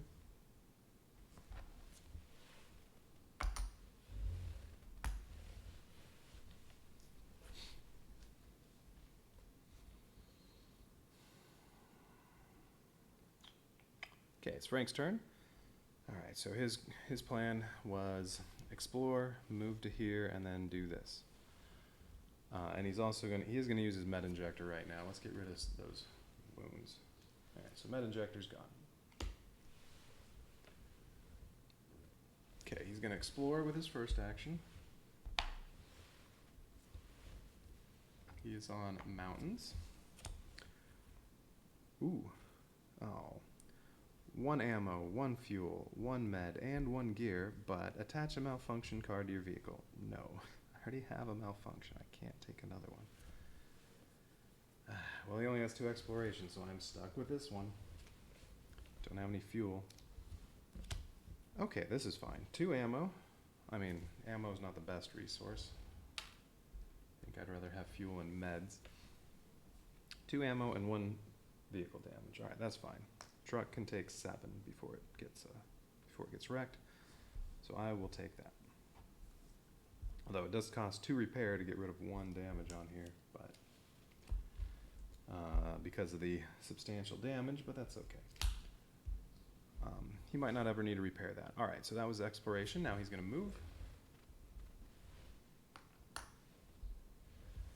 Alright, so it's just 1, 2, 3, 4. And he gets a contaminated wound, unfortunately. There we go. No other... Oh, and he gets 1 threat token.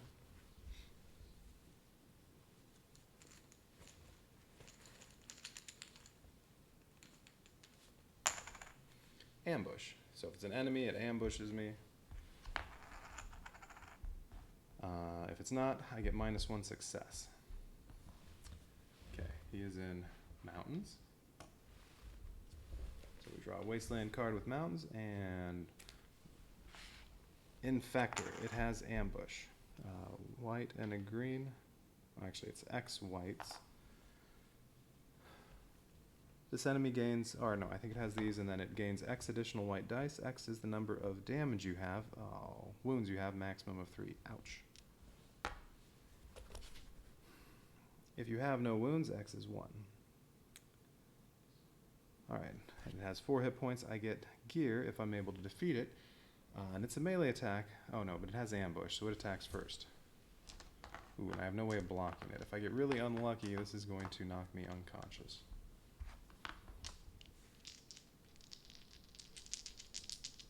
I guess I think I need to decide what I'm attacking with first, though. Or do I? Yeah, first I have to choose. Well, it's still 3 whites and a green, regardless of which weapon I choose.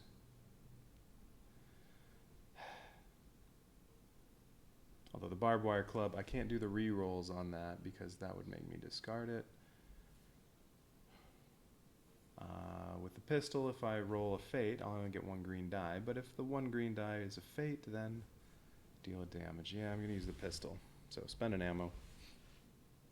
Although I guess I don't have to spend the ammo if I don't actually get to attack, but I'm attacking with the pistol. Whoa, come on. Well, I did get unlucky. Very unlucky. I took 6 damage. Frank is knocked unconscious. That stinks. That means next turn I do not, or I don't get to do the free plot action on this turn, although I guess doing it next turn is fine. But I'll have to spend 1 action regaining consciousness. I'll get to do this free for 1 wound, and then I'm probably going to have to camp so I can heal. And yeah, I don't get to fight back, so I don't actually have to spend my ammo. Alright, so that's 7 and 8. I took 6 damage, but 4 knocks me out, so 4 is all I get to take. Wait. 5 is what I get to take. 4 of that's going to be removed when he regains consciousness. But then he'll still have 4 wounds, 1 of them contaminated. Yeah, I'm going to need to heal and use some meds. And finally repair that barbed wire club. Alright, well, that was unfortunate.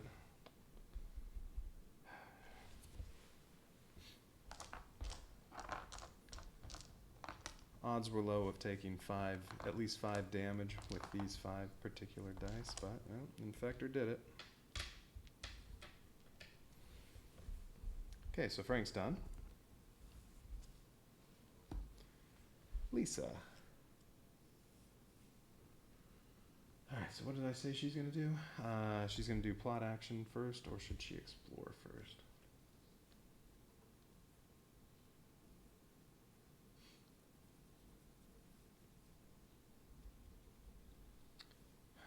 Let's do the plot action. Alright, so space 6. This is going to go away no matter what. Hopefully it gets to go on the sheet. Space 6. 140. Okay, we go to the Book of Tales. We go to the Book Tales 140. Here we go. You need spare parts for the boat. The engine barely works. You wouldn't want it breaking down halfway to the island. Your lives are at stake after all. Pre-scourge parts are a rare commodity, but you can try to find some in the queue, the last traffic jam on the continent. A proud highway used to run here. Nowadays, you can find only a chain of cars half buried in the sand, stretching for many kilometers. No one knows why so many of them ended up here. Some of them are empty. Others still contain mummified passengers. A few hours of searching later, you encounter a car with a trailer carrying a motorboat. You start to disassemble it, but the screws are rusted. It's already getting dark, and this work will take a few hours. Choices. Well, you'll work through the night then. Maybe something attacks at night. You keep looking. No point in risking. Okay. Well, keep looking for something else.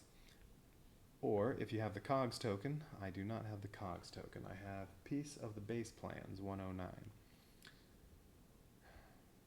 Alright, so work through the night, or you keep looking, no point in risking. I wonder if working through the night would mean I don't get any more actions and I'll lose that other action.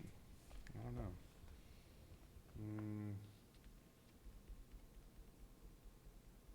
I don't have any tools that can help me with the rusted screws. I don't even have a weapon.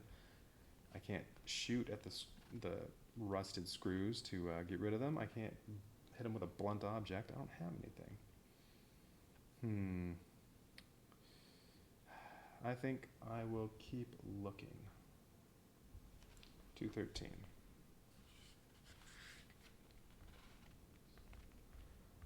You're slowly driving along the line of wrecks with little hope of finding another boat. A few kilometers further, you notice an old van. There's a faded sticker of a boat and a toolbox on its side. You pry the back door open and find boxes full of tools and spare parts inside. You load them into your ride and leave. Ooh, discard the challenge token from your space. Oh, I don't get to put it on... I don't get to put the challenge token on the plot sheet. That's too bad. I still only have 2 on there, but, well, 2's all I need, but I want to collect as many as I can. Alright, so discard that. Where was I? 213. Write mixed spare parts 213 on an entry token and place it on your vehicle sheet. This token is treated as a gear card that takes 2 capacity, and has a value of 1. So my sand buggy's full. It only has 3 capacity currently because of the smashed trunk.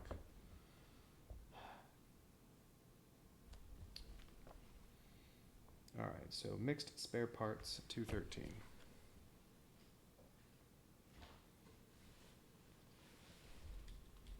Alright, where did my bit go?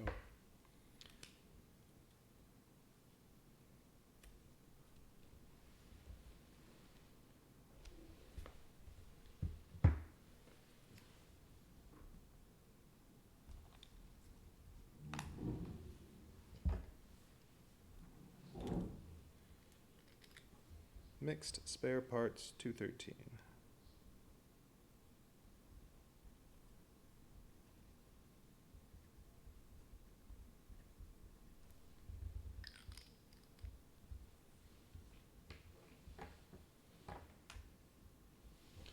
Alright, so that's taking up 2 gear. You know what, let me put it over here.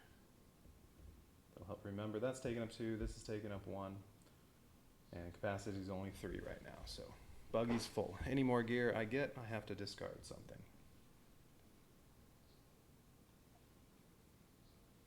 Well, we'll see if those mixed spare parts are useful.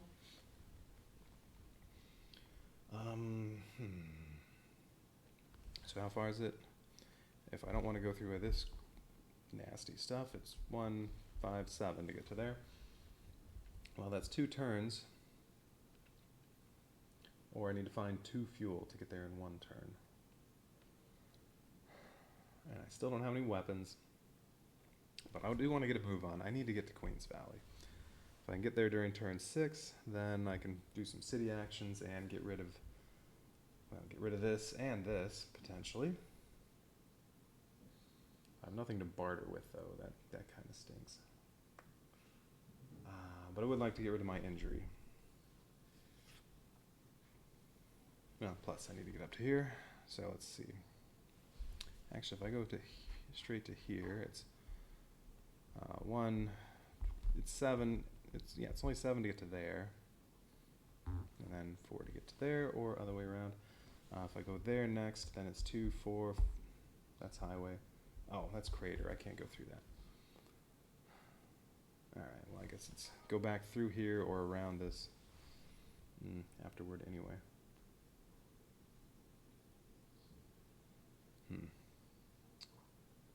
Yeah, I think she may only get to be able to hit 2 more. Maybe I can also get down to this one.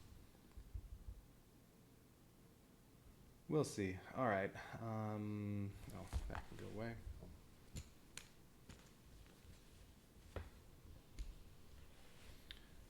Wait, what was that ambush from? Was that from the last thing I just fought? Oh, right, yeah. I was going to spend ammo, but I wasn't able to. Okay, just making sure I didn't roll when I shouldn't have.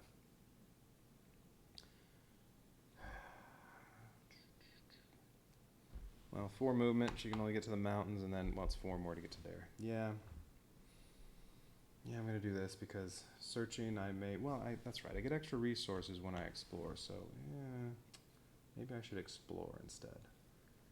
If I find any fuel, which I'm on desert, if I find any fuel, I can get another fuel, and then I can get here in 1 turn, next turn.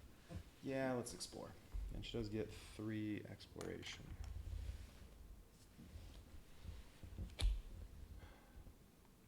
One med. Place a threat marker on your space. Well, the threat marker part, actually there aren't any more of these, so that wouldn't do anything. But it's 1 med plus any other resource I want. So a med and a fuel. Nah, I'm gonna draw another one. Yeah, 'cause she gets 3. Ooh, a gear and a wound. But I'm not getting any resources, so I think I won't actually get anything. Whenever you gain any resources, well, gear isn't resource. You can draw 1 more. I really need a weapon. Yeah, I'm going to take this one. So gear and a wound. What'd you get? All right. Oh, it's the knife. It's not just any knife, it's the knife. Gets a green die when it's broken. It's broken right now. It only takes 1 to repair, so camping will fix that right up. And when it's working, it's green and white. Ooh, when testing negotiate, you get 1 additional success. I like that. Okay. All right.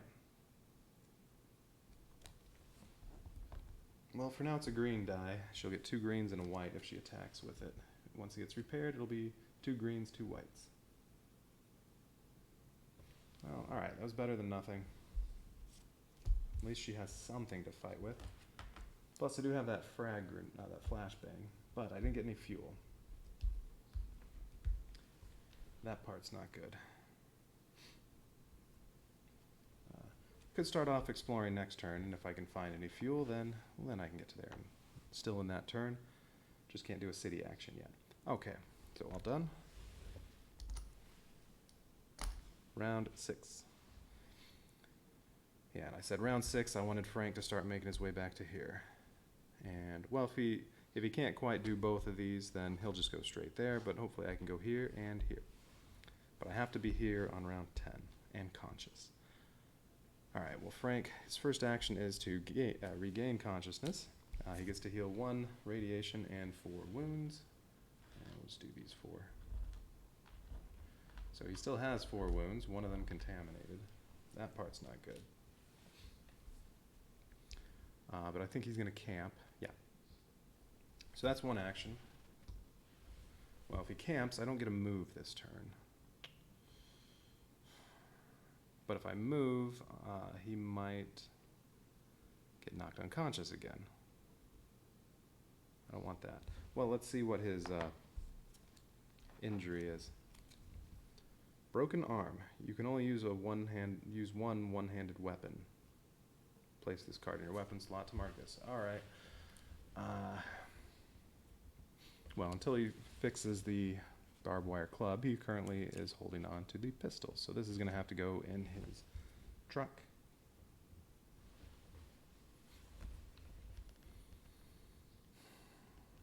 All right, that one's really not that bad.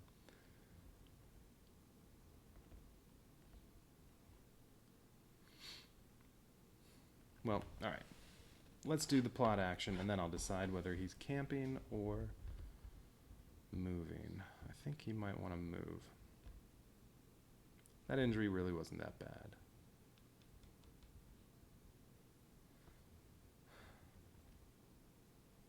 Yeah, all right. All right, so this one is space 22.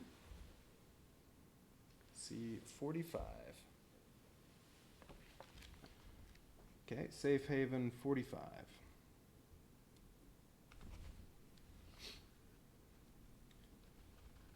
Ooh, this one's very long. Oh no, it's very short. Perth is a big city with an army of hired thugs. Why are they so afraid of the island? What menace does it hide? It still bothers you. So when one of you suggests that it'd be a good idea to visit the old relay station in the north and send a warning, you simply nod. C77. Okay.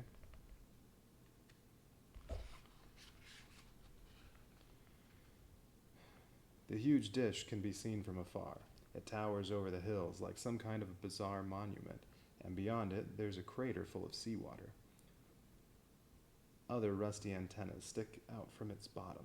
You reach the fence, then enter the relay station and walk its ghastly corridors until you reach a room from which you can send your message.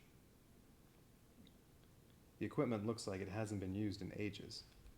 Choices are, you try to fix the radio and send a warning. I assume that'll require tech. I get 2 white dice.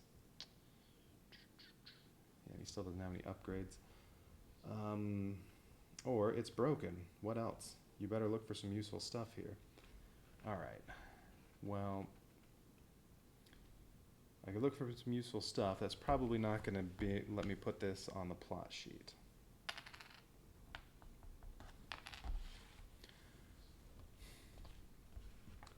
If I try to fix the radio, yeah, like I said, it's probably just going to be a tech roll. But then maybe I get to keep that. Now, do I need useful stuff?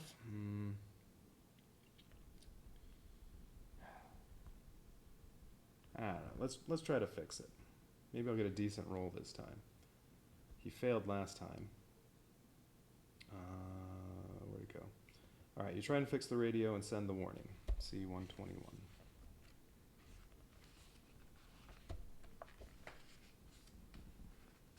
Yep, test tech 2. If your repair is at least 2, you obtain 1 additional success. All right, my repair is 2. I think everybody's... no, I think one of the characters only has repair 1. Okay, so I get 2 white dice. I only need 1 success. Alright, so last time, probability of success for him when he was, well, over here on one of them. When he was doing one of the challenge tokens, his probability of success was 5/6, and he failed. This time it's 3/4.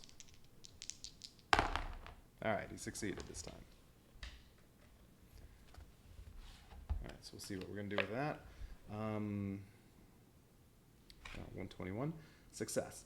It takes a couple of hours to bring the power back and figure out how all this crap works. Finally, you sit in a radio operator's chair, put on the headphones and press the microphone button. You speak for a while, then change frequency. You repeat the warning a dozen times, hoping that someone is listening. Gain 1 experience. Okay, so Frank's going to get an upgrade. Note in the Outback Chronicles that you sent the radio warning. Take the challenge token and place it on the plot sheet. Yay. Alright, so that's 3. Out of, well, there are 10 total you could get, although I really don't think 10's very viable with only 2 knights. Playing with 4 players, I mean, you could have 2 go across here, split up, and go wherever. And then 1 do the 2 down here, 1 do the ones up here, and the 1 doing the 2 down here can easily get back to there. Yeah, you could do all 10 of them with 4 knights. But I only need to get at least 2, so I have 3 now. Now, what is it? Note in the Outback Chronicles that you sent the radio warning. Okay. Outback Chronicles. You sent the radio warning.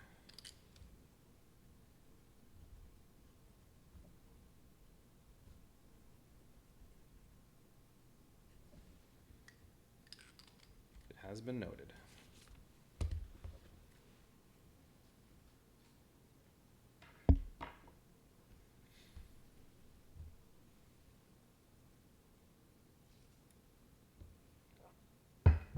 All right, what time is it?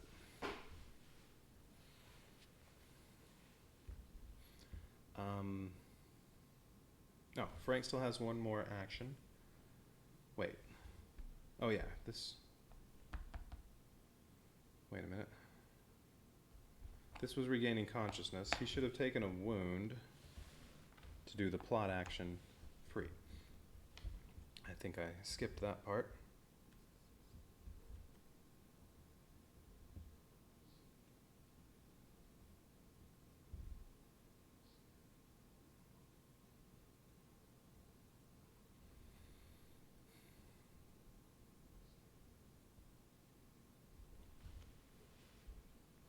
So, let's see. Does he want to camp or does he want to move? 3 more wounds and he'll take another. He'll get knocked unconscious again. It's already turned round 6. If I go to round 7, what did I say it's going to cost? 1, 2, 3, 5, 6. Yeah, it's 8 to get to either one of those. So it's 2 turns to get here and then another 1 turn to get there. So if I wait until 7, I don't have any room for error if I want to hit this and that.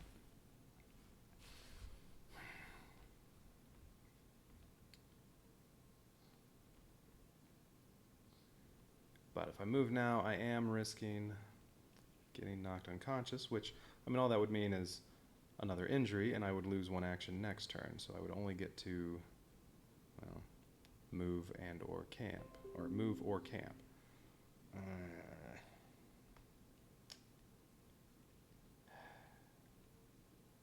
Yeah, I think I need to camp. Alright, he's going to camp. He's going to repair his barbed wire club. And I think I'm actually going to equip that instead of the pistol. Get over there. That only costs 1 repair, but I can't repair that on the truck because that's going to cost 2. And then spend 2 meds to heal all these wounds.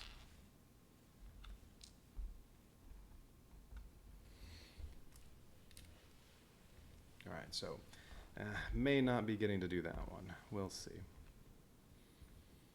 But now we can do exploration and move. If I'm lucky and I can get some fuel, then might be alright.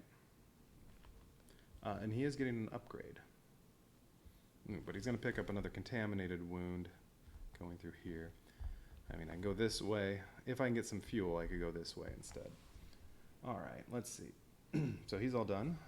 Lisa. So what was her plan?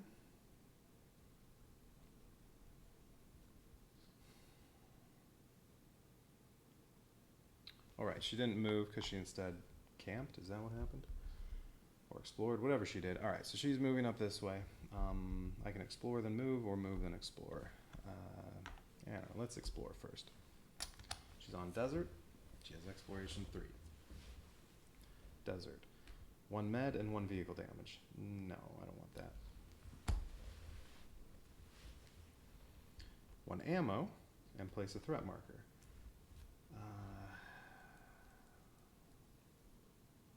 Plus an extra resource. So I could take ammo and fuel, or 2 ammo in case I ever get a gun. Still need that 1 experience. Oh, and how much does this cost to repair? Just 1 for the knife.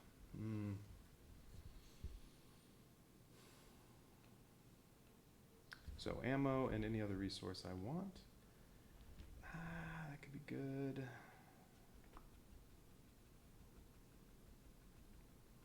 Or I can draw 1 more, but I'll be stuck with the next one. Alright, I'm going to take ammo and fuel. I think. Yeah, alright. Oh, that's right. I only have 2 on my tank. Oh, no, that's capacity. Okay. Now, do I really want this? Do I want the ammo?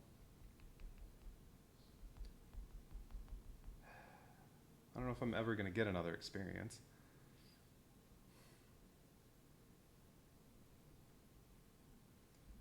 Yeah, I'll take the ammo. Alright. But do I want fuel? Or would I rather have a med? Let's see. It's going to take 2 turns to get here, and then, well, 1 to get there. This is assuming I go to Queens Valley. I could just skip it.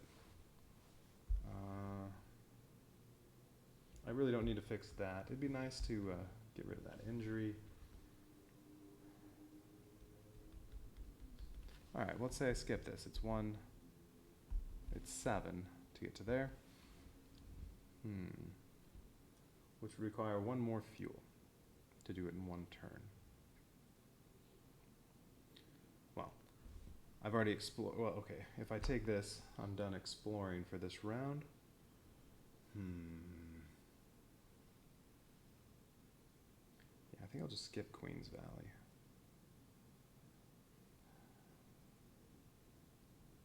No, I'm going to draw 1 more. Let's go for it. What's next? I'm stuck with this one. 1 fuel or 1 ammo, and then I take 1 wound. Well, I can get 2 fuel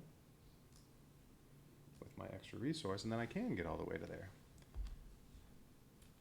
Well, okay.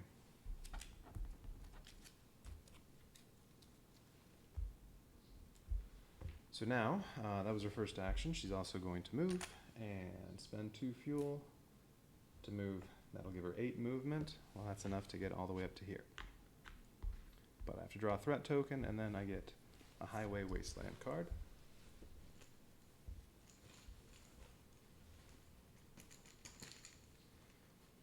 Alright, how about this one? Contaminated wound, or 1 extra hit point on the enemy. Alright, what do we get? Octane Church. So 1 extra hit point, 5 hit points. Ooh, 2 greens and a blue. This might be a good time for the flashbang. Engagement. You may discard 2 fuel to immediately deal 5 damage to this enemy. Oh, I just spent the fuel getting there. That would be nice. Ooh, if I had, yeah, if I, what is this, highway? Well, I wouldn't have been drawing this turn because I would be on here. No. Yeah, be right here. But if I had 2 fuel, boom, you're dead. I would get 1 experience point. I'd get the upgrade. I could get my rifle and an ammo. But nope. 5 hit points. Oh, very little chance of killing the enemy.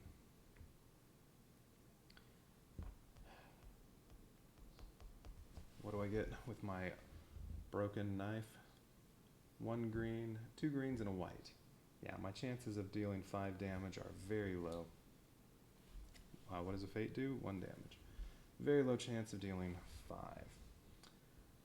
And I'm gonna take, I might take a lot of damage. So I think the best way to go would be to use the flashbang. Well, the Octane Church will still be rolling a blue. Discard this card to force all combatants, including you, to roll only one attack die.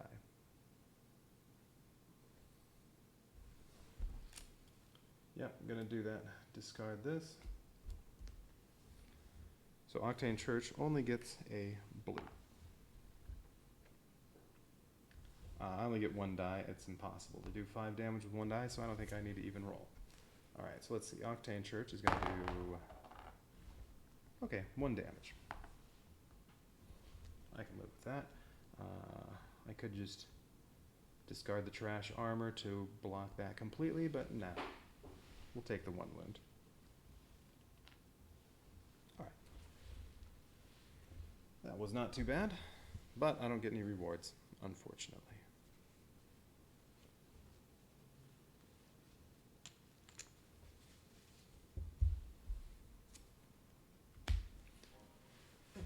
Okay, that's it for round 6. Now we're on round 7.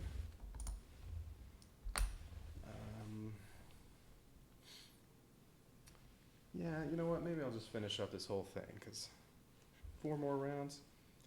It's getting a little late, but yeah, I think I'll go for it.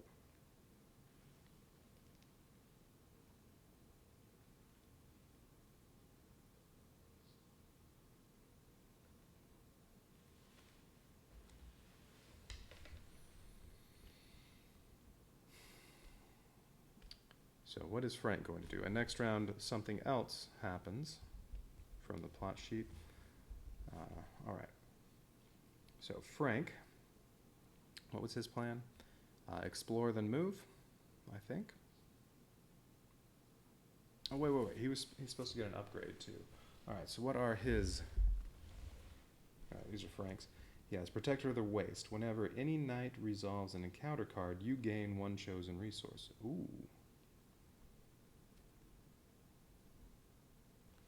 So, wait, is this an encounter card? When resolving an encounter card, you obtain 1 additional success in each roll. Those are encounter cards, right? I've been calling those wasteland cards. All right, let me make sure.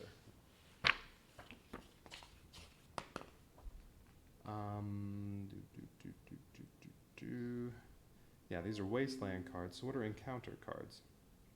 Is that specifically if you come across an enemy? Nothing on here says encounter.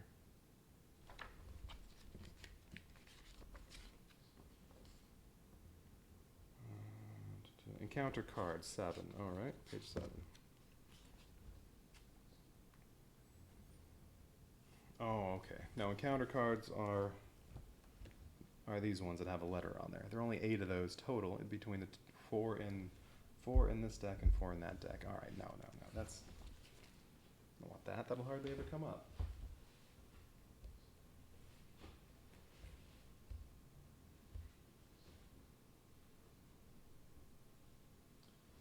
And here I thought that was going to be useful. All right, no, I don't want Protector of the Waste. Sweet Ride. Whenever your vehicle suffers any damage, you may heal 1 wound. Ooh. That could potentially be useful just in making sure I can get over here without having to camp too much. Well traveled. You gain +1 exploration and +1 repair. If you have at least 9 experience, it's +2 instead. No, I don't care about that. Defender of the Meek. Whenever you gain any resources, you may exchange 1 of them for 1 ammo. You do not spend any additional ammo for using full auto. No. Alright, so maybe Sweet Ride, but probably not. Alright, and then 2 weapons, or 2 gear. Lawbringer. Oh, I need 6 experience for this one, though. I get a blue and a white. Ignore 1 botch. On a fate, you deal 2 damage. If you have at least 9 experience, you deal 4 damage on a fate roll. Ooh. That'd be nice if I had 9 experience. But I can't even get this yet because I don't have 6. Let's see, when it's broken, you lose the white die. And fate rolls aren't as good.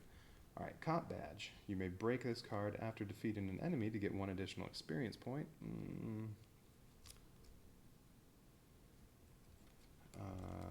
When after defeating an enemy. You know what? That would be nice if you got it really early, and then every time you defeat an enemy, you get an experience point. It breaks though, and then you just have to repair it for 2. Although when it's broken, when testing aid or negotiation, you gain 1 green die. Yeah, you know what? That'd be pretty nice if it were right at the start. If I could pick that up pretty early. Alright, well I can't get Lawbringer. I don't want the Cop Badge, so Sweet Ride or one of these. So doing tests, Controlled Fury. When you attack barehanded or with a melee weapon, you may flip this card to deal 1 additional damage. Yeah, maybe. And then whenever you're dealt damage, you get to flip it back over. So you get to use this basically once every other fight. Focused. When testing any skill, flip this over to reroll 1 of your dice. No, I don't really want that. Smooth Tongue. Whenever you barter, no. Gunslinger. When attacking with a one-handed ranged weapon, you resolve your attack before the enemy's ranged attack. Basically, if you attack with a gun, you have ambush. Unless the enemy has ambush. No, I don't think so. And then the specialized. Shoot. You know what? I think I'm going to go with Sweet Ride. Or doing extra damage with the barbed wire club.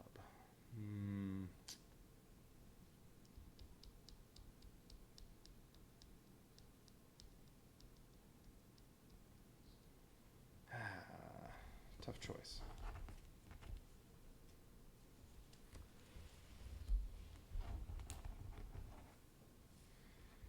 I think I'll do Controlled Fury. Alright, so he's going to take that upgrade. So what does Frank get to do on his turn? I said he's going to explore and he's going to move. Let's explore first. He is in the mountains. And he has 2 exploration. I can take 1 med, or I can draw 1 more card and then I'm stuck with it.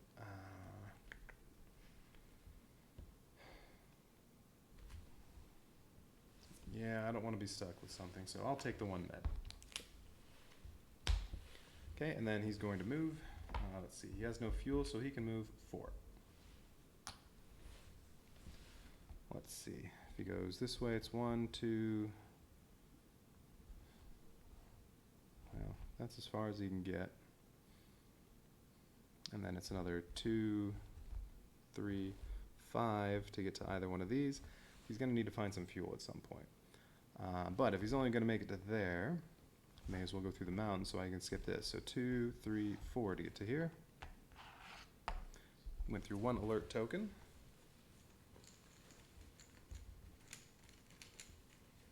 Yeah, it'd be really nice to find some fuel. Oh, well, he's going to take 2 vehicle damage or armor piercing if it's an enemy. He's in desert, so he has to draw 1 of these wasteland cards. Alright, and what's he going to have? Frag and Hug. Oh, this one's bad. It attacks you twice. Threat 1. Alright, so it has armor piercing. Well, Frank doesn't have any armor anymore, so that doesn't really matter.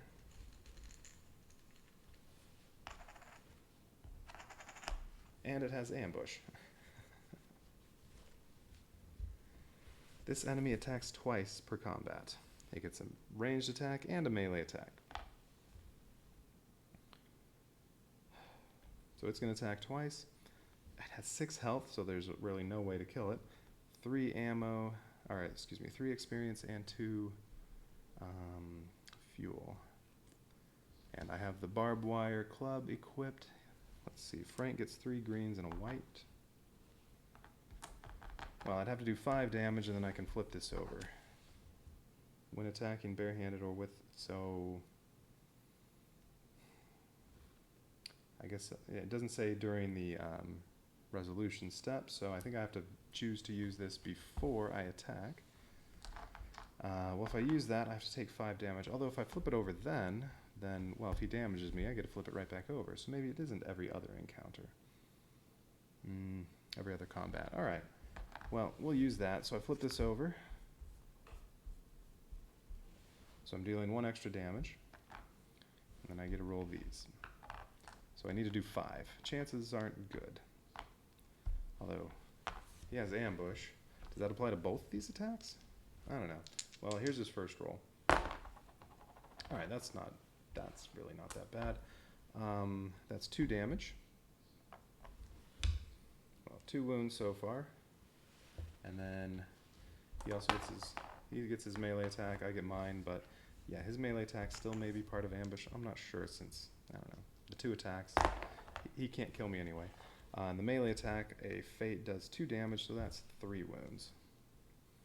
Alright, and then Frank, let's see if he can roll 5. Nope, he got 2. I can break the barbed wire club to try to do additional damage, but I still need 3. I don't like my chances, so I'm not going to break the barbed wire club. I did take, let's see, so what does it say?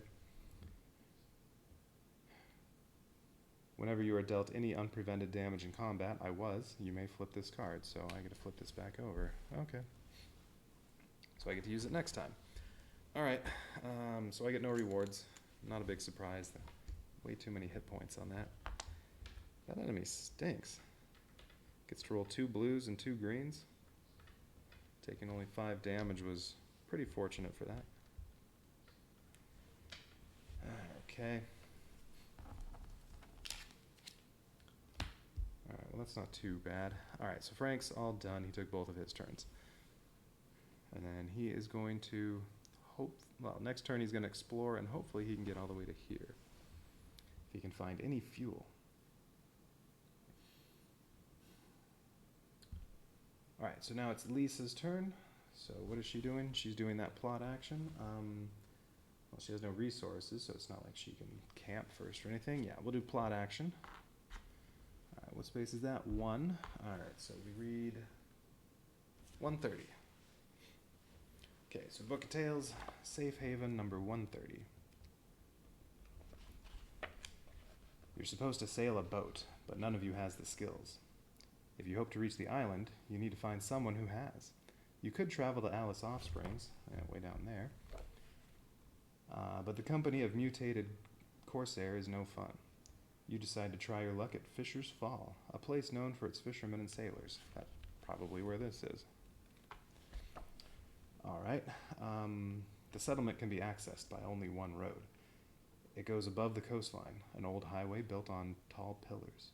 That's where the locals erected their houses. You realize you won't approach unseen, so you may as well leave the car and walk with your empty hands visible from a distance. A group of armed men comes to meet you. Before you can open your mouth, you learn that some mutants have kidnapped one of the kids. You have but a moment to decide. You cannot use your vehicle until you resolve the following entries. Alright, that's too bad since my sandbug you can do damage. I'll go with you. You offer to help. Okay, might have to fight. I have the knife, but it's broken. Yeah, that's unfortunate.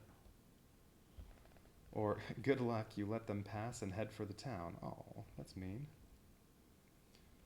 Maybe one of them can sail, so yeah, I guess we'll go with them. Alright, I'll go with you. You offer to help. C-166. After a long march, you encounter a primitive mutant lair. You assault the place, side by side with the fishermen. It's a wild, primal clash, using everything you can to kill your foes. On top of that, it's happening in a narrow space, and you risk accidentally shooting your companions. Search the matching wasteland deck for the first enemy with that little icon. Looks like ambush? I don't know what that's supposed to be. Oh no, that's not ambush. Alright, highway. So we search through this deck until I find this icon. Alright, we'll mark that.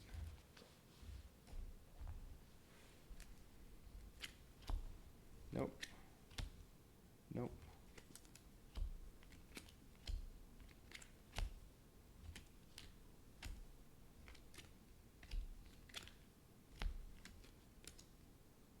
Oh, there it is Bloodbats. That's the first one that came up. Ooh, a white, a green, and a blue.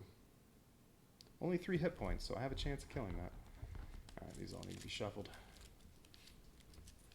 Alright, Lisa's going to have a green, and then a green. 2 greens and a white. Could do 3 damage. Chances aren't great, but it can happen. If I had the sand buggy, then it would be nice and easy. Just have to deal 2 damage. But nope, no vehicle. Or if the knife had been repaired. Alright. Okay, so I have to fight the Bloodbats. Engagement. Suffer 1 damage. What, 1 wound? Okay.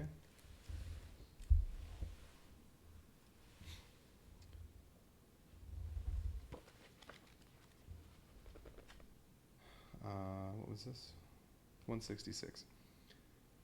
Resolve combat according to normal rules. If you use a ranged weapon in this combat, you lose 1 chosen die. Well, I don't have a ranged weapon. If you use a melee weapon or fight barehanded, you gain 1 white die. Ooh, I get an extra die. Okay. Alright, so Bloodbats. They get a blue, a white, and a green. I get, with my knife, 1 green, with blades, a green and a white, and then it said I get an extra white. So yeah, 2 greens, 2 whites. Alright, now my chances are a little better. They're both melee attacks, but before that happens, I suffer 1 wound. There's a chance I'm getting knocked out again. But that's alright. They're both melee attacks, so as long as I can defeat the Bloodbats, it's okay if I take 3 wounds. Alright, so what do the Bloodbats do? Ooh, only 2. Okay.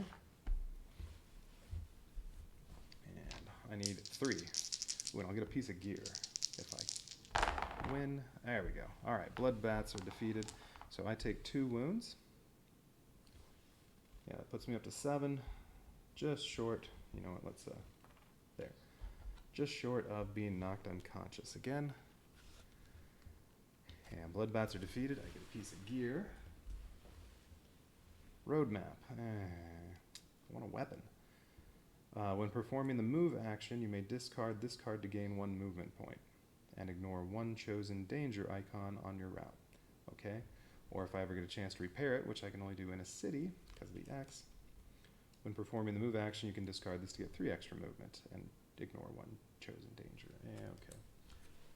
And I do have space for it because I used the frag grenade, so, alright. Well, that's not very useful. But, defeated the enemy, so that should be good.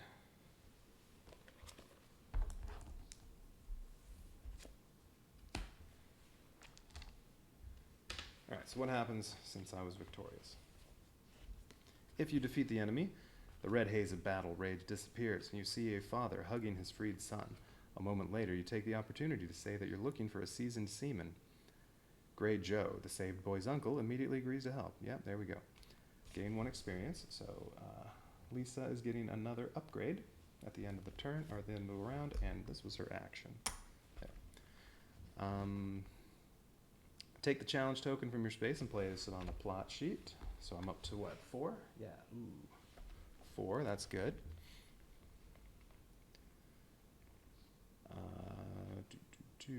Write Grey Joe 166 on an entry token and place it on your vehicle sheet. Oh, it takes 2 capacity. You may pass Grey Joe to a different knight as if it were a gear card. As long as you have Grey Joe, you roll 1 additional green die when testing survival, and you get +1 exploration. Well, I already have mixed spare parts. This takes up 2 capacity. Grey Joe takes up 2 capacity, but since my sand buggy has a smashed trunk, I can't carry both of them. That is terrible. If I'd gone to Queens Valley first and repaired this, which I didn't think I needed to do, well then I'd be able to have both, but no. So, do I want to have Grey Joe who can sail the boat, or do I want to have the spare parts, which I might need to fix a boat?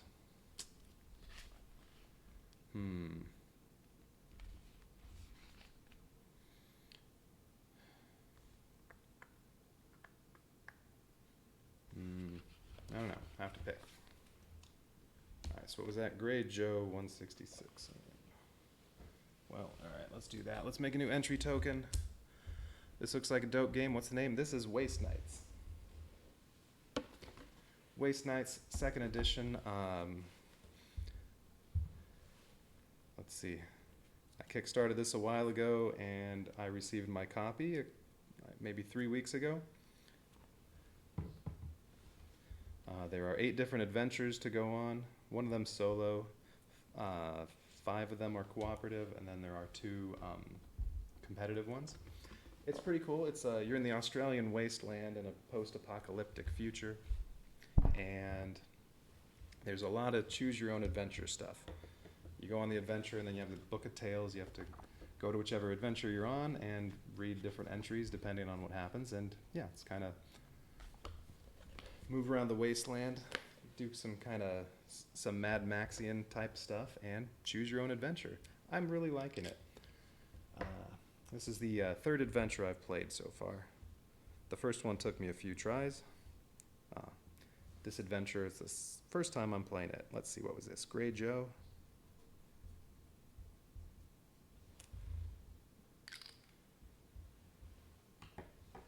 Yeah, I'm really liking it so far. Alright, so I have to choose. Do I want somebody to sail the boat or parts to repair the boat? I can only have one. I think I'll keep Grey Joe with me. So I have to discard the spare parts, unfortunately. Alright, so that was Lisa's first action. She has one more action she can do.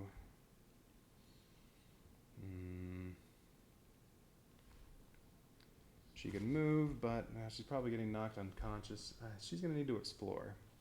She needs some meds so she can heal, and then maybe she can get to one more of these challenges. Alright, she has to explore. Alright, so we draw an exploration card. She's on highway, so I can get 1 gear.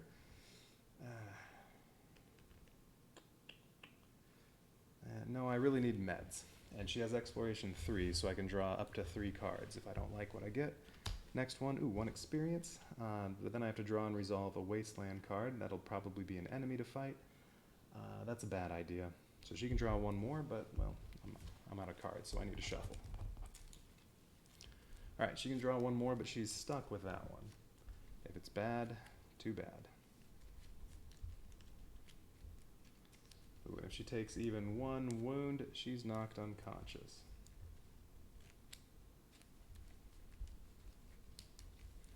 Alright, so she gets 1 more, but she's stuck with this. Ooh, 2 fuel. Okay. Well, it's not meds, but it's better than nothing. Alright, so she has 2 fuel for her sand buggy.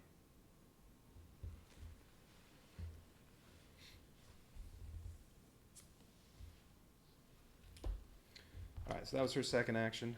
Each character gets 2 actions per round. So now we advance to round 8.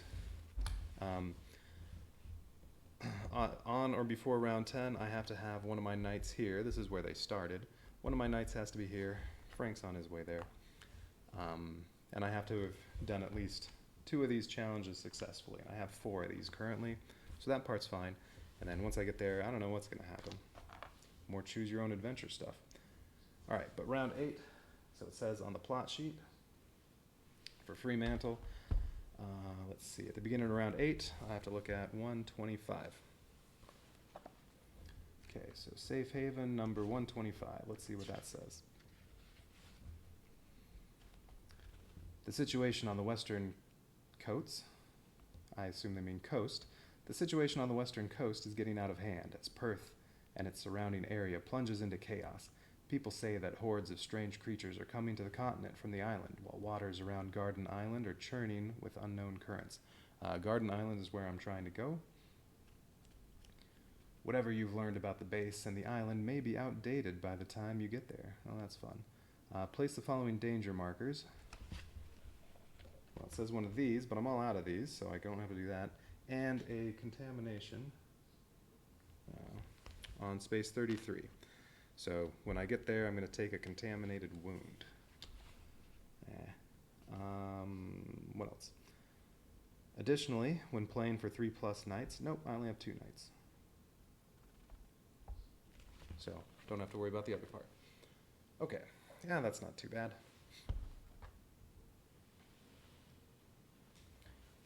So, Frank over here, he's trying to get there, which is no problem doing that, but there's another challenge I can try to do here, which maybe kind of depends on how this round goes. So let's see, what is he going to do first? He might need to do some healing.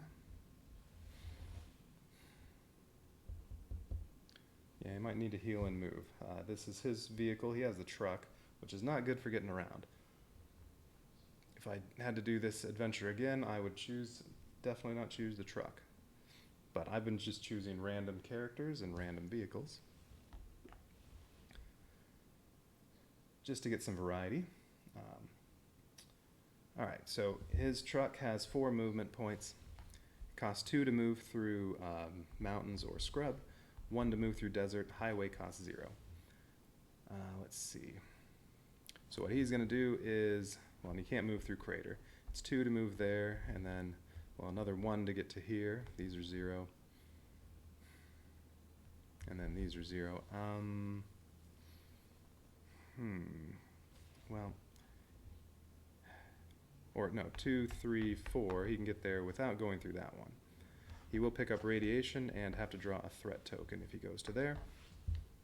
I mean, he could end up here or here as well, but may as well do this, and then I can decide what to do next turn.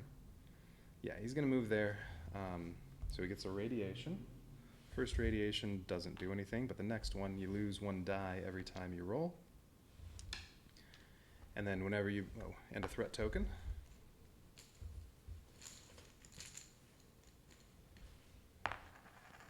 Alright, there's just a bag of those, so you randomly draw one. There are 10 different tokens. So the yellow side, well, and every time you move, you have to draw an encounter or a wasteland card. I'm on highway, so I draw this one, which is for desert or highway. If it's not an enemy, I will lose 1 resource. Well, that's alright, he'll just get rid of an ammo. If it is an enemy, the red side, well, also I lose a resource. So either way, I'm going to be ditching an ammo, because he doesn't really need the ammo. Alright, so what does he get? Hawkers. Alright, so this is a fight. Ooh, they're bad. A green and a blue and a red die. Red's the most powerful in terms of how much damage capability it has, then blue, then green, then white. So that's pretty bad. Oh, but you may resolve barter 2 and acquire at least 1 gear card from the offer. If you do, this combat immediately ends. This enemy is not defeated. Otherwise, resolve it normally. Well, alright, so if I fight them, they have a ranged attack and they're rolling these dice. And if I take 3 wounds, which is very likely with that, Frank will get knocked unconscious and then get injured, which isn't terrible. But, and he wouldn't get to fight back unless he uses his pistol, but he doesn't have the pistol equipped. He has the barbed wire club equipped. Ranged attacks go before melee attacks, so if this knocks me out, I won't get to fight back, so then I have no chance of defeating them and getting 3 pieces of gear. That's nice, but that's not really possible. So I think I have to do this. Alright, so I can resolve barter 2 and acquire at least 1 gear card from the offer. So I think barter 2 means, yeah, I get to draw, I'm going to barter with them. I get to draw 2 gear cards. Oops, that's 3.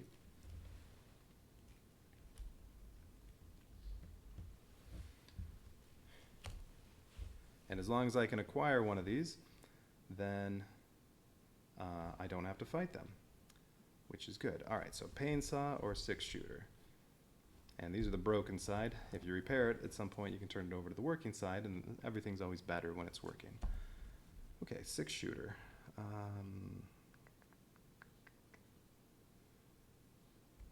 Well, alright, 6-shooter, if it's working, it's a little better than the pistol. And its value is 2, so I have to trade in, my pistol's worth 1, so I could trade them my pistol and 1 resource, like say an ammo. That's worth 2, and then I can get the 6-shooter. Or, for 3, I can get the pane saw. For that, you need fuel, and it does. You get to roll 2 red dice if you spend fuel in the pane saw, but I don't have any fuel. Yeah, all right, I'm going to do that. I'm going to barter with them and acquire the 6-shooter. It's in the truck for now. That's good. Now I don't have to fight these people because they are dangerous. All right, but they're not defeated, so I don't get any rewards. That's fine. Okay, that was good. Didn't have to fight them. Okay, and this just gets discarded. All right, that was Frank's first turn, or his first action. Let's see, it's still only round 8.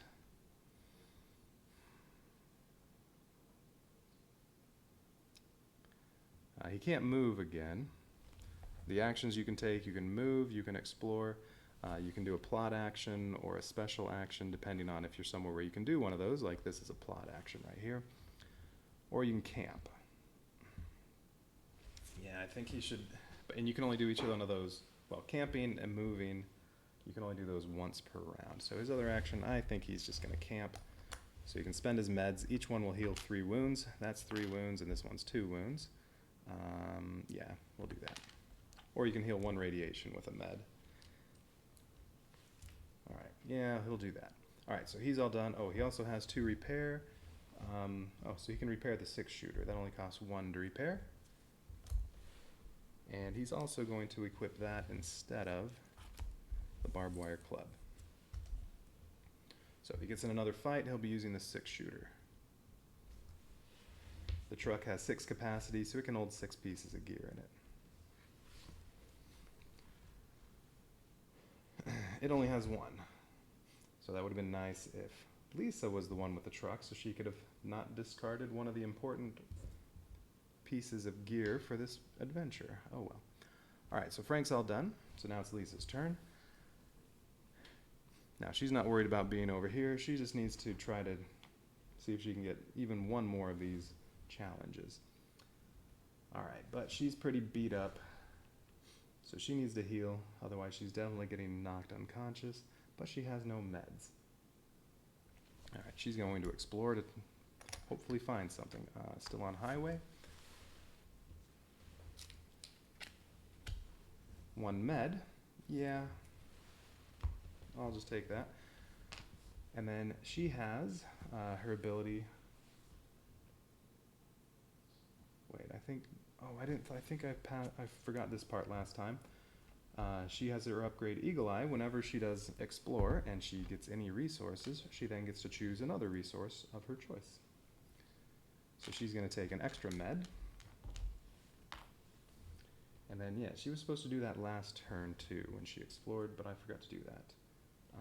So I guess, well, she should have had another med from then. That's what she wants because she needs to heal. Alright, so that's the first thing she's doing, and then, yeah, since she's so close to getting knocked out, she's also going to camp and spend, let's see, 2 meds will do these 6 wounds.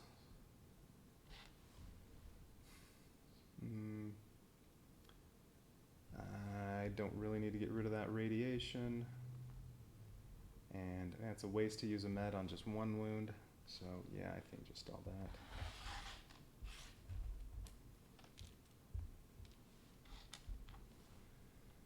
Well, although it's possible she picks up some more radiation somewhere. So, yeah, let's get rid of the radiation too. Okay, and then she has 2 repair. Well, she can repair the knife for 1 or the trash armor for 1. Well, she could repair both. Or repairing the 1 damage on her sand buggy also costs 1. You know what? Let's repair these. There. She spent 2 repair fixing both of those. Oops, and this is on 5. Okay, alright, so that was it for her turn. So now it's round 9. And they get their 2 turns again. Alright, so with Frank, I have to pick. If he moves here, I can do that one, but then if anything bad happens, on round 10, I have to move on and be on here, and I can't be unconscious. Or I can just say, forget this, Frank can just go down here and just make sure he's there.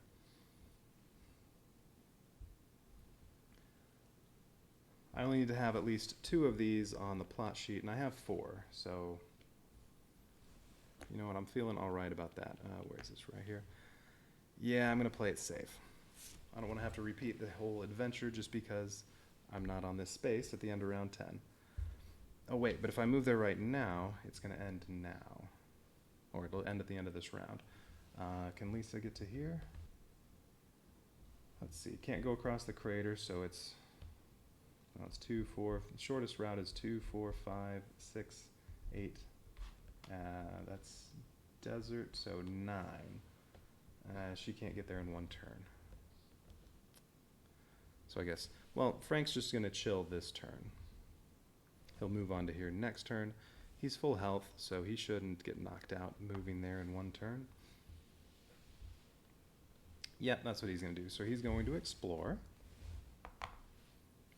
He only has 2 explore, so he can only draw up to 2 cards. He's on highway, so 1 fuel. Place a threat marker on your space. There aren't any more of those markers, so I don't have to do that part. Well, he'll take the fuel, sure.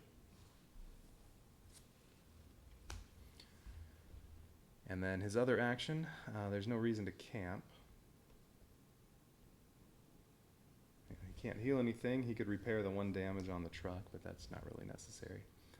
So he can just pass his other turn. So yeah, he's not going to use his other action. Okay, and then Lisa wants to try to get to there or here. Well, takes 2 turns to get to there. Yeah.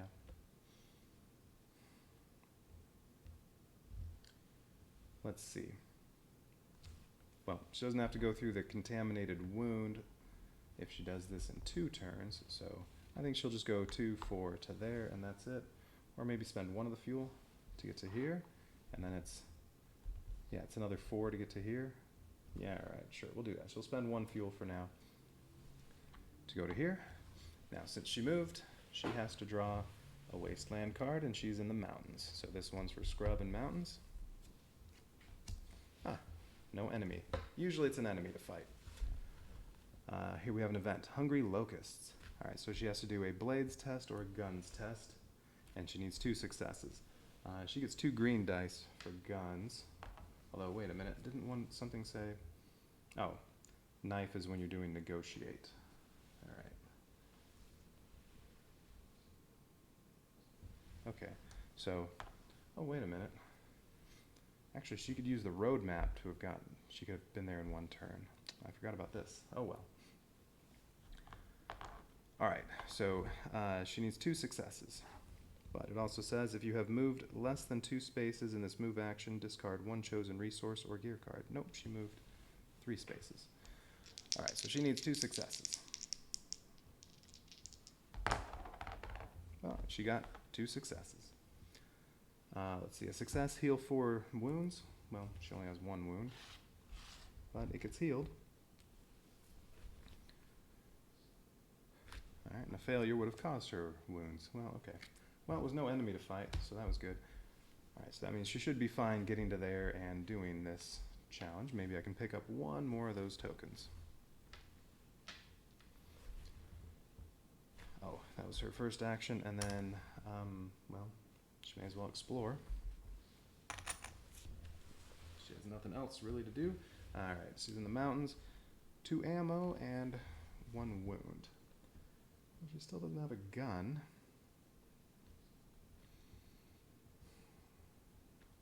So the ammo doesn't do much good. Well, she gets 3 exploration, so yeah, let's draw another one. 2 ammo, break 1 chosen gear card.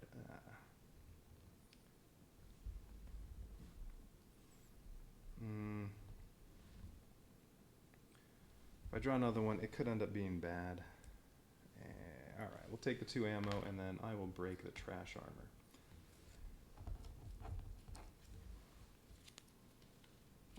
That I just repaired.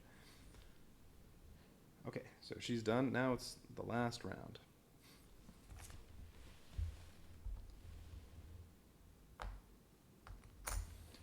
Frank. So he just wants to move to here. He's going to move first. So it only costs 2 to get here out of his 4 movement. Now there's a contaminated wound thing here, so he gets a contaminated wound. A contaminated wound is still 1 wound toward the 8, but when it's contaminated, it just means it costs 1 to flip it over, and now it's a regular wound, and then another 1 to heal that. So it's just it costs 2 healing to heal that instead of 1. All right, and he draws a Scrub Wasteland card. So as long as this isn't an enemy that ends up dealing 7 damage to me. Salties, 2 whites and a blue. Okay. I think the most I can take is 4 damage unless there's other stuff. If he rolls a Fate, that's 2 damage. Okay. Oh no, he could do 6 damage in total.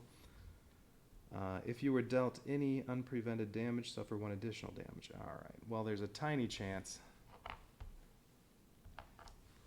If you rolled that or this, I'll take 7 damage and get knocked unconscious. But that's, no, 1 in 72 that will happen. And he has ambush, so he gets to attack before I do, and I'm using my 6 shooter, so that'll cost an ammo, and then I get a green and a white dice, plus his gun skill, a green and a white. Okay, and if he does 3 damage, he'll get a med and a gear card. Alright, so salties. 2. That's not bad. Well, plus 1, so 3. So we have to resolve that first because it was an ambush. No problem. Alright, and then maybe I'll kill salties. Yep, 5. And if I didn't roll enough to kill it, well that's fine. Each, you and the enemy, you get 1 attack and then that's it. You part ways at that point if nobody's dead. Alright, so I get 1 med as a reward, plus 1 piece of gear. Ooh, spiked helmet. If you prevent any damage using this card, your enemy immediately suffers 1 wound. Alright. So you wear this, and it can block 1 damage, and if you use it to block 1 damage, you also deal 1 damage to the enemy. But then you would have to discard it.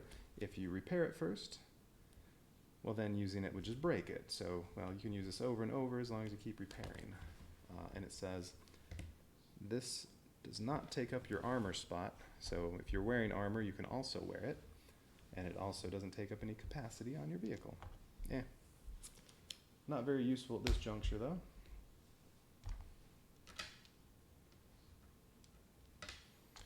Alright, and then Frank still has 1 more action. I could camp if I really want. Well, that might be a good idea. I don't want to explore because it's possible I'll have to fight an enemy when I explore, and then he could be knocked unconscious. That would be bad. So yeah, his other action is going to be to camp. He only has 1 med. Well, he can use that to get rid of 3 wounds. And then he has 2 repair. Well, he can repair that spiked helmet he just got.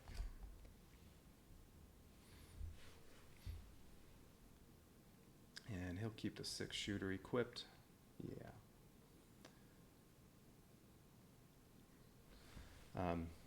These are both one-handed weapons, which normally you can hold 2 one-handed weapons, except Frank currently has a broken arm, so he can only hold 1 one-handed weapon. So he can't have both of these equipped, so he could choose which one he wants to use when he enters combat. Alright, so he's all done. So I have that condition met.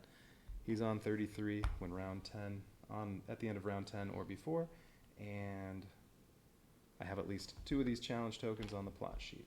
But maybe I can pick up 1 more with Lisa's turn. So Lisa's going to move. Alright, so it's 1, 2, 3, 4 to get to there, or she has fuel. No, No, that would give her 6 movement, but that wouldn't let me skip that. So nope, she's just going 1, 2, 3, 4. And picking up 2 alert, or 2 threat tokens.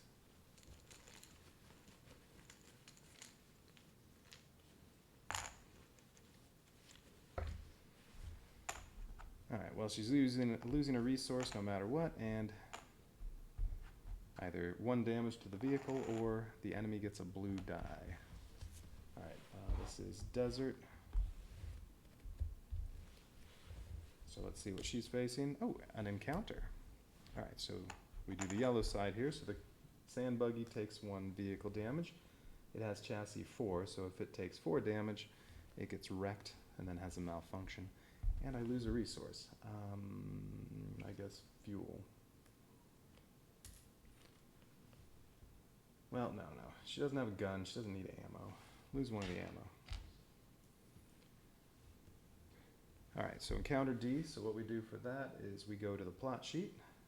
And doing Fremantle, if we come across D, we have to look up 64. Alright, Safe Haven 64.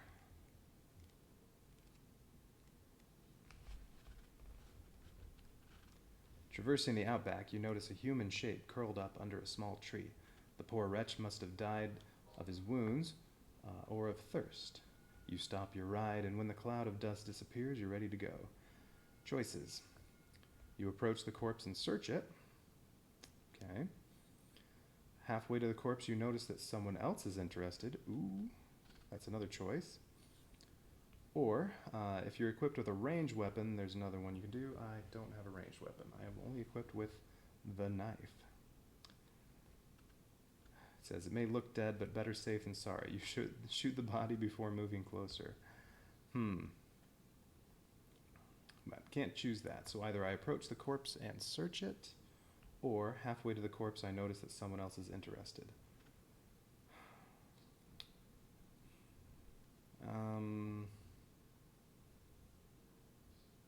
All right, well, let's choose the second one. Halfway to the corpse, you notice that someone else is interested. So C202. So now we go to 202. All right. The stranger is dressed in a long, ragged robe. His face is hidden under the hood, and you can see a pendant on his chest, made of motorcycle chain with a medallion representing an eye. But the strangest things about the bloke are his bare, wounded feet, as if he came here from the heart of the desert. So make a choice again.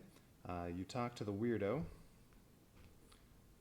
So the other person interested in the corpse. You talk to the weirdo, proposing to share the loot of the dead man. That would probably be a rolling negotiate, but Lisa's negotiate skill is terrible. Just 1 white die. So that probably will not go well. Another choice, you take a few steps toward the stranger with a smile on your face and perform a sneak attack. Ooh, okay. Or, better not to mess with that lunatic. With your weapon ready, you retreat to your ride. No, then I get nothing. Sneak attack. Let's go for it. Sneak attack. C281. If something bad happens to Lisa, it's alright. I have Frank over here ready to go. Although, I think it would also be nice to probably have full health on both of them. But, who knows. Brandishing your weapon, you hear a sound behind your back. To your horror, you can see the dead body rising and walking shakily toward you. Ah, great. You stop paying attention to that desert wanderer and concentrate on the dead bloke. So we have to test blades or guns, and I need 3 successes. Well, that's not good. So, guns, she gets 2 green dice, and I need 3 successes. I took care of these. Get those out of the way. I forgot what number this was. 281. Alright, it doesn't say anything about being able to add successes. Alright, so my chances are not good.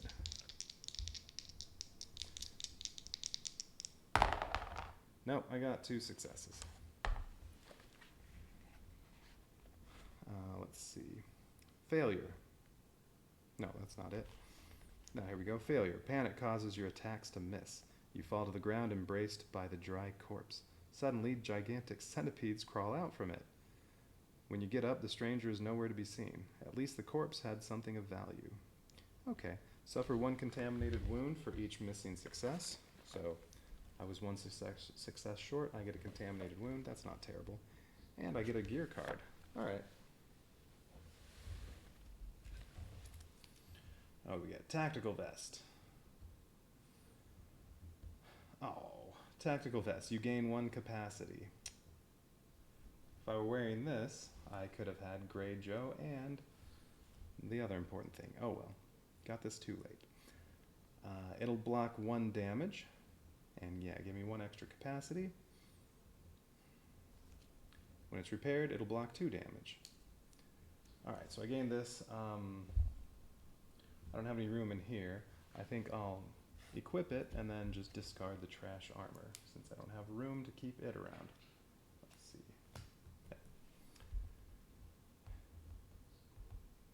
Okay, alright, well that wasn't too bad. 1 wound. Now, Lisa still has 1 more action, and she's on the challenge, so her other action is going to be plot, action, whatever, preparations. And what space is this? 4. So for 4, we have to look at 15. So back to the Book of Tales. Trying to pick up 1 more challenge token before trying to sail to Garden Island. Alright, safe haven number 4.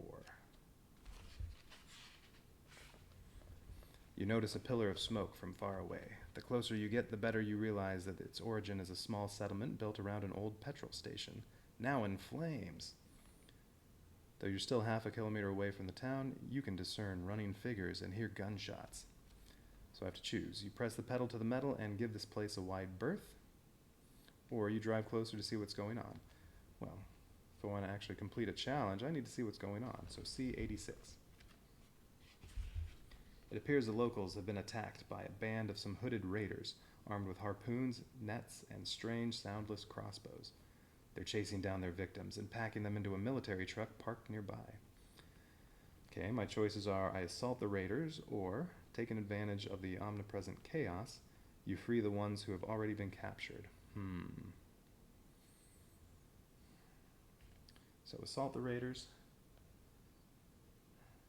or free the ones that have already been captured. Let's try freeing some people. See if they can help out. Alright. Free the ones that have already been captured. You sneak toward the truck. There's only 1 guard nearby. It's enough to jump behind the steering wheel. I have to test survival, and I need 2 successes. Okay, well Lisa for survival gets a white and a green. And the white one's the worst. 3 of the 6 sides are blank. And there are 2 sides with 1 success and 1 side with 2 successes. The green has 1 blank, 3 ones, 1, 2, and then a fate, which for doing one of these kind of rolls, this counts as a blank. So I need 2 successes. It doesn't say anything about stuff that can help my roll, so we'll see. Chances are not great. I got 0. Okay, so that's a failure. Oh, this can go away. Let's see, 152. Failure. Before the engine starts, the glass next to the driver's seat is shattered and a pair of strong arms pull you out of the truck. When you realize that what you're dealing with, you almost shit yourself. A mutated monster is towering over you. Great. It's a creature more akin to some ocean dwellers than humans. You fight with him, for a moment and manage to escape. Okay. Take the card number 7 from the special deck and read it. You may show it to the other knights while I'm playing by myself. Then return it to the special deck. Suffer 2 wounds. Okay. Well, I'm going to suffer 2 wounds, so we'll do that part. And then I have to take special card number 7 and read it and then return it. Okay, this is number 7. I think I've only seen 2 of these special cards so far out of 22, or maybe 3 of them. Ultimate Marine. Wait. This is special card number 7. It said read it and then return it. I don't have to fight it? That doesn't make any sense. What number was that? 86?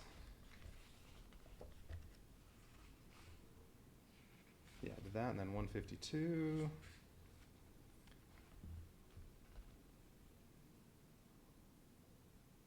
I don't understand. So yeah, it says take this card number 7 from the special deck. That's this. Read it. Well, all right, let's actually read it. It has ambush and threat 1. Its health is 4 times the number of knights, so it has 8 health. When its enemy is destroyed, each knight gains its reward. Okay.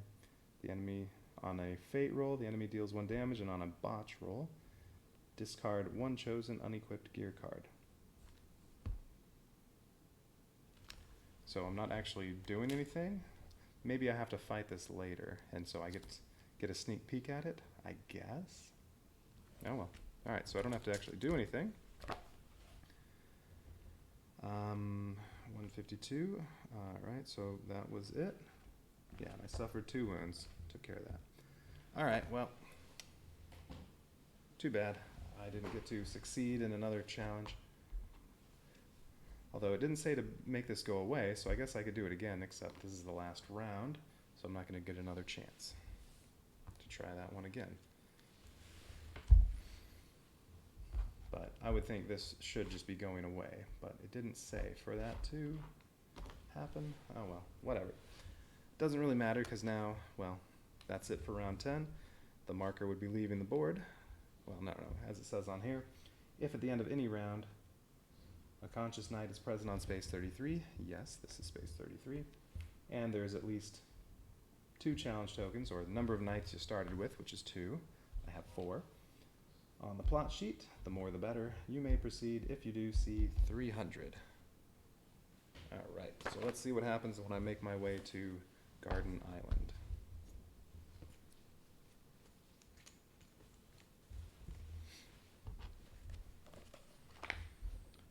Alright, Safe Haven 300. Interlude. You return to Perth. That's over here where Frank is. The locals haven't found your boat, which we hid at the start of the adventure. It's still hidden in a marina of an abandoned yacht club in Fremantle. Where's Fremantle? Yeah, wherever. Waiting for you to use it. You move all the stuff from your trunks to the boat. Your rides will stay here for the time being. When the high tide comes, you start the old engine and ship out. Place your night figures on the camp space of the board. Well, Frank's hiding the camp space, so we'll just say they're on the camp space. Each knight gains 1 experience. Ooh, that's enough for Lisa to get an upgrade. Frank's up to 4 experience. She can finally get that rifle she's been trying to get. Each knight may perform 1 free camp action. And then, okay, so well, Frank doesn't have much to do, but since they're together, they can repair each other's stuff. Well, alright, so the upgrade, let's see, we'll use this to mark that. Alright, so her upgrade, I think she's finally going to get, where are hers? Here we go. There are the general upgrade cards. She has one of those, and then she can now get Scrub Master. Nice rifle. It gets 2 blue dice. It's just you have to be at 6 experience to get this, so you can't get it at 3. You get an upgrade, but you can't get this one at that point.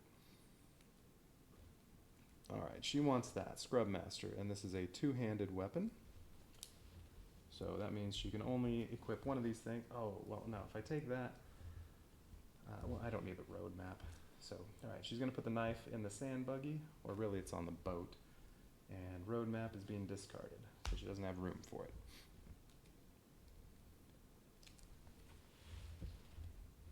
It's over here. Okay, now they each get 1 free camp action. Well, neither one of them has any meds, so nobody can heal. They can trade resources and gear. But, yeah. The only resources, they each have 1 fuel and 1 ammo. Alright, and then, so there's really nothing for them to do. Well, okay, I guess Lisa could, one of them can repair the tactical vest for 2. Repair. And then, well, one of them could repair her sand buggy, although that's not really useful, but whatever. Oh wait, but that's all I can do with my camp action, so sure. Okay. Back to the Book of Tales. Now what? Where are we? Place all your gear cards, entry tokens, and fuel markers next to the plot sheet. And we'll put it on the plot sheet. Fuel.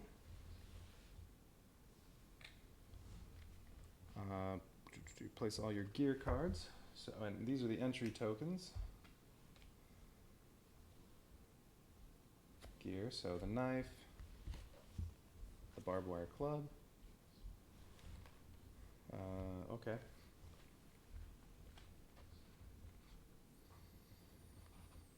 They are treated as if they were on your vehicle sheets. Sure, they're on the boat. Then remove your vehicle sheets from the game. They will not be used anymore. Well, all right. Sure, we'll get them out of the way.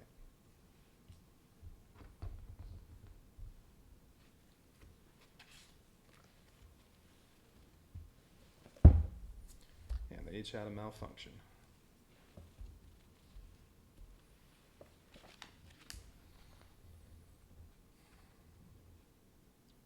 From now on, you cannot use any effects or abilities referring to vehicles. All right, that's fine. Okay, the day is about to end. In the last rays of the sun, you see the green lighthouse at the end of the breakwater. It looks like no one's touched it since the Scourge. It's as if its keepers simply forgot to turn on the light on its top.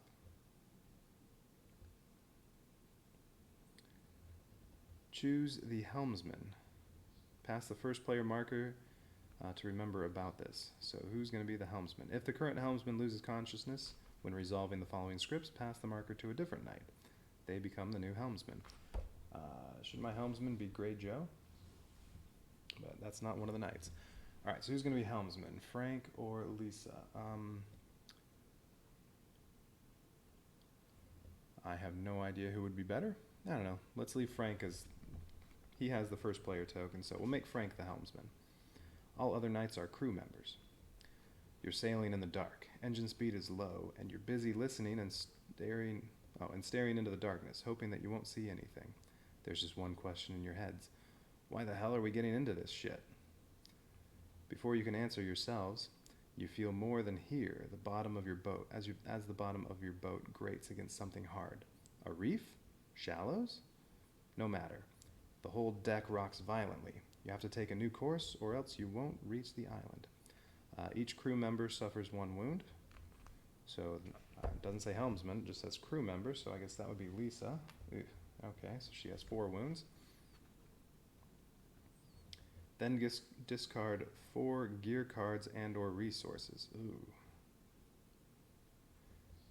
2 times the number of knights. Any knights can discard them. Before you discard these gear cards or resources, perform the following steps. The helmsman tests survival. Alright. Oh, that would be better if it had been Lisa. She would get a white and a green. Frank just gets 2 whites for survival. Alright, test survival. So let's see. 2. Okay, that should be good. I'm betting this will decrease the number of things I have to discard. Lower the total number of gear cards / resources you discard by 1 for each success obtained. And additionally by 1 for 3 or more knights. Well, nope, 2 knights. If you have the Grey Joe token, I do. The helmsman attains 2 additional successes in the test. Oh, okay, so with Grey Joe, I got 4 successes. I don't have to discard anything. Okay. You pray this to be the end. Sometime later, the sound of grating dies down, and your boat is in the open sea. The swaying makes it hard to move around the deck. You're now somewhere between one darkness and another, with no clue how long this doomed cruise will last. If it is round 1 through 5, see 3, otherwise 24. Alright, so if you did this very quickly, because as soon as I had 2 of these challenge tokens, I could have gone here and gone on the boat. So I could have done it by round 5, but nope, it says, what is it, 24.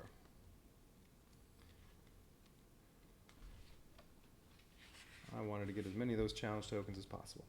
Alright, It's finally over, you think, looking out for more reefs. Suddenly some shape swims by, right under the surface.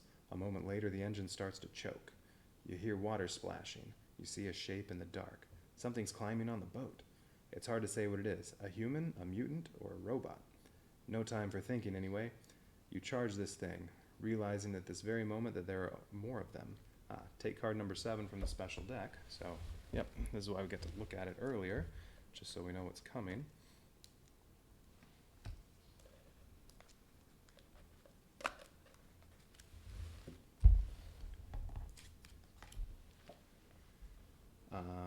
Let's see, where was that? 24. Take card number 7 from the special deck and place it face up next to the plot sheet. This is the Ultimate Marine, a humanoid creature from the depths of the ocean. Starting from the first player, each conscious knight resolves combat with his enemy according to normal rules. The Ultimate Marine is destroyed when it suffers a number of damage equal to its health. Return its card to the special deck. Before the first combat with the Ultimate Marine, draw 1 token based on its threat 1. It affects all combats with this enemy. Then perform the following steps. Check the Outback Chronicles. If you learned about the sea mutant's weakness, nope. You start to yell like a madman and shoot in the air. This disorients the creature for a while. You take advantage of this to attack, and the Ultimate Marine suffers 3 damage.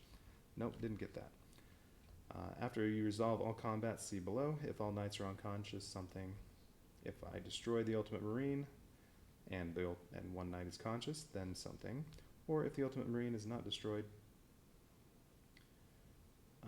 return the card to its special deck and I lose 1 of my challenge tokens. Alright, so Ultimate Marine has 8 health, 4 times the number of knights, so 8 health. It gets a green, a white, and a blue. Let's see, it's a melee attack. But it has ambush, so it attacks first.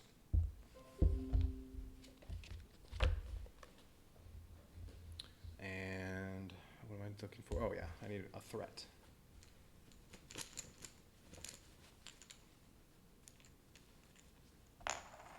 Oh, lose a resource. Okay, so each knight has to lose a resource. Well, Frank's going to ditch his fuel. He needs the ammo because he's equipped with a gun, so he needs that.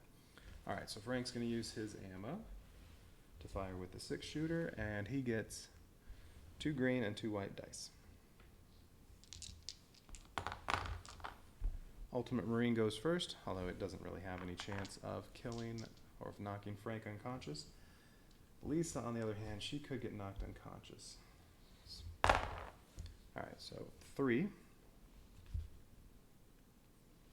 Okay, so Frank will take 3 wounds and deal, come on, let's get some good damage. That is not good. 1. Let's see. Yeah, that doesn't say anything. If I had rolled a spade, that's worth 2, but nope, 1. Well now, unless Lisa does 7 damage to the Ultimate Marine, I'm not knocking him out. Well, that was fun. Nice going, Frank. Alright, so now it's Lisa's turn. Ultimate Marine gets to ambush again and attack her. Ooh, 4. Oh, well, she has a tactical vest. Oh, wait a minute, wait. There was also the Controlled Fury. When attacking barehanded or with a melee weapon, you can flip this over to do 1 damage. He was not attacking with a melee weapon. Alright, so 4 damage to Lisa. Tactical vest can block 2. So she takes 2 wounds. So that's alright. She's up to 6 wounds. And she's not knocked unconscious, so she gets to fight back with Scrub Master. 2 blue dice, plus her gun's skill is 2 green dice, so she gets 2 blues and 2 greens. Still very low chance of dealing 7 damage though, and then, so what does it say? Well, on a spade I only deal 1 damage. Wait, I don't remember what the bullets mean. Let me make sure I know what that icon means.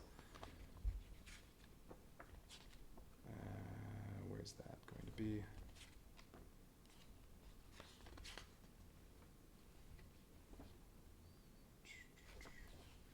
Oh, this should be... Alright, how about enemy card?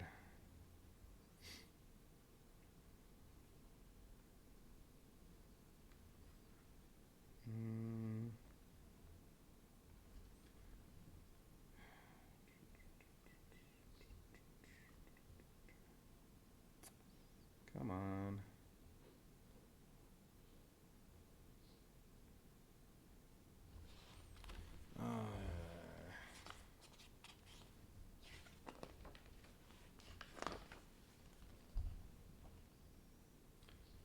I'm pretty sure that one with the 3 bullets means full auto, but I don't remember how that works. I thought it was about spending extra ammo. Oh. I think I can spend 1 extra ammo to deal 1 extra damage. However, this says if I roll a fate, not a botch, if I roll a fate, I get to deal 1 extra damage without spending ammo. I think that's what that's saying, but I need to find what that icon means. Yeah, it's not in there. Dice, no. And none of that.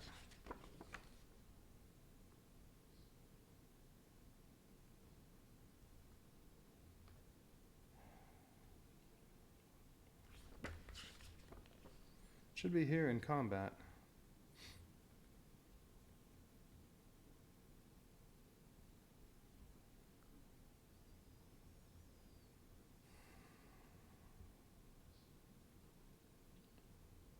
I don't see it anywhere on there.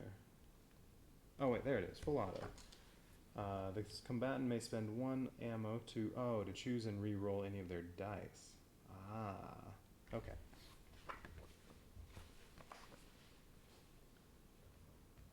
Okay, so this is saying if I roll a fate, I can re-roll any dice I want without having to spend any ammo, which I don't have any additional ammo, so okay. Alright, so Lisa gets to roll these, and I need to do 7 to knock out the Ultimate Marine. That's not going to do it. Alright, well I got this, so that counts as 1 damage. Plus I get to re-roll anything. So I can re-roll these. I could re-roll that too if I wanted. Although I guess I could re-roll this as well. Why not? Well...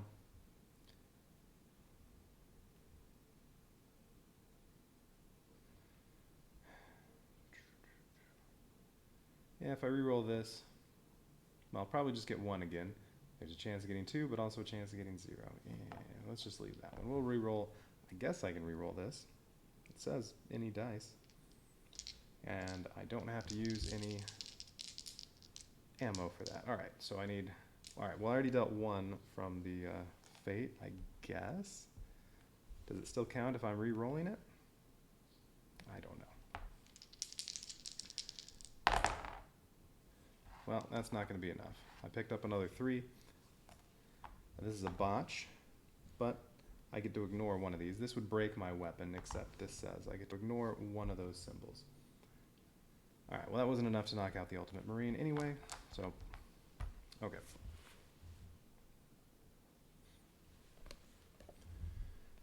So even if I gave that more damage than I should have, it's alright, because I didn't kill it. Alright, what was that? 24. So, if the Ultimate Marine is not destroyed, return its card to the special deck, then discard 1 challenge token. So I'm down to 3. And C number 94. Alright, so that's supposed to go back in the deck. I'll just leave it where it is for now. 94. The monsters are getting their asses kicked. Some of them fall on the deck. Others jump into the water, bleeding like a butchered swine. You realize you're alone, and that the engine is silent. You try to start it again, but it chokes, as if it was about to fall apart. Time to get your hands dirty. Alright, perform the following steps. The helmsman tests tech. Alright, well, Frank's the helmsman. He has 2 white dice for tech. Where are we? 94. The helmsman Test tech. Each conscious crew member can add one chosen die of their tech skill. Alright, well, Lisa's still conscious. She only gets white dice for tech, so, well, she can add one white die. Eh.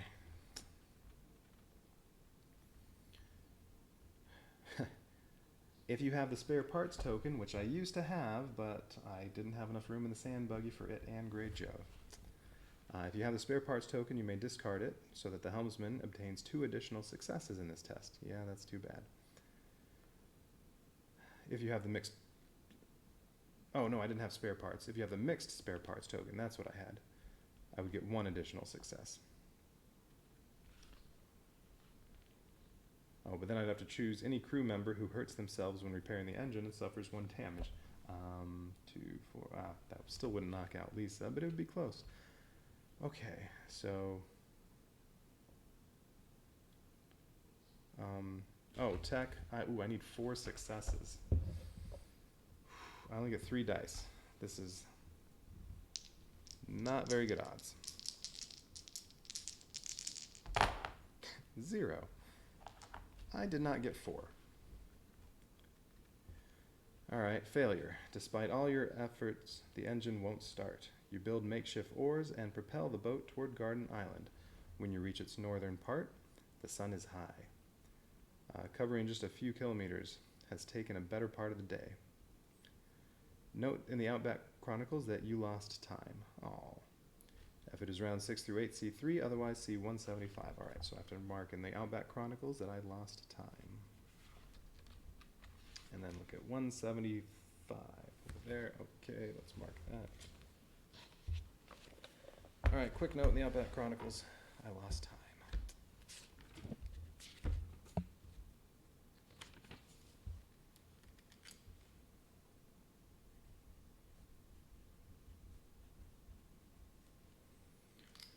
Well, even if I still had those mixed spare parts, it wouldn't have made a difference. I wasn't even close to success on that roll.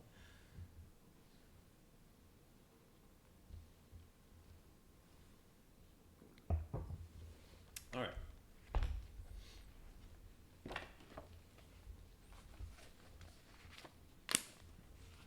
$175. The boat buries its prow in the sandy shore, but you don't mind.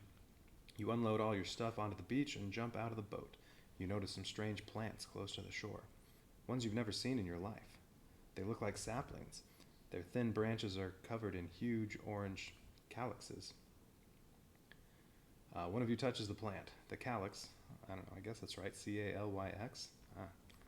The calyx opens and ejects a cloud of spores. Your companion jumps away and the cloud is dispersed by the wind a moment later. You laugh nervously, then cut down the saplings. No one got hurt, right? Still, over there, deep in the jungle covering this part of the island, you can see more similar plants, much more mature than the ones from the beach. The helmsman suffers 1 contaminated wound. Frank's up to 5 wounds. Take the card number 8 from the special deck and place it face up on the plot sheet. I guess we'll get rid of Ultimate Marine. Now we'll just put it in there. And I need card 8. I swear I've seen 8 before in another adventure. Nope. Hungry Tree. Okay. Ooh, 3 green dice. Not looking good for Lisa. Frank could get knocked out too. Okay, let's see.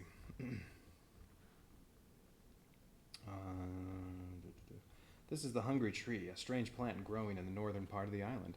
Whenever the following instruction appears, Hungry Tree attacks. Choose a knight. The knight resolves combat with the Hungry Tree according to normal rules. If it is defeated, the knight may... I don't have ammo anymore. Oh, so you know what? It was in between combat. I think I would have been able to... Yeah, I would have been able to change my equipment out, which should have happened because I had no ammo. So we're going to say that, sure, Lisa equipped. It doesn't really matter. I have one of them gets the knife, the other one gets barbed wire club.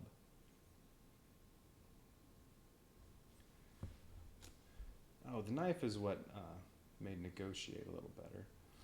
Alright, well, we'll give Lisa the knife. It was her weapon anyway. And Frank can take barbed wire club.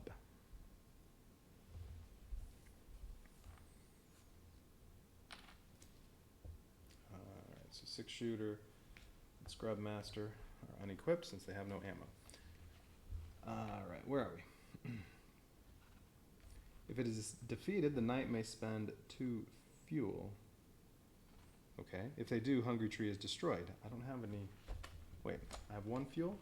How do I only have 1? Oh, that's right, I had to lose a resource at one point. And I don't want to lose ammo. Remove its card from the game. Additionally, each knight gains 1 experience. That's if I am able to destroy the Hungry Tree, but that's not possible because I don't have fuel.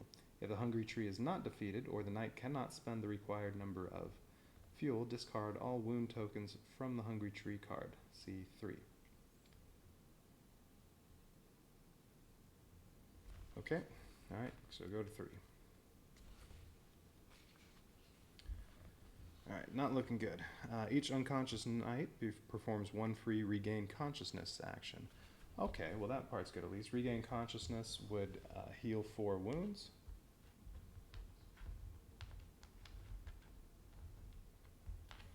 And 1 radiation. Lisa doesn't have any radiation. Frank does. 4 wounds, well 3 from that, and then 1 would flip a contaminated wound to just a wound.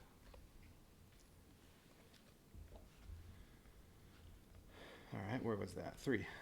It's good to walk on solid ground again. Man was not made to live among the waves. You make yourselves ready for the journey ahead, then look back for the last time. Will the boat be here when you return? Will you be running for your lives, or walking as if the place belonged to you? Will you even leave this island? For now, you have a few kilometers to cover with no idea what might happen. Time to set the course and move out. Set aside all challenge tokens placed on the plot sheet. They will be needed later. Sure, I still have 3. Oh, go to the plot sheet, Northern Approach. Okay, alright, let's take all this stuff off of here.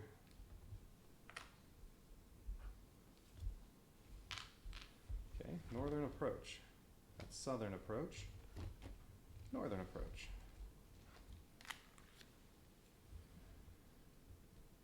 Ooh. Alright, setup. Place the time marker on space 10 of the track. Oh, it looks like I need this side too. Interesting. Now let's move this stuff out of the way. There. Place the time marker on space 10. Each round it moves down the track. Oh. Place the special marker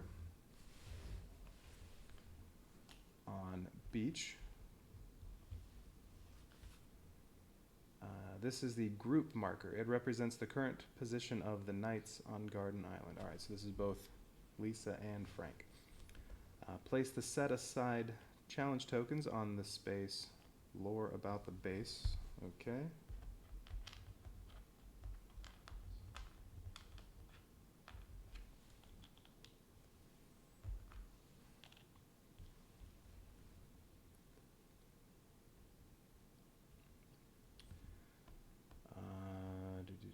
Resolve entry 100, and then read the special rules below. All right, entry 100.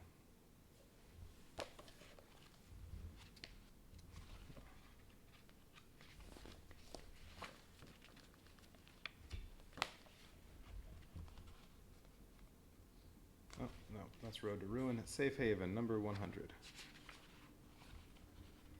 Oh, alright, lots of stuff. Perform the following steps. Check the Outback Chronicles. If you lost time, move the time marker 1 space down the track. 2 spaces for 3 plus 9. I did lose time. It's in the Outback Chronicles, so that's now at 9. If you have the Cogs token, I do not, so we'll skip that. If you have the Grey Joe token, I do. I have Grey Joe. The Navigator is no longer willing to risk his life and chooses to stay by the boat. He hands you some of his gear and wishes you good hunting. Discard the Grey Joe token. Grey Joe can go away.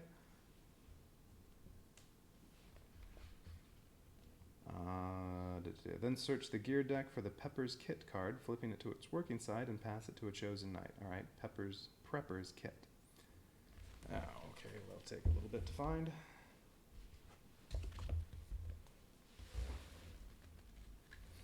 Alright, here's the gear deck. I need to find Prepper's Kit.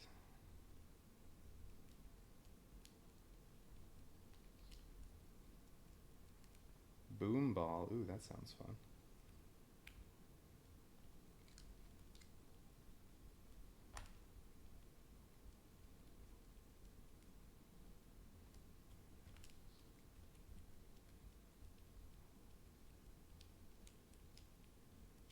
Of course, it was the very last one.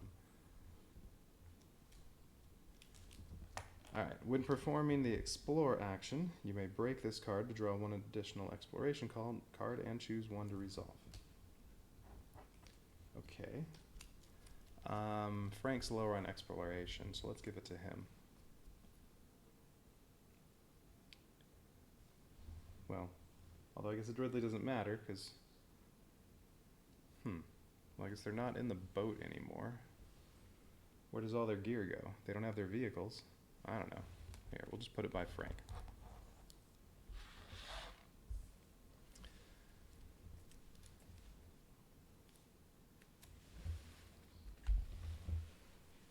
So yeah, what am I doing with my 6-shooter and Scrub Master? Maybe it says in the rest of 100. Okay. During this plot, a few basic rules are changed according to what is written below. Vehicles. The vehicle sheets are no longer used. The knights move around Garden Island on foot. From now on, each knight can carry the gear cards they are equipped with and has a backpack with 2 capacity. Okay, alright. So, Frank's 6-shooter and Prepper's Kit, those are in his backpack. Lisa has the Scrub Master, and that's it.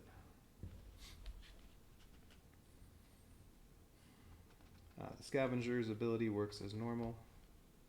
I don't have the Scavenger. Additionally, they may carry up to 6 resources of any kind, including fuel. Well, I have 0 resources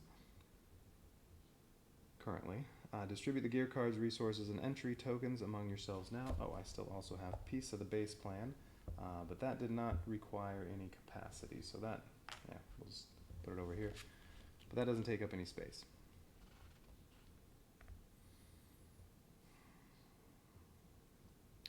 Let's see, where are we? If a knight has an upgrade card working only in connection with their vehicle, they must exchange it now for a different personal or general upgrade card. No.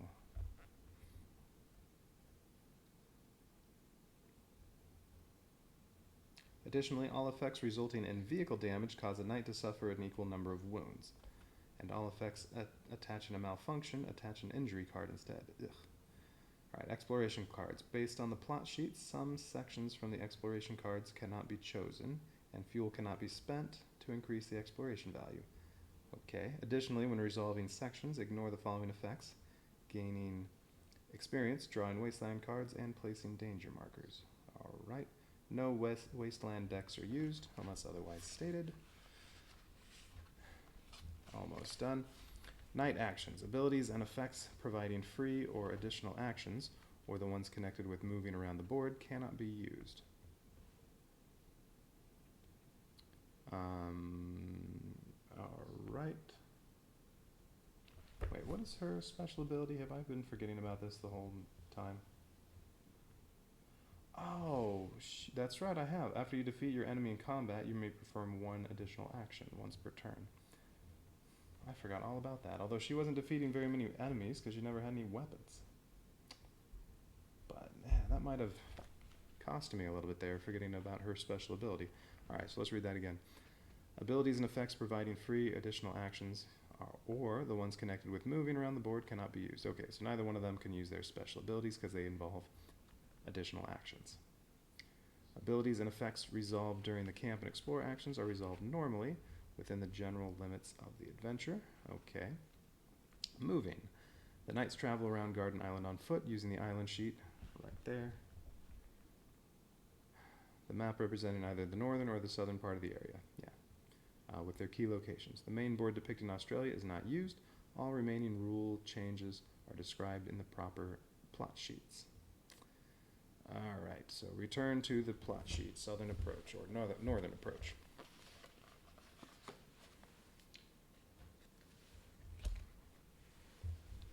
Goal: deal with a threat hidden in the base before you are eliminated. So reach the heart of the base before the end of round 1, which, well, that's a long way off. So I guess north base is what I need to get to, but it looks like, it looks like either I can travel along this route or this route. There's a little path going this way and then this way, but it doesn't look like you can go across. I don't know. Okay, plot special rules. Lore about the base. Challenge tokens, which I have 4 of them. Excuse me, 3 of them. I had 4 earlier. What was this fuel? Wait, do I still have 1 fuel?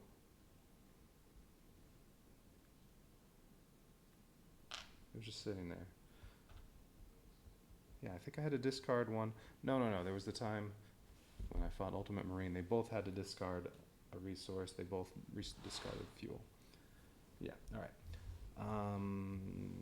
Challenge tokens. These represent information about the base, which you have collected. Some entries may require you to discard them. Additionally, when making any test, a knight may discard any number of challenge tokens to obtain 2 additional successes for each discarded token. Alright. Knights resolve each round together. Each round is comprised of 3 steps, resolved in the order described below. Once they are resolved, move the time marker down 1 space down the track. Each knight has 1 action per round to perform in 1 chosen step. Each knight has 1 action per round to perform in 1 chosen step. Okay. When the given knight performs their action, they cannot perform any other actions in the remaining steps. If 2 or more knights perform actions in the same step, they decide about the resolution order of their actions. Okay, so step 1 is camp. This is resolved just like normal camp action, although you don't have any, you can't repair vehicles. Okay. Step 2 is explore. This step is resolved in exactly the same way as the explore action, but the findings can be chosen only from mountains or desert. Okay. Step 3 is travel. Important. At the beginning of the step, all knights choose what gear cards they're equipped with until the end of the round, of course. Additionally, only a clear instruction in an entry can move the group marker to the next space of the island sheet. So the knights never move it voluntarily. Alright. The knights travel around Garden Island as a group, from one space to another with a higher number.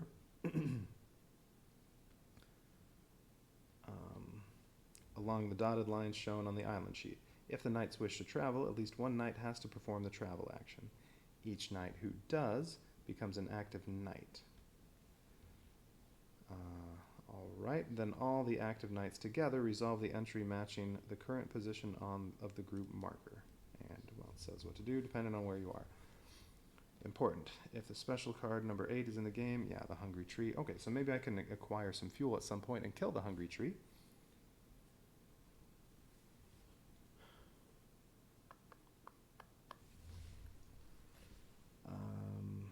Yeah, whenever Hungry Tree attacks, choose a knight that has to fight the Hungry Tree. It only has 5 hit points. But, that's not going to be easy to kill. It has armor piercing and relentless. If this enemy rolls at least 2 spades to fate out of 3 green dice, you lose consciousness. Oh, that's fun. If the group marker is present on the north base space, keep resolving entries according to their description until you reach one of the game endings. If the group marker is not present on 6 at the end of round 1, or all knights are either unconscious or eliminated, see 250. So that'll be game over, I'm sure. Okay, so this says, let's see this again.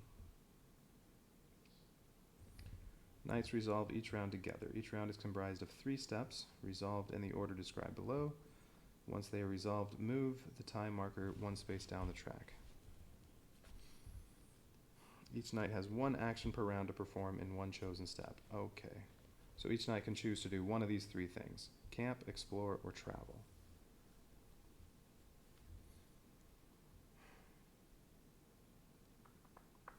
I think they should just both explore at first. I just have to get to the north base by the time I get down to 1. And when I'm traveling, I think it would be best to have them both travel. Then they're both active. Maybe they both have a chance to knock out Hungry Tree or whatever else comes my way. And then camping. Well, currently they each have 2 wounds, so I'm not too worried about camping yet. Yeah, I think this round they'll both explore. The next round they'll both choose travel.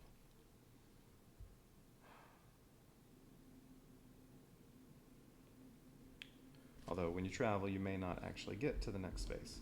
Depends on what happens in here. Okay. Yep. All right. Each one of them is going to explore. And yeah, it says step is resolved exactly the same as explore action. Findings can be chosen only from the mountains or desert sections. Well, I guess that's nice in that you don't just have one, you get to pick.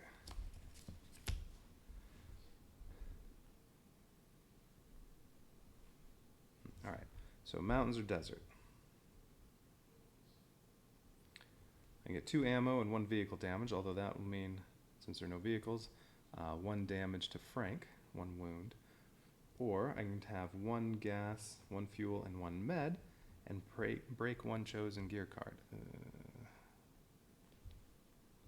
Maybe the prepper's kit? So what did this do?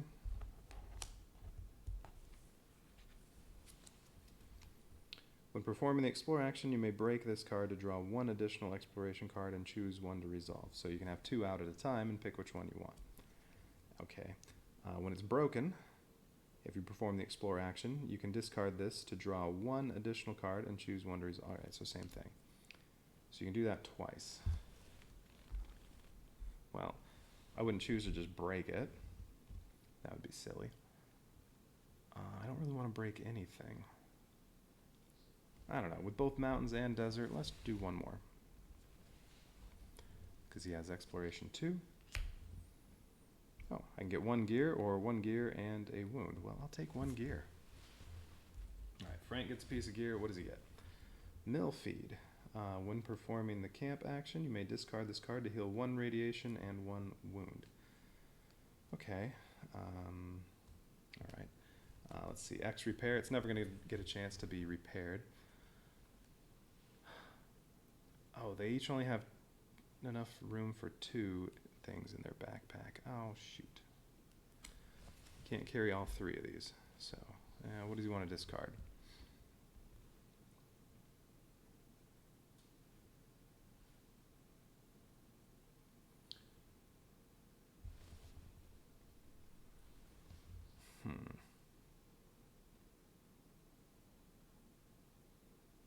Well, I don't have any ammo, so I don't know how good the 6-shooter will be. Yeah, alright, let's get rid of the 6-shooter. Might find some ammo, but... No, you know what? Prepper's kit? I really don't care about that one. Alright, Prepper's kit is gone. Alright, so that was Frank's explore. Lisa is also exploring the beach. So let's see. She has exploration 3. She can get 2 ammo, or a med, or she can draw again. She can draw up to 2 more times and choose something, but I want some ammo for my Scrub Master. So yes, I'll take the 2 ammo. Oh yeah, and then she also gets an extra resource. So let's also take 1 med. And I can hold 6 resources, each character. Okay, alright, that's good. Alright, so that's it for their turn. They both went, so now we're on 8. Still on the beach. And Lisa is going to re-equip the Scrub Master instead of the knife. Now that she's carrying around the knife. Alright, these can go away. Now they're both going to choose in the next turn to explore. Not explore, to travel. So they're both active knights.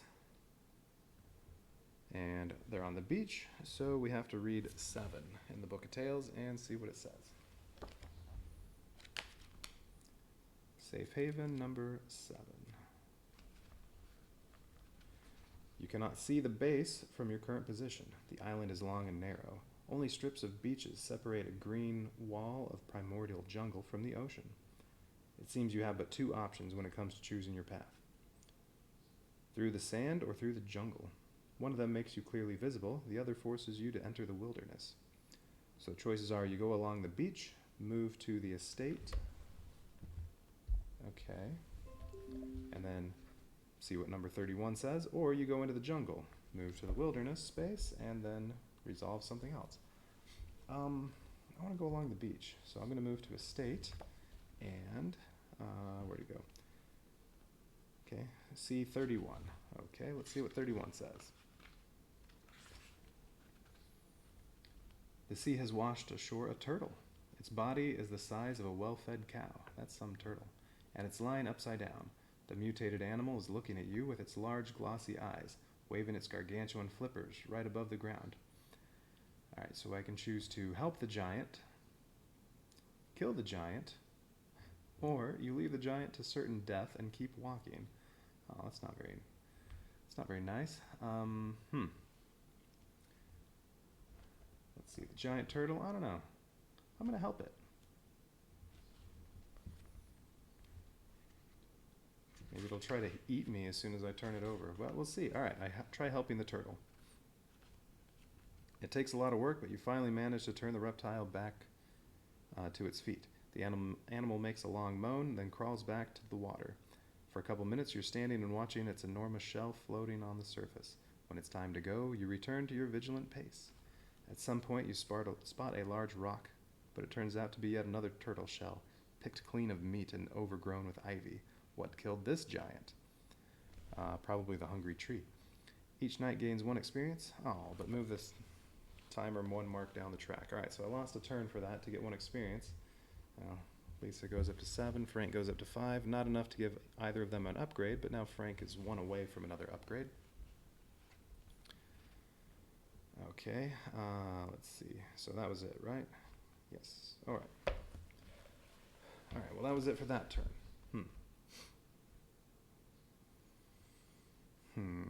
Okay, well, I just need to get down to North Base by 1.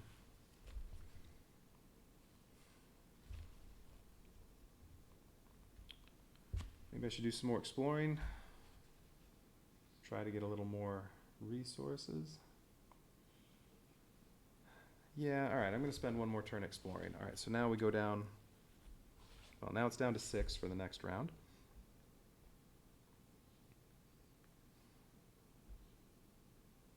Yeah, I think that's okay. Yeah, let's explore 1 more time. Alright, so Frank's going to explore first. First he gets... Okay, I can do desert or mountain. He can get 1 fuel, but take 1 wound, or get 1 fuel, or take 1 wound. I don't like either of those options. So he can draw 1 more card, and then he's stuck with 1 of these. Alright, it's said to ignore experience and wasteland cards, so he can't choose that. He gets 1 ammo. Okay.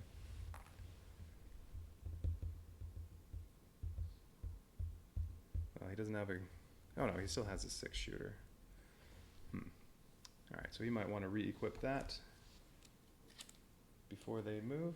Alright, now how about Lisa? She has exploration 3, so she can draw 3 times. 1 ammo. I can take 2 more shots at it.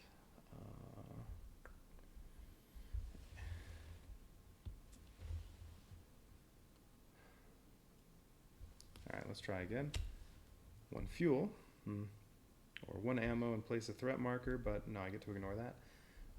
She only gets 1 more shot. No, I don't want to risk getting stuck with something bad, so she's going to take an ammo, plus with her special ability, she gets 1 more resource. Well, let's take some more meds for her extra resource. Alright. I might need to camp at some point. I think that's plenty exploring. All right, so, okay, down to 5. They want to travel again, so they're both going to choose travel. They're both active. All right, so now I'm on estate, so I need to see 18.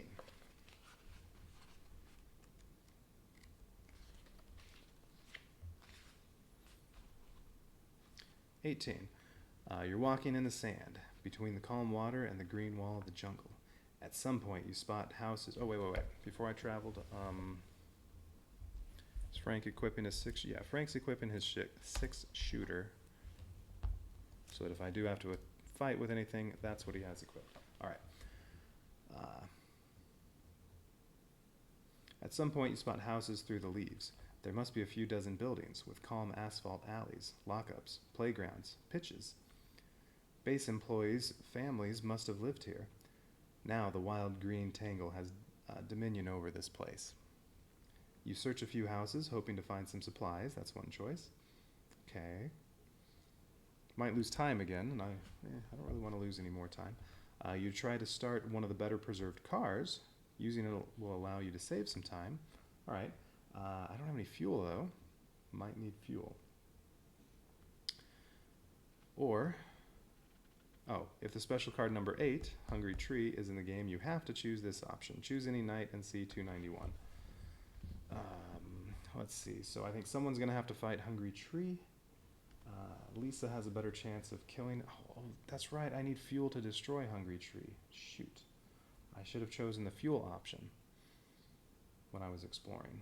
Oh, I could have had 2 fuel. Great.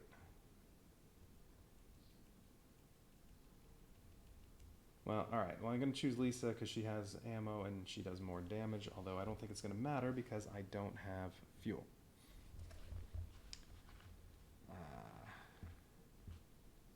Alright, well, I think when it goes down on the next turn, I think Lisa's going to explore, hoping to get 2 fuel, and Frank's going to choose to move, to travel. Then he's the only active one, so she won't be able to fight. I think that's how it'll go. But I do need fuel, I think. Alright. So what did it tell me to see? 291. Alright, I'm choosing Lisa. And 291. Your companion stops in an overgrown alley for no apparent reason. Suddenly, a few thick ivy stems spring out of the green thicket, entwine them, and drag them down the alley. What companion? That was the right number, right?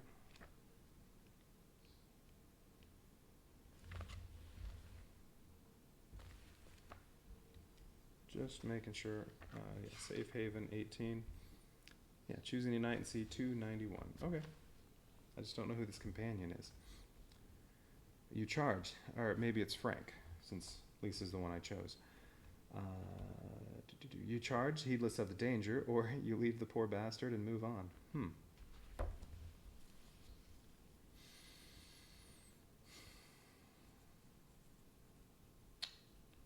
Wow, does that mean I'll lose Frank if I do that?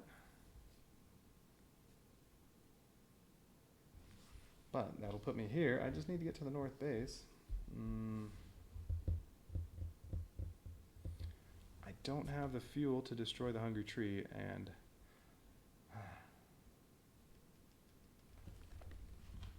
you know what? I'm doing it. Where'd it go? 291. You leave the poor bastard and move on. I'm doing it. 177. Your friend's death is silent. Well, even if it wasn't, you wouldn't like to listen to it. You simply run ahead until you leave this accursed estate and return to the coastal road. You only hope that your companion's sacrifice won't be in vain. The knight chosen earlier is eliminated from the game. Alright, Frank's dead. Move the group marker to HMAS Sirius. Okay. Alright, I'm there. Just have to get to North Base. That's right. What can I do for discarding these? Lore of the base. Challenge tokens. I have 3. When making any test, so that includes combat, a knight may discard any number of challenge tokens to obtain 2 additional successes for each discarded token. Alright. Well, that would make it very easy to kill the Hungry Tree, but I need fuel to destroy it. All right, is there anything else it said on here? What one was that? What was I just reading?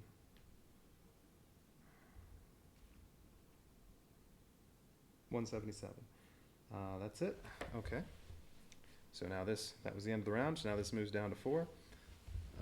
Frank's dead. It's all right. I just need 1 night. Okay. So I guess he lost all his gear and stuff too. That's all right. Lisa's the one with the resources. I can only carry 6. All right. So I need to find some fuel, I think. So I think this turn I need to explore. I have plenty of time. So all right, let's do an explore action. Ooh, all right. Ooh. So I can choose 1 ammo, 1 fuel, 1 med, but I would take 2 wounds. And I can't carry all that. But the 1 fuel, I also have her ability that lets me, whenever I get resources from exploring, I get to have 1 resource of my choice. So I could get the 2 fuel, but I would take 2 wounds. I might need to spend a turn camping just in case. I'd get 2 fuel, and then I'd also have to discard 1 because I can only hold 6 resources. Okay. Alright, that wouldn't be too bad. It's just it'll take 2 turns. This turn plus camping. Alright, or 1 ammo, 1 fuel, 1 med, 1 gear, and then I get a malfunction, which really means I get another injury. Oh, right. And what did this do? Oh, I forgot about my injury. Each spade I roll is considered a blank. So, yeah, I don't actually get to deal that damage if I roll that. Okay, I don't want another injury. I don't think I really want either of those. All right, she has exploration 3 though, so I still have 2 more opportunities. How about this one? 1 fuel, and place a threat marker. It said to ignore that. 1 med, 1 ammo, and 1 wound. Well, if I take the 1 fuel, I can then get an extra resource and get another fuel. There's my 2 fuel. I can only carry 6 resources. I think I'll ditch 1 ammo or 1 med.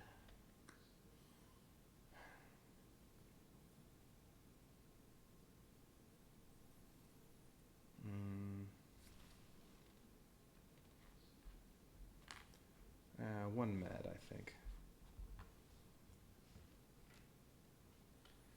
Okay, so that was it for that turn, and then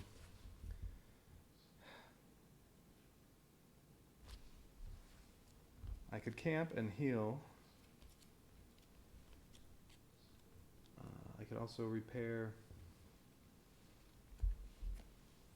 my tactical vest.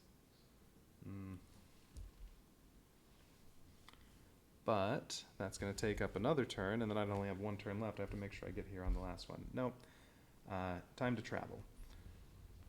All right, just to play safe. All right, I am on HMAS Sirius, so C36. All right, Lisa, let's do it. Oh, it's right there. 36. You can see the hull of a huge ship with a white marking 266 on the side. Its bow wedged into the shore decades ago, waves and winds covering it with tons of sand. Something strange spilled out of its steel belly. The beach close to the hole is black. It looks like coagulated crust. A chemical odor is omnipresent. Oil. Thousands of liters. You could fill the tanks of all biker gangs of the waste with what's spilled here. One of you, there is only one, places their foot on the crust ranging from the water to the wall of the greenery and falls knee-deep in the substance. It takes a lot of effort to pull your companion out of the goo, which behaves not unlike quicksand. All right, choose together. You look for an alternative path through the jungle. Or you decide to go through the ship. Well, if I go through the jungle, I'm sure I'm going to have to fight. I bet I have to fight Hungry Tree, but now I have the fuel, I can destroy it. Or you decide to go through the ship. Although if I go through the jungle, it's not going to take me over to HMAS Farncombe, is it? well, I have the capability of killing Hungry Tree now. So let's go through the jungle. You look for an alternative path through the jungle, C74. You cross the tree line. There's no path in here, just a tangled wall of leaves, stems, and branches. You're slashing and cutting and tearing just to move a step forward. Yet it seems as if you weren't making any progress. For a moment, you get the impression that the plants around you not only refuse to surrender under your hits, but thicken, entwining your arms and taking a firmer and firmer grip on your bodies. Disoriented, you notice huge purple calyxes of predatory flowers hanging over your heads. If the special card number 8 is in the game, yep, that's Hungry Tree, C159. Oh, if I'd already killed Hungry Tree, I'd get to go to North Base. Oh, then I'd probably have a victory. But special card is in the game, so C159. The Hungry Tree attacks. Uh-oh, the Hungry Tree gains 1 health during this combat. Alright. So Hungry Tree has 6 health. And as it says on here, says somewhere. Alright, 175. So let me make sure what the detailed rules on Hungry Tree are. If the Hungry Tree is...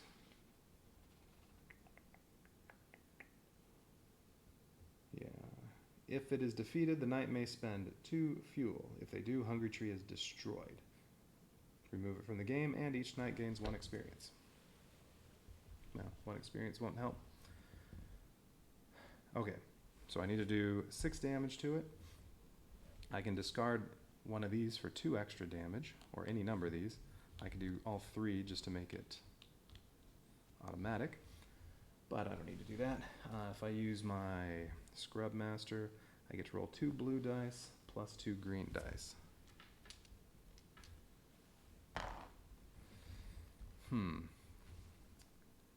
Okay, need to do 6 damage to it. It has armor piercing. I forgot about that. So my, what is this? Tactical vest can't do anything to block damage. Alright, so Hungry Tree gets 3 green dice. Well,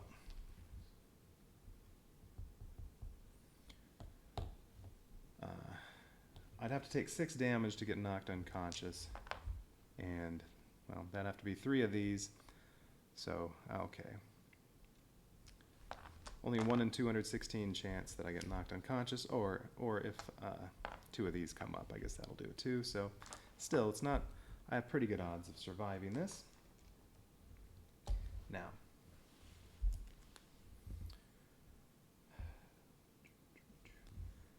let's see. I can do pretty good damage with these blue dice, but because of my injury, if I roll a fate, that counts as a blank. You know what? I want to be absolutely certain I kill this thing. I'm going to spend 2 of my challenge tokens, so that's 4 damage already. I just need 2 successes. And what number was I on? Oh, shoot. 159.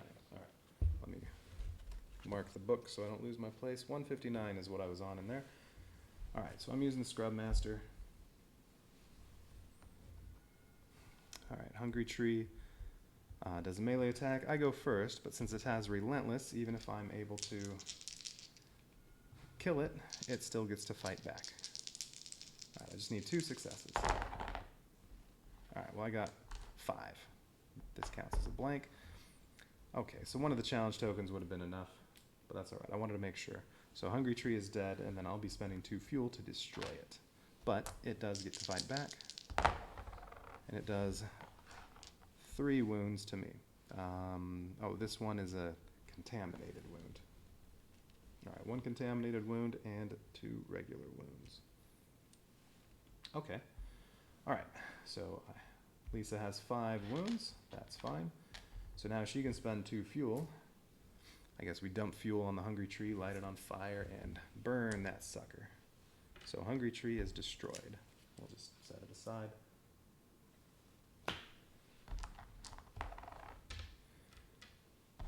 Now, hopefully I get to advance to the North Base.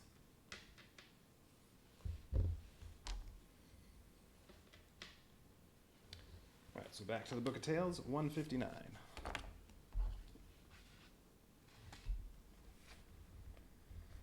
Okay, the hungry tree attacks. The hungry tree gains 1 health. Yes. If the hungry tree is defeated, you're struggling, though it's hard to reach for weapons. Finally, thanks to your coordinated efforts, you manage to free yourselves of the vines and creepers, then cut off meaty branches and flowers. The plants die, and you return to the beach in a point well beyond the sticky pool.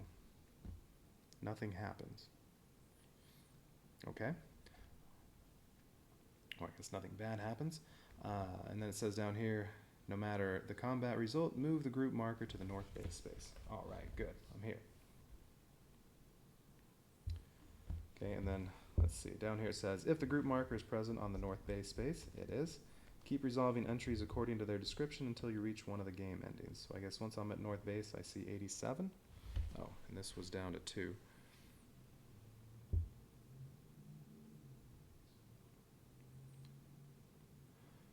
Okay. So, or can I do any more exploring or anything like that? Can I camp? I guess I'm at north base. Keep resolving entries according to their descriptions. Well, let's see. It was here, and then I moved. It's down to 1.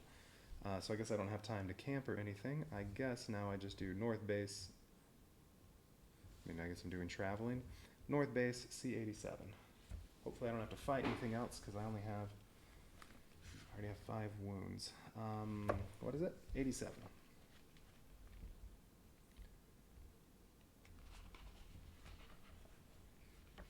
All right.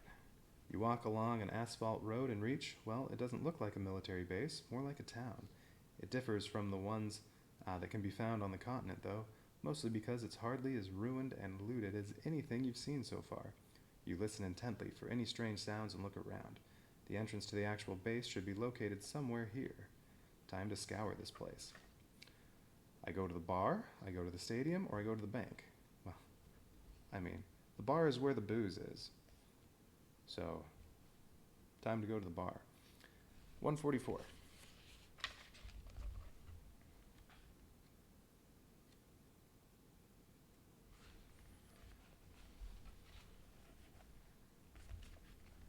A smashed neon sign is still hanging above the entrance to the joint. It reads, Kanamaluka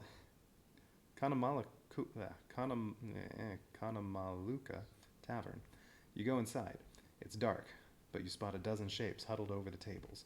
You reach for your weapons and wait until your sight adjusts to the darkness. Oh, speaking of weapons, I didn't discard an ammo when I used my rifle last attack.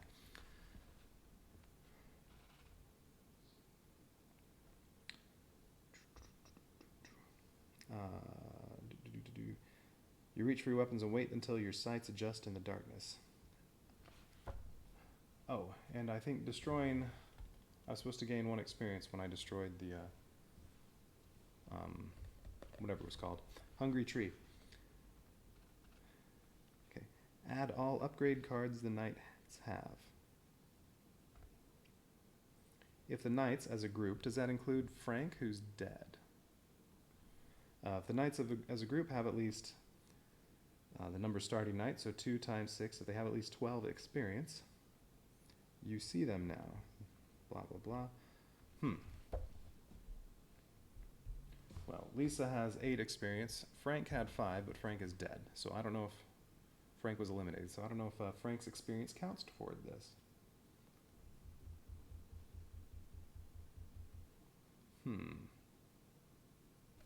I don't know. As a group, the knights did get 13 experience.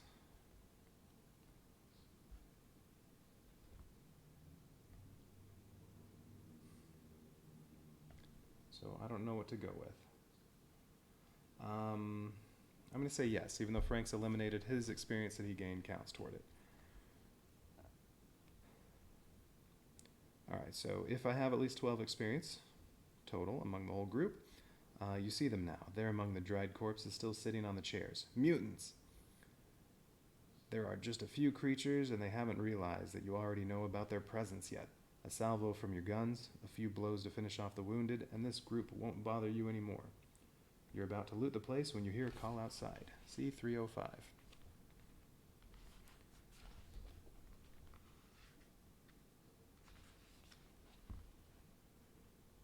The building is surrounded. The enemies are much more numerous. You need to come up with a plan, and quickly. For the moment, the place is empty. You also see stairs leading to the next floor. Alright, so I can choose to hide upstairs, or if at least one active knight, well that would be Lisa, is equipped with a ranged weapon, she is, and as a group you have at least 2 ammo, I do, then I can barricade myself downstairs and lay down suppressive fire. Well, it sounds like that's probably the better choice, so alright, C236. Barricade downstairs and use vintage Cyril Figus's suppressing fire. You quickly block the door using tables and chairs and take cover behind the counter. Then you shoot through the window whenever you see a mutant's head. Alright, spend any number of ammo, and if I spend 2 ammo, well, Frank still had an ammo, but he got eliminated. I don't know if I could have taken his ammo. Probably not. He got carried off and eaten by the hungry tree. Let's see, so 2 ammo, 183. I would have to spend 3 ammo to C112, and then 4 ammo for 43. So, well, it's just a question of could I have taken Frank's ammo?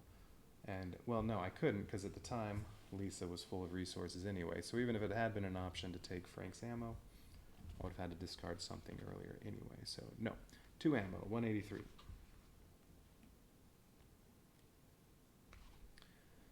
Take the card number 7 from the special deck. Oh, the Ultimate Marine again.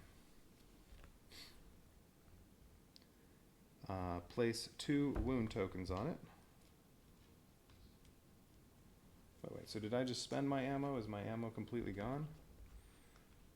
That would not be good. Then I won't have a weapon. Alright, so let me go back to that. What was I just on? Shoot.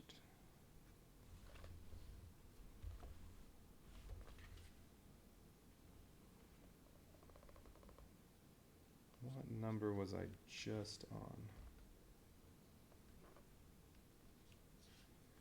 236, that was it. Yep, I had to spend my 2 ammo, so I'm out of ammo, so I don't...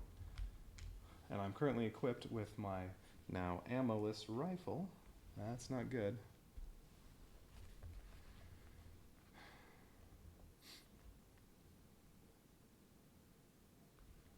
Alright, what number? Alright, 183, that's what I was on. Alright, it has 2 wound tokens. Starting from the first player, each conscious knight, that's just Lisa, resolve combat with this enemy according to normal rules. This enemy loses ambush. Alright. Before the first combat with the Ultimate Marine, draw 1 token based on its threat 1. It affects all combats.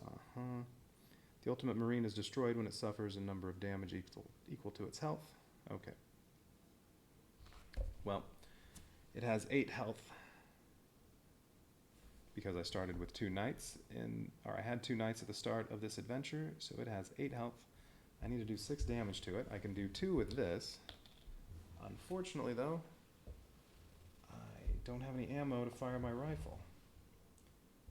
And that's what's equipped. I can't swap it out for the knife. So, I have to attack it barehanded, which means 1 white and 1 green die. Well, there's a 1 in 36 chance I could actually kill it by spending this and rolling these 2 dice. So, well, there's no point in even, well, I don't know. I still might need this for something, and it's not worth using that last challenge token for a 1 in 36 chance.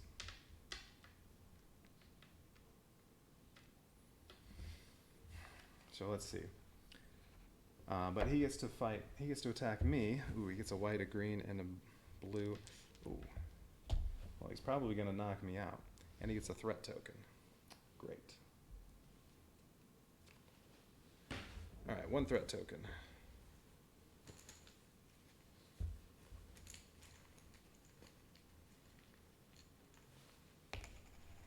Oh, and he gets a free fate. What happens on a fate? 1 damage. Oh, great. So he's already dealing 1 damage to me. 2 more in these 3 dice, and Lisa is knocked unconscious.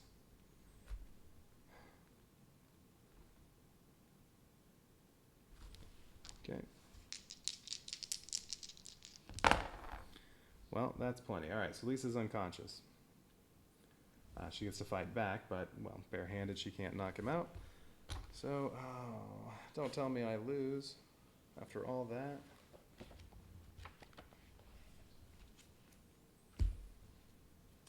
Uh, 183. If the ultimate marine is destroyed, nope. If the ultimate marine is not destroyed, you fought bravely, but the mutant swarm is simply too much. When you ran out of ammo and they broke inside the tavern, you reached for knives, clubs, chairs, and anything you could lay your hands on, but the creatures literally crushed you under their slimy bodies. C-250. Uh-oh. Oh, 250 is what happens if you don't make it here in time. Oh, looks like I lose.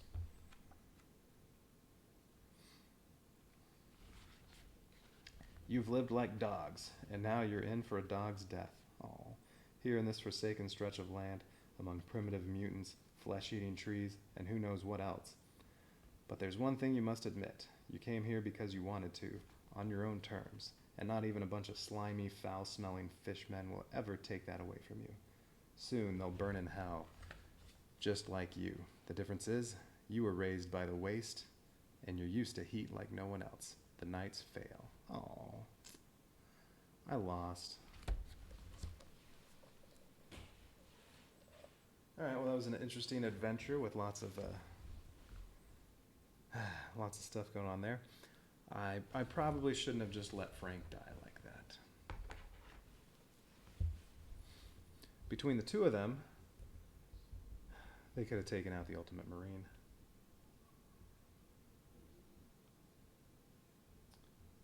Or if I just had any more ammo, could have taken out the Ultimate Marine. No, well, okay. So let's say I had spent that. Would I have made it with a roll? Nope. All right. Oh. Frank's dead. Lisa's dead. That's too bad. All right. Record that in the chronicle. I lost.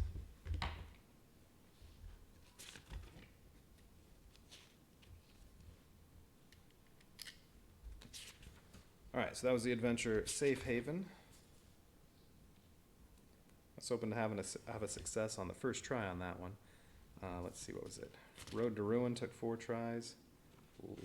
Lost Garrison took 2 tries. Well, Safe Haven, we'll see.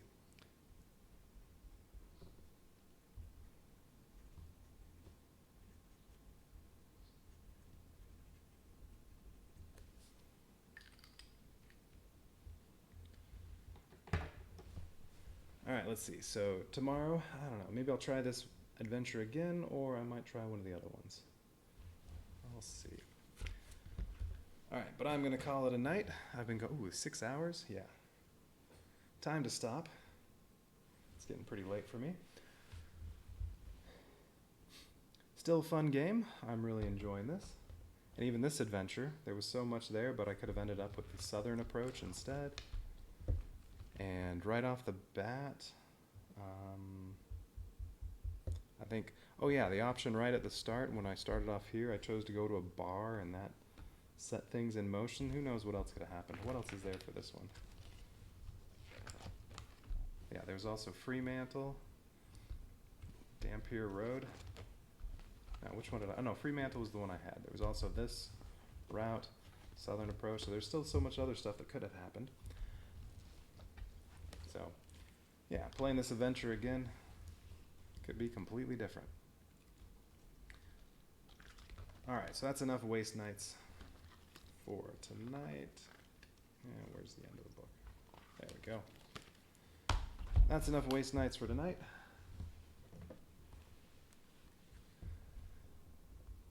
Thanks for hanging out and watching. And I'll be playing more of this tomorrow.